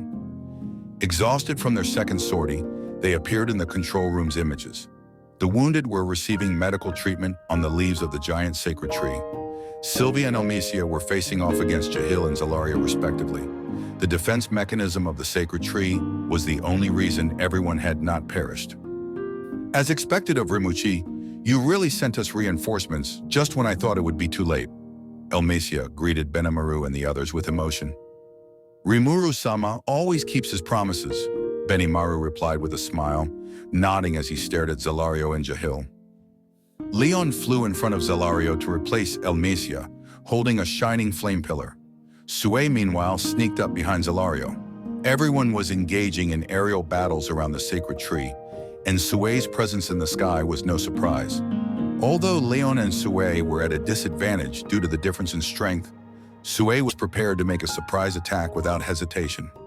On the other hand, Kigali floated next to Sylvia, ready to face Jahil. At their level, they could create footholds in the air as well as on the ground. Sylvia, though initially thinking they wouldn't replace her, was thankful for their cooperation as she could still fight if she tried hard enough. How impertinent, Jahil gritted his teeth, while Tyr glared at him challengingly. The three of them surrounded him in a 3-on-1 formation, and the battle was about to begin. Benimaru, observing the battle from a bird's-eye view, noted that, except for generals Jahil and Zalario, the Magus' strength was the most outstanding in the fight. They quickly recovered and began pushing back the Phantom's forces. Now then, if we can defeat Jahil and the others, we will be victorious. Even knowing it wouldn't be easy, Benimaru read the battle situation with a fearless smile. Leon, despite his usual expressionless demeanor, was in a bad mood confronting Zalario. Often misunderstood, Leon wasn't a good talker, and even his well-meaning actions caused resentment. Only a few, like Sylvia and Almasia, truly understood him. Tormenting Sylvia and Almasia to this extent was the second most offensive act to Leon. Chloe held the first-place spot for his anger, but his current frustration stemmed from being dominated by the enemy and causing trouble for Sylvia. He had wanted to take out Michael himself, but felt bad for owing Sylvia a debt he couldn't repay. If he didn't repay the favor now, he'd never hold his head high. Sylvia alone had been enough, but this time Leon knew it wasn't just about her and her comrades. Velzard's purpose was unknown, but she seemed to be heading their way while fighting Milim. If they were caught in Milim's battle, this place could be obliterated, and that wouldn't be the end. From Sarian, heading north led to the western nations, where mankind thrived. To the west was the Desert of Death, and beyond it, the Holy Void Damargania. Heading a little further southwest would bring them to El Dorado, Leon's domain. Velzard's intentions remained unclear, but Leon knew one of their locations would be targeted. If it were just Velzard, countermeasures could be taken, but with Milim running amok, interference would be extremely difficult. Whether it was Velzard's will or Feldway's strategy, They had to stop it. Leon was determined, believing swift decisions and punishment were necessary.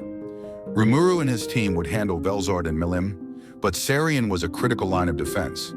To deal with Milim's rampage effectively, they needed to eliminate the enemy generals first. Leon considered leading them to the Barren Lands, feeling sorry for Gabriel but knowing it was the best option.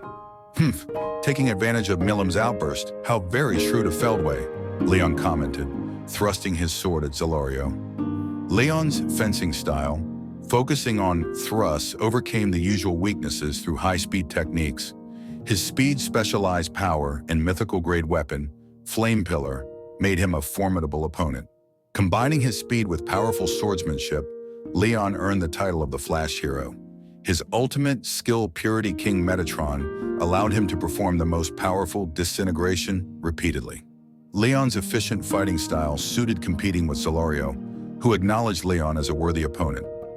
Zelario, expressing frustration at being kept in the dark, mentioned his confusion about Velzard and Feldway's actions. Despite being under Feldway's orders, Zelario disliked being treated as a mere tool. He had been analyzing the control system since Michael disappeared, seeking an opportunity for release. "So then, Leon, are you going to play with me? Or you, sneaking around behind my back? Do you want me to deal with both of you at the same time?" Zelario asked, glancing at Rimuru, who was distributing his forces appropriately. Though this underestimated Zelario, it didn't matter to him. Sue, knowing Zelario was on guard, prepared to support Leon instead of surprising Zelario. Benimaru and Sue concluded that Zelario was more troublesome than Jahil. Sue declared his intention to cheat, to which Leon had no objections. Aiming for victory by all possible means, they began their battle against Zelario with Leon leading and Sue assisting. Against Jahil, a coordinated three-way attack was launched. Sylvia attacked with her lightning-speed spear, Kigali fired long-range magicule bullets using the Ruin Scepter, and Tyr acted as the diversion. Though it was the most dangerous role, Tyr was unafraid, driven by rage on behalf of Footman. "I hate you! Die!" Tyr yelled, throwing her scythe like a boomerang. This weapon, given to her by an ogre named Kurabi, was the Tyr Scythe, a legendary grade, perhaps even mythical grade weapon. It seemed to have a will of its own as it ripped through the air towards Jahil. Tyr rapidly improved her physical ability, delivered a powerful punch to Jahil's chest, and then caught the scythe as it spun back around. She maintained her position, protecting Kigali thanks to her unique skill, Manipulator. Tyr's unique skill, Optimist, could only be activated when she received an order, as her ego was weak. However, upon receiving a piece of Clayman's hardcore particle, Tyr changed, becoming stronger and determined to protect Kigali in place of Laplace and Footman. At that moment, someone called out to Tyr, offering her power if she accepted. This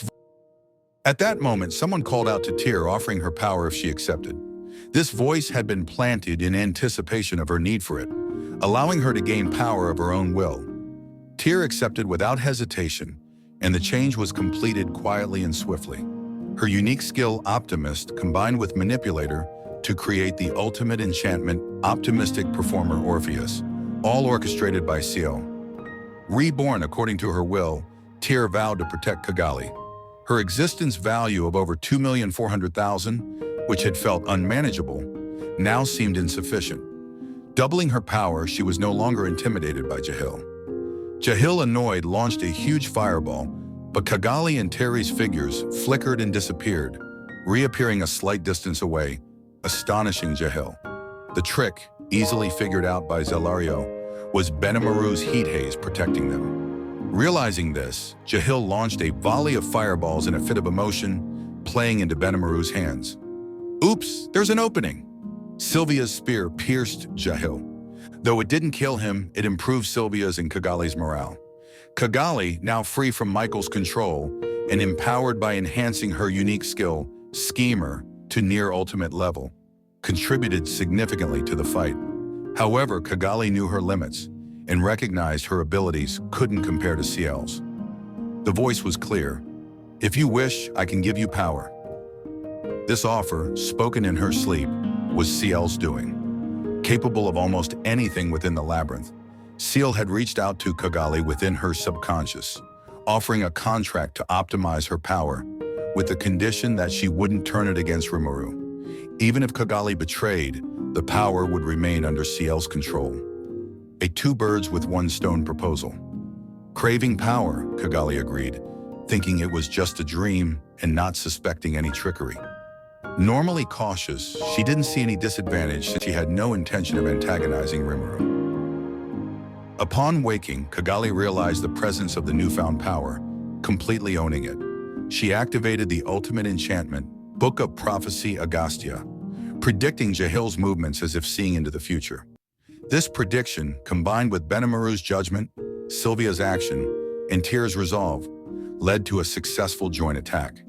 Having fought Jahil before, Benimaru now understood Jahil's power, eliminating fear. Adopting Rimuru's policy of never fighting an unwinnable battle, Benimaru's presence meant there was a chance for victory. With all pieces in place, the moment of victory was near. Even as Jahil barked, "So impertinent! You seem to have forgotten how terrifying I am." Jahil aimed a volley of fireballs at Kigali, using the explosion to propel himself towards her, intending to kill her first. While targeting the weakest first was a sound strategy, everyone could easily read his thoughts. Sylvia, realizing how smooth the battle felt, thought, "No way, it's never been this easy to fight before." Kigali acknowledged the threat Rimuru's allies posed if they were enemies. Tyr, entrusted with the dangerous role, felt a strong sense of security under Benimaru's command. Despite occasionally appearing weak before Rimuru, Benimaru demonstrated a strong sense of responsibility as a leader. Like Diablo, he became more dependable and hardworking when Rimuru wasn't around.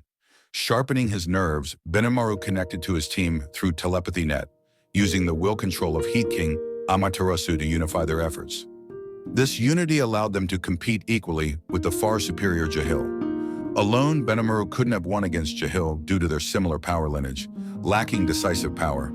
But with Sylvia's decisive force, Kigali's safeguarding, and Tyr's follow-up, Benimaru felt confident they wouldn't lose. Zalario glanced at Jahil and was a little surprised. Based on strength alone, Jahil should have been superior, but he was being overwhelmed by a lower-ranked opponent. Jahil, while arrogant, was not foolish.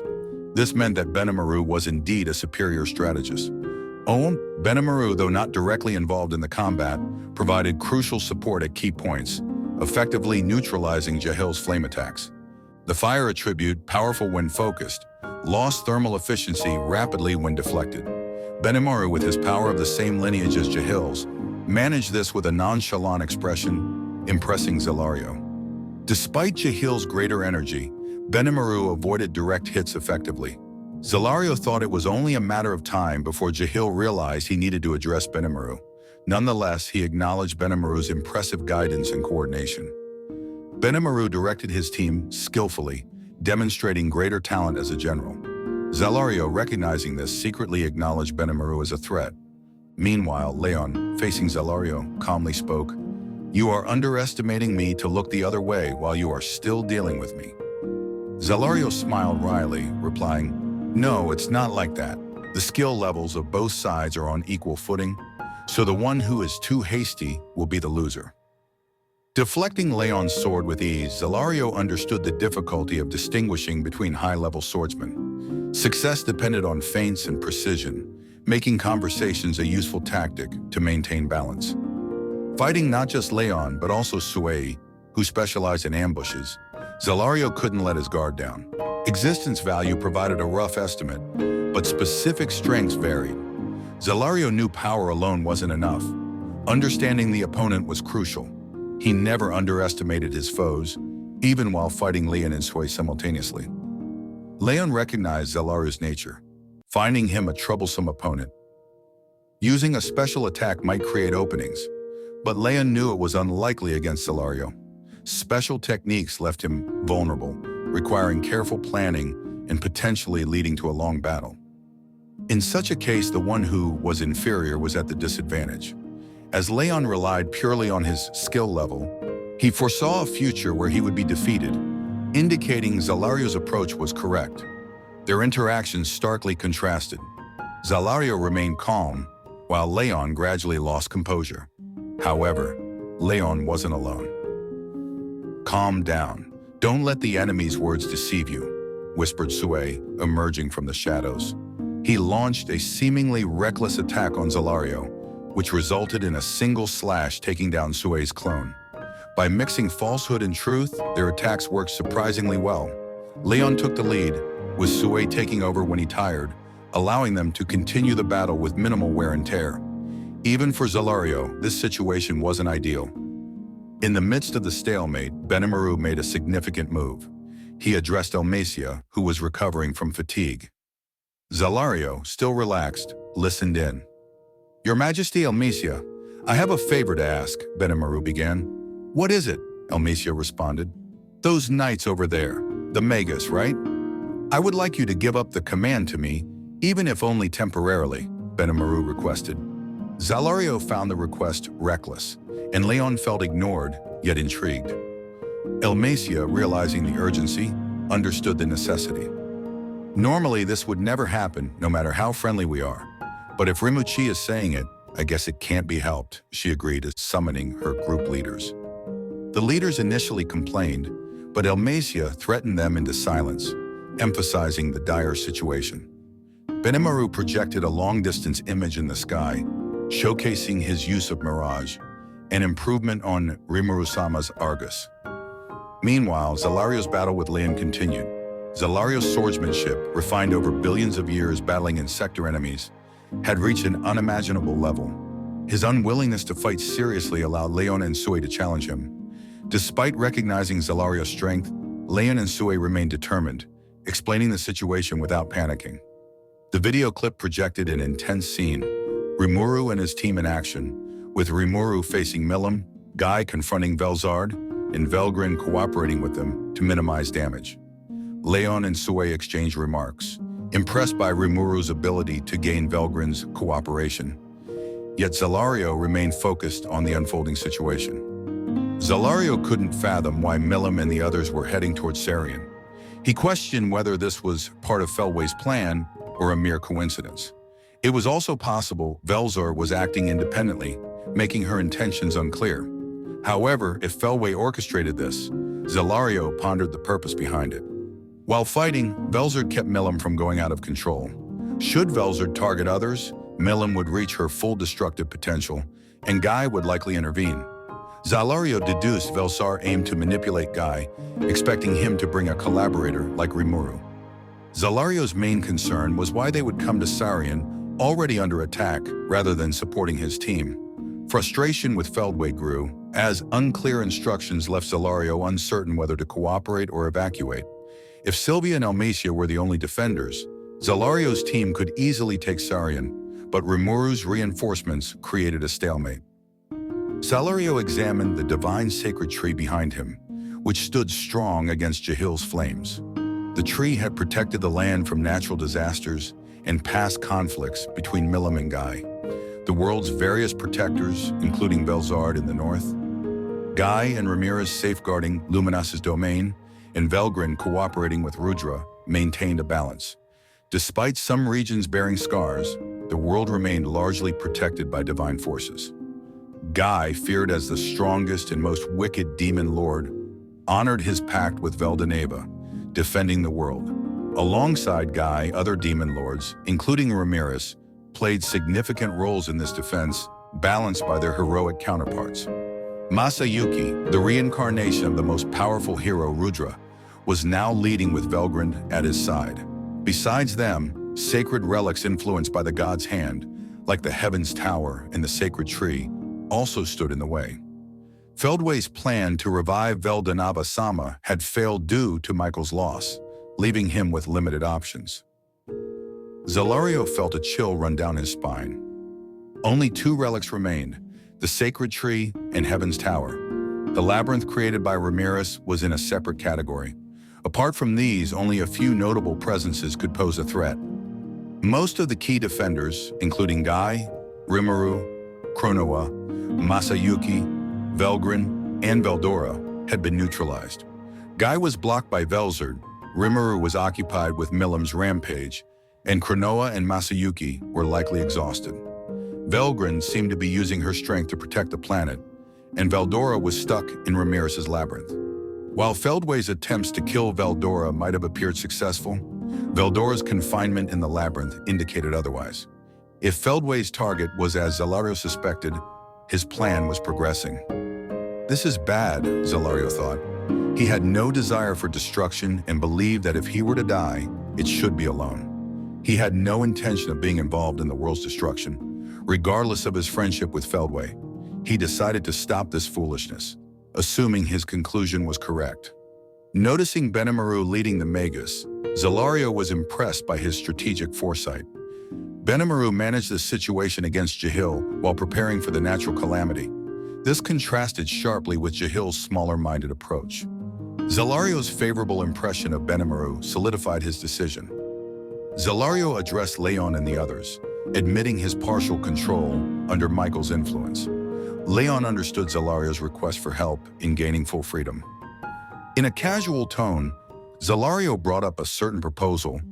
Meanwhile, Benimaru had taken control of the Magus, imposing his leadership and guiding the battle. Elmacia gave permission, but the knights were understandably dissatisfied. Benimaru could empathize with their frustration at being commanded by someone from another country. However, now wasn't the time for such grievances. Elmacia understood this, which is why she lent him command, and Duke Elalud reluctantly complied. The super elite knights, despite their titles, had to follow suit, knowing that acting up could expose them to Milim's fury, leading to instant destruction. As expected, Milim-sama is terrifying. The topography of the Kasha Mountains had already been altered, and this place could face the same fate. Determined, Benimaru aimed to prevent that from happening. Rimuru's order was simple: predict the course of the attack and alter it. If the attack continued as it was, it would directly impact the sacred tree protecting Sarian's royal city. Rimuru had not sounded confident, but Benimaru knew Rimuru's predictions were never wrong in such situations. They had orders to evacuate everyone if the worst came to pass, but they were to try their best first. The key was the Magus. Rimuru suggested that their combined power might distract Milim momentarily, enough to alter her course. The concern of defeating Milim wasn't even on the table, so there was no need to worry about injuring her. No one is worried about that. Benimaru smiled wryly. Steeling himself, he raised his voice to the knights Elalud was trying to persuade. Listen up. If we do nothing, an unprecedented crisis will come upon this land. I have orders from my lord Rimuru-sama to stop it. You may not have the obligation to go along with this, but you must obey now. Otherwise, your homeland will be reduced to rubble. Benimaru wasn't threatening them, but speaking the truth. Failure to follow Rimuru's instructions would almost certainly destroy Sarian. Even if the Magus didn't comply, Benimaru planned to do his utmost to save lives, aiding evacuation, then joining Rimuru. Jahil was a mere obstacle. Kagali, Tere, and Sylvia alone could defeat him, but with Benimaru's support, it could be done effortlessly. Therefore, Benimaru wanted to prepare for the coming threat. Waiting for the reply, Benimaru projected an image mid-air to convey the situation quickly. Using his power, Heat King Amaterasu, he reproduced a long-distance image, similar to mirages. If Milim's group situation was projected on the display, it would be more convincing. However, the scene was more terrifying than expected. Milim's roar destroyed mountains and rivers. Water dried up and rocks crumbled. Rimuru desperately tried to calm her, but to no avail. Working with Velgrin to prevent unnecessary damage, Rimuru contained Milim's attacks as best he could. No, that's not it. It's because Rimuru-sama is distracting Milim-sama that the damage is only this small. Rimuru took all of Milim's attention, and Velgrin mitigated the aftermath. Rimuru was understandably desperate. It seemed impossible to redirect Milim's attacks, like a torrent. Perhaps Rimuru didn't want to worry them, or there was another reason. Benimaru's task was clear. If they could divert Milim's attention momentarily, they might change her course. Taking a deep breath, Benimaru prepared for the challenge. Failure could mean disaster, even the end of the world. Yet trusting Rimuru, as always, was the only way to win. The Magus, though, were not as fortunate. They couldn't help but be upset at such a scene. Benimaru, standing tall, was at the center of attention. Elmacia addressed the silent Magus. Once again, I entrust the command of the Magus to Benimaru Dono. Does anyone have any objections? There were none. No one complained after seeing the projection. If Elmacia had given the order seriously, all would have obeyed Benimaru, risking their lives. However, understanding the situation and reducing dissatisfaction made it the best possible outcome. With no time to lose, Benimaru gave orders one after another. Even though he was dealing with knights of another country, he did not hesitate to be bold.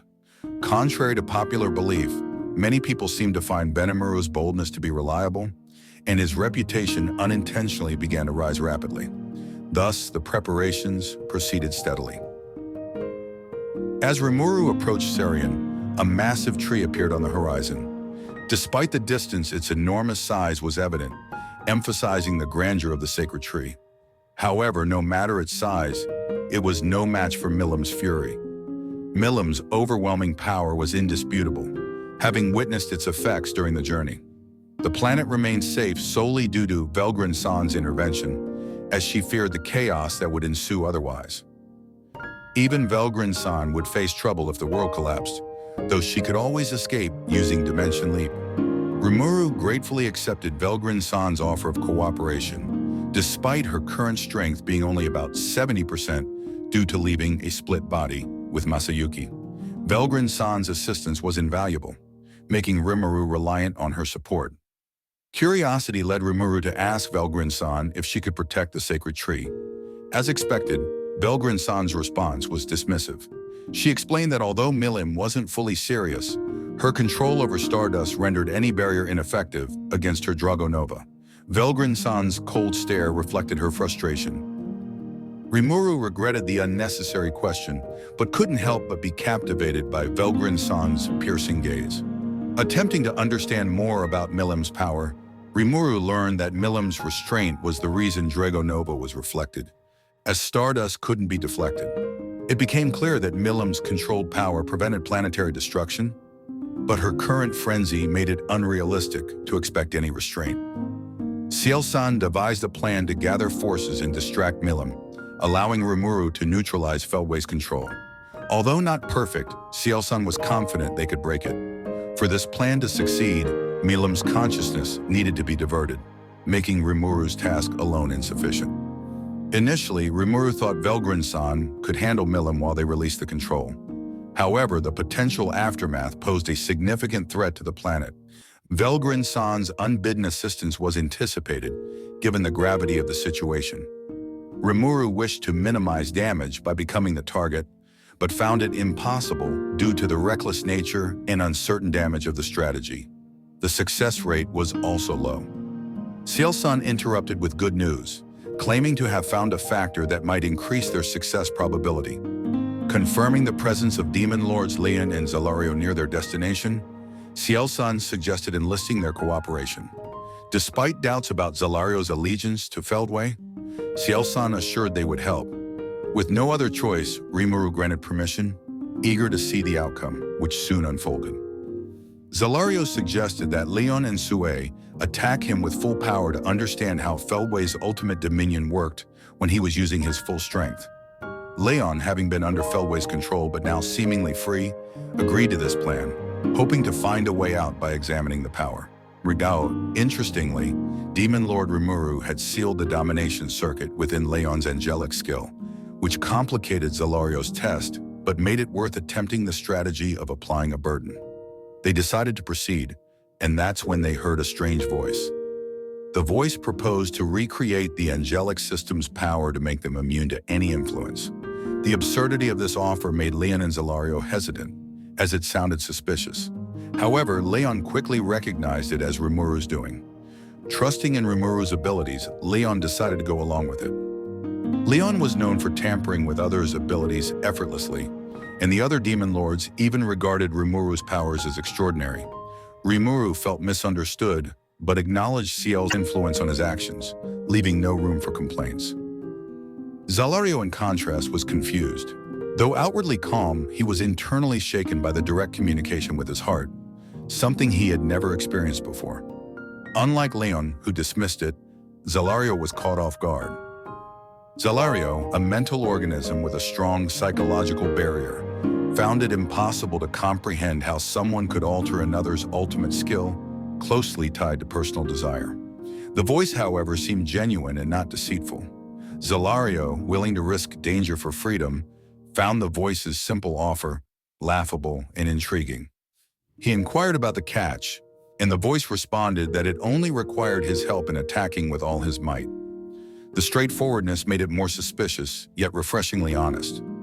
Zalario accepted the offer, binding the contract. The voice, CL, confirmed Zalario's acceptance and executed skill alteration, dramatically and instantly changing his and Leon's powers. Leon's purity King Metatron transformed into the improved Light King Surya, and Zalario's Judgment King Israfil became Retribution King Métis under CL's influence. CL-san informed Rimuru that they had successfully secured the necessary allies.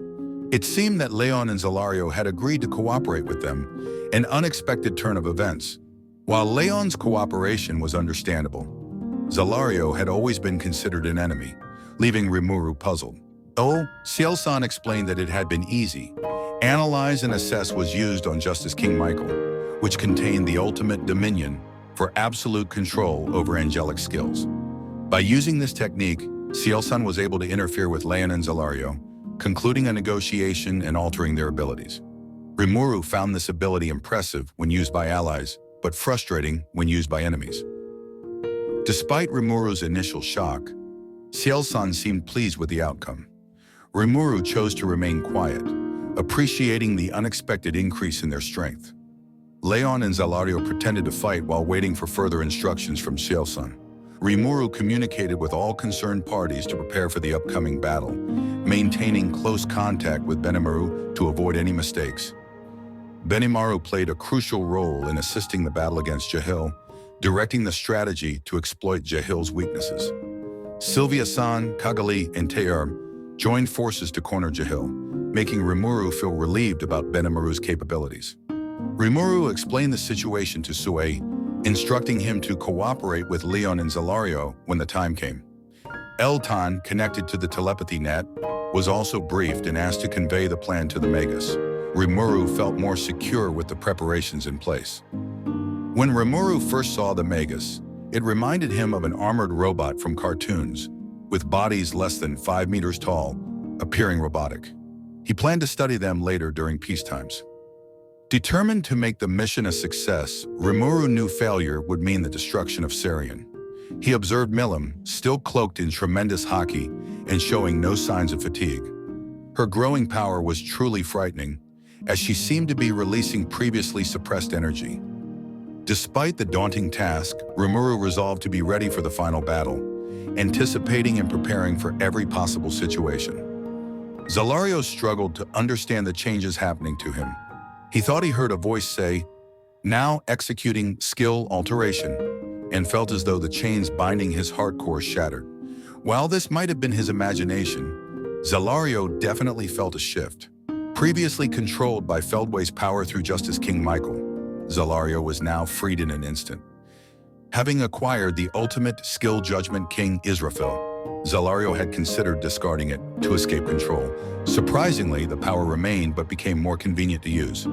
Its performance, similar to the backwards-compatible Covenant King Uriel, specialized in spatial management, managing matter and wavelengths within its influence, except for information particles and stardust.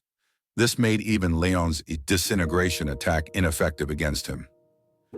Leon, hesitant to use his special moves, didn't utilize his full power during the fight, which worked in their favor.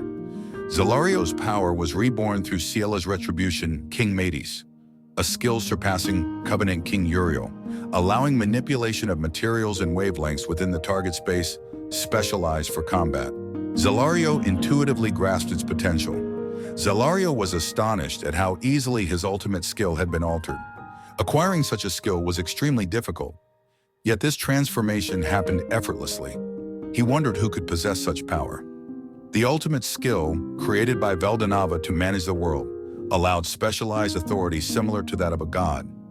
It could even resuscitate the dead under certain conditions. The thought of someone recreating this power, capable of altering the world's providence, horrified Zalario. Who would do such a thing? Zalario muttered.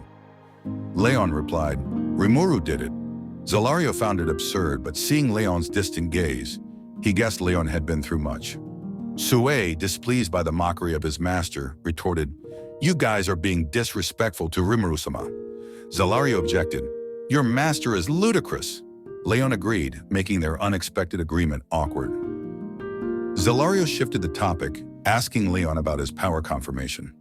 Leon confidently responded that he had a good feel for it. He accepted Light King Surya as his own power without discomfort, allowing interference with Spiritrons effortlessly. Leon's experience as a hero who fought numerous enemies made his skills superior to Zalario's, despite the latter's extensive fighting experience. Zalario, used to uniform Insector opponents, hadn't trained his skills as extensively. Leon, however, had honed his abilities against diverse foes. This made Leon's experience invaluable, enabling him to compete even against an overwhelmingly superior opponent like Zalario. When Zalario asked if Leon would be okay after not using his power for a long time, Leon grinned and assured him, Now I can handle you without hesitation. What about you? Zalario, smiling wryly, responded, I'll do my best to deal with you later. He then turned his attention to Milim, who had now become visible. Rimuru looked around at his friends waiting in the distance and confirmed they were all ready. Benimaru's formation was impeccable, enabling them to launch a coordinated wave of attacks on Milim without any waste. Sue was also visible, floating in the air, looking as composed as ever despite the intense situation. Leon and Zalario stood on either side of Sue, appearing to get along well, confirming that Ciel-san was right about their cooperation. This situation was more about Feldway's lack of virtue than Zalario's betrayal. Regardless, it was a lifesaver, so Rimuru had no complaints and decided to leave the coordination to Sue. Rimuru checked in with Benimaru for a final confirmation, to which Benimaru confidently replied that everything was perfect. Leon and Zalario were under his command, and there was nothing to worry about. The showdown was imminent, and they approached at a speed several times faster than sound. Missing the first move would mean failure. The time it would take for Milim to fire her Dragonova was shorter than a blink of an eye. They had a small window to act, and Rimuru planned to invoke Void God Azathoth to remove Feldway's Regalia Dominion, which controlled Milim's thoughts and actions. Leon and Zalario would support him with their all-out attacks. As the decisive moment arrived, Milim stopped in the air, preparing to attack the sacred tree. The Magus initiated the attack, firing beam cannons with high-power heat rays, equivalent to nuclear cannon. Benimaru's precise command focused the beams on a single point, creating extreme heat. However, Milim ignored the attack without even taking a defensive stance. Ciel-san noted that the attack had distracted Milim and bought a little time, though it seemed almost pointless. Milim thrust her hands out, undistracted. Sue made the first move with 1,000 Hands Shadow Kill. But even with his full power, Milim's movement wasn't hindered. Sue's attempt ended without catching Milim's attention, but his persistence led him to try pinning her down with his own hands. Ciel-san clarified that Sue's attack was a split body, showcasing its convenience. Though Sue couldn't stop Milim, he succeeded in slightly hindering her movements. Leon then unleashed his sure kill technique, 100 Breaker. Despite its strength, Milim's invisible barrier, enhanced by Stardust, blocked the attack. Zalario followed with his move, Insanity Hash, aiming to kill Milim with his mighty sword. However, Milim's barrier only glowed brightly, remaining intact. The simultaneous attacks of Sue, Leon, and Zalario failed to significantly impact Milim, but they bought enough time for Benimaru. Benimaru, with a fearless smile, prepared his attack. Sue, Leon, and Zalario moved in sync as planned. Benimaru's prominence acceleration radiated like a black sun, with flames taking the shape of an oriental dragon. The dragon surged towards Milim, forcing her to react to the massive energy generated by Benimaru's attack. Power was calculated based on the relationship between output and total energy. Even if the total energy was large, low output would result in weak power. Conversely, a high output with a small amount of energy also resulted in low power. In Benimaru's case, his output power was perfect, yet his total energy was insufficient to match Milim's. How then did Benimaru unleash such a powerful special move? Seal-san revealed, Master's power has been led. This left Rimuru perplexed. Without experiencing any symptoms, Rimuru wondered what Seal-san had been doing independently. Although helping everyone was beneficial, an explanation beforehand would have been appreciated. Seal-san, always a perfectionist, explained that the experiment was still in its initial stages and would be reported after achieving success. Rimuru, understanding this, set aside complaints for later and sought an explanation. According to Seal-san, Rimuru's ultimate skill void god, Azathoth, had an inexhaustible energy source called Nihility Collapse, which was challenging to control. To make the best use of it, Seal-san approached some of the executives for negotiation. Rimuru questioned why Seal-san didn't conduct the experiment themselves, to which Seal-san replied, "Putting Master at risk is not possible." Rimuru appreciated Seal-san's protective nature and learned about the devised system to supply Nihility Collapse's energy to a select few connected through the Soul Corridor. This mechanism, named Nihility Supply, was still a work in progress but was the secret behind Benimaru's instantaneous power surge.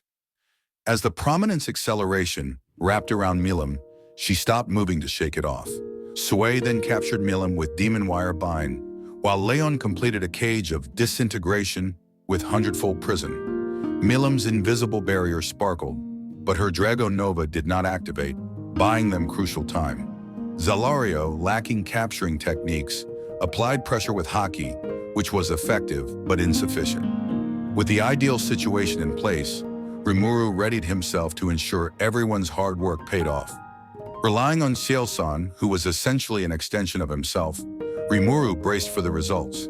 Seal-san's command, Reset, worked perfectly. Understanding the power of Justice, King Michael, Seal-san duplicated and negated its influence. Feldway's Regalia Dominion lost its effect. The operation was a success, but Milim remained in a frenzied state. Though her order to destroy the sacred tree was lifted, the battle's aftermath threatened Sarian with tremendous damage. Rimuru realized they needed to relocate the fight. With the Republic of Uragracia, other nations around Sarian, and Leon's country across the sea, Rimuru aimed to lead Milim to the Barren Lands via the sea, minimizing damage. This decision would impact the Gruul's territory, so Rimuru turned to Sui for help. Sui's response confirmed he had left a clone for such an eventuality, allowing immediate action. Rimuru trusted Sui's capabilities and felt reassured. However, something terrible happened. Time stopped. Milim continued moving, making her an even more dangerous existence. Rimuru tried to lead her away, but worried about the evacuation time requested of Sui. Shouting to get Milim's attention, Rimuru initiated aerial combat with her in the suspended world. Milim's strength seemed inexhaustible, rapidly increasing, while Rimuru's was draining. As Rimuru pondered who stopped time, Veldora contacted him through telepathy net, revealing Dagruel as the culprit. Dagruel's use of spatial transportation indicated a serious threat to Shion and Luminous. Rimuru needed a plan to rescue them and handle Milim. Rimuru asked Veldora to rescue Shion and Luminous, and Veldora eagerly accepted. Diablo then suggested using spatial transportation in the suspended world, facilitated by the Soul Corridor connection with Ultima. This allowed them to send coordinates to Veldora. Veldora's encouraging laughter and successful teleportation reassured Rimuru. With the world resuming, Rimuru flew toward the Barren Lands, trying to distract the out-of-control Milim. Orange Jahil felt resentful and helpless as he confronted Kigali and the others. Expecting them to be inferior, he found himself unable to inflict decisive damage, leading to anger despite his calm thoughts. He was aware of the chaotic situation around him and couldn't believe the Dragon Princess's immense power. However, Zalario's betrayal was the real problem. Jahil struggled with the lack of reliable allies in the region, knowing that if even Zalario became his enemy, escaping would be challenging. Venting his anger on Feldway through telepathy net, Jahil informed him of Zalario's betrayal. Despite feeling humiliated, Jahil prioritized his survival and prepared to retreat. Using the powerful Origin Blood, Jahil unleashed the destructive Evil Blood Wave, a ferocious attack capable of vaporizing entire nations. While fighting off Tyr and Sylvia, he had been secretly dispersing magicules to create a deadly firestorm. As the evil blood wave exploded, engulfing the sacred tree and the Magus in flames, Jahil reveled in his perceived victory. However, Benimaru intervened, extinguishing the flames and minimizing the damage. Sylvia, Tyr, and Kagali remained unharmed, and the sacred tree only sustained minor scorches. Benimaru's behind-the-scenes efforts played a crucial role in thwarting Jahil's plan. He noticed the blood mist, a flammable substance spread by Jahil, and worked with Elmesia to neutralize it using her ultimate skills. Heavenly Wind King Bayu and Heat King Amaterasu. Benimaru's precise magic power manipulation detected the anomaly, and his collaboration with Elmesia prevented further harm. Thanks to the efforts of Benimaru, Sylvia, and Elmesia, Jahil's plan failed. Although Jahil escaped, Benimaru prioritized resource management, deeming this the best outcome. Exhausted, Benimaru collapsed, but Sue quickly supported him. Elmesia, recognizing Benimaru's hard work, expressed her respect and gratitude. With Benimaru's neutralization of Jahil's attack, Zalario's forces remained intact, leaving Sarian's forces at a slight disadvantage. Elmesia faced the challenge of dealing with Zalario and his army while contemplating whether to resume the battle. As she pondered various possibilities, her worries soon found resolution. Dallas and Nice were in charge of Zalario's army, which comprised individuals who had lost their egos through countless battles. The Throne Angel class, weak-willed due to prolonged repetition, saw their souls worn out and egos faded. In contrast, Obera's army, bound by strong camaraderie and a willingness to sacrifice, differed vastly. Zalario's army operated mechanically, with soldiers as mere cogs, doing only as ordered. With few true comrades left, only Dallas and Nice remained. They approached Zalario, asking if he wanted to resume the battle, given Benimaru's protection had suspended it. Zalario noticed that his lieutenants had developed a sense of individuality, which he found surprising and pleasing. When Zalario smiled, Dallas and Nice were shocked, having never seen him smile before. Zalario calmed their concerns, declaring the end of the battle and expressing his anger towards Feldway for taking away his free will and betraying his trust. He announced his decision to part ways with Feldway, leaving Dallas and Nice to choose whether to follow him or Feldway. Dallas and Nice, confused and upset, were reassured by Zalario, who emphasized the importance of freedom. He encouraged them to see the world's beauty. The clear sky and the majestic sacred tree, despite its charred bark, symbolized a fresh start. Zalario explained his intention to find a new way of life, separate from Feldway's destructive ambitions. Dallas revealed his desire to find a hobby beyond fighting, while Nice expressed unwavering loyalty to Zalario. Zalario accepted their choices, determined to live freely but responsibly, not abandoning those who followed him. He acknowledged the need to lead the world to peace before finding personal hobbies.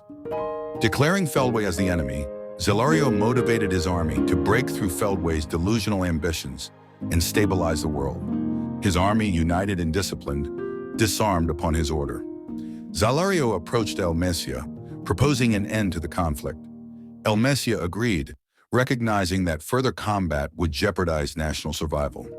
The Magitech Knights could be repaired, but the Magus suffered significant damage, and continued fighting would result in numerous casualties. Elmesia's proposal, supported by the royal families, brought the battle to an end. The summit conference between Elmesia and Zalario concluded successfully, leading to a declaration of collaboration. For the time being, Zalario's army would be stationed in Sarian, preparing for the unprecedented crisis ahead. From above, Feldway surveyed the entire battlefield and realized, Zalario betrayed me. This revelation shocked Feldway, as Zalario had been one of his few confidants and old friends. Losing both Michael and Zalario shattered him. It was only after the loss that he grasped their true significance. Feeling abandoned, Feldway resolved to risk his life to prove the existence of God. His heart, already distorted, became further broken beyond repair. Vega, always carefree and living for his own purposes, asked Feldway, "What are you going to do?" Feldway faintly smiled at Vega and responded, "Everything is going as planned." Despite Zalario's betrayal, Feldway's overall plan remained intact. His confidence was unshaken, and the betrayal only intensified his single-minded purpose. Determined not to stop, he instructed Vega and Dino to conquer the labyrinth. Vega, delighted at finally getting his turn, laughed happily. Mai, standing by, got up at Feldway's gaze. While Vega and the others lacked the key to leave the Heavenly Star Palace, Mai had a duplicate key, enabling her to send them on their way with instantaneous movement. The key to the other world was in Feldway's possession, while the key to Heaven's Tower was held by Velzard. With the Cardinal World registered in their key, moving around became convenient. Mai's duplicated key, part of her ultimate enchantment, allowed her to access the Heavenly Star Palace from anywhere. Dino and his comrades had the same key, but were not pleased. Despite Dino's reluctant reaction, Feldway ignored him, seizing the opportunity created by Veldora's absence from the labyrinth. Vega, Pico, and Gracia departed, led by Mai, leaving a drooping Dino behind. Silence descended over the Heavenly Star Palace as Feldway laughed, his smile tinged with madness. Looking down at the ground, Feldway prepared to make his final move. Prologue, Rimuru disappears. As Rimuru led Milim to the barren lands, a sense of unease grew. He wondered if his actions were playing into Feldway's hands. The only logical destination was Heaven's Tower, which housed a powerful relic capable of blocking even Michael's attacks. The surrounding desert of death would prevent further damage from Milim. Despite feeling sorry for Dagru, Rimuru accepted this as a necessary move given their hostile terms. Rimuru doubted Feldway could have anticipated Zelario's betrayal, but the uneasy feeling persisted.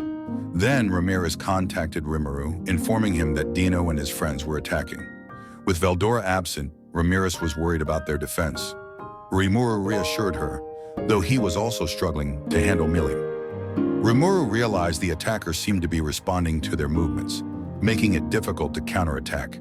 He aimed to neutralize Milim's attacks and lead her to Heaven's Tower, which finally came into view. However, his worst premonitions came true when Feldway's malevolent voice reached him. Feldway had been waiting for Rimuru, and Ciel-san urgently warned Rimuru to withdraw. Feldway used Regalia Dominion to regain control over Milim, putting Rimuru in a dire situation. Feldway then used Chronosaltation, the same attack that had wiped out Belgrin-san, to transport Rimuru to an unknown place, leaving his fate uncertain.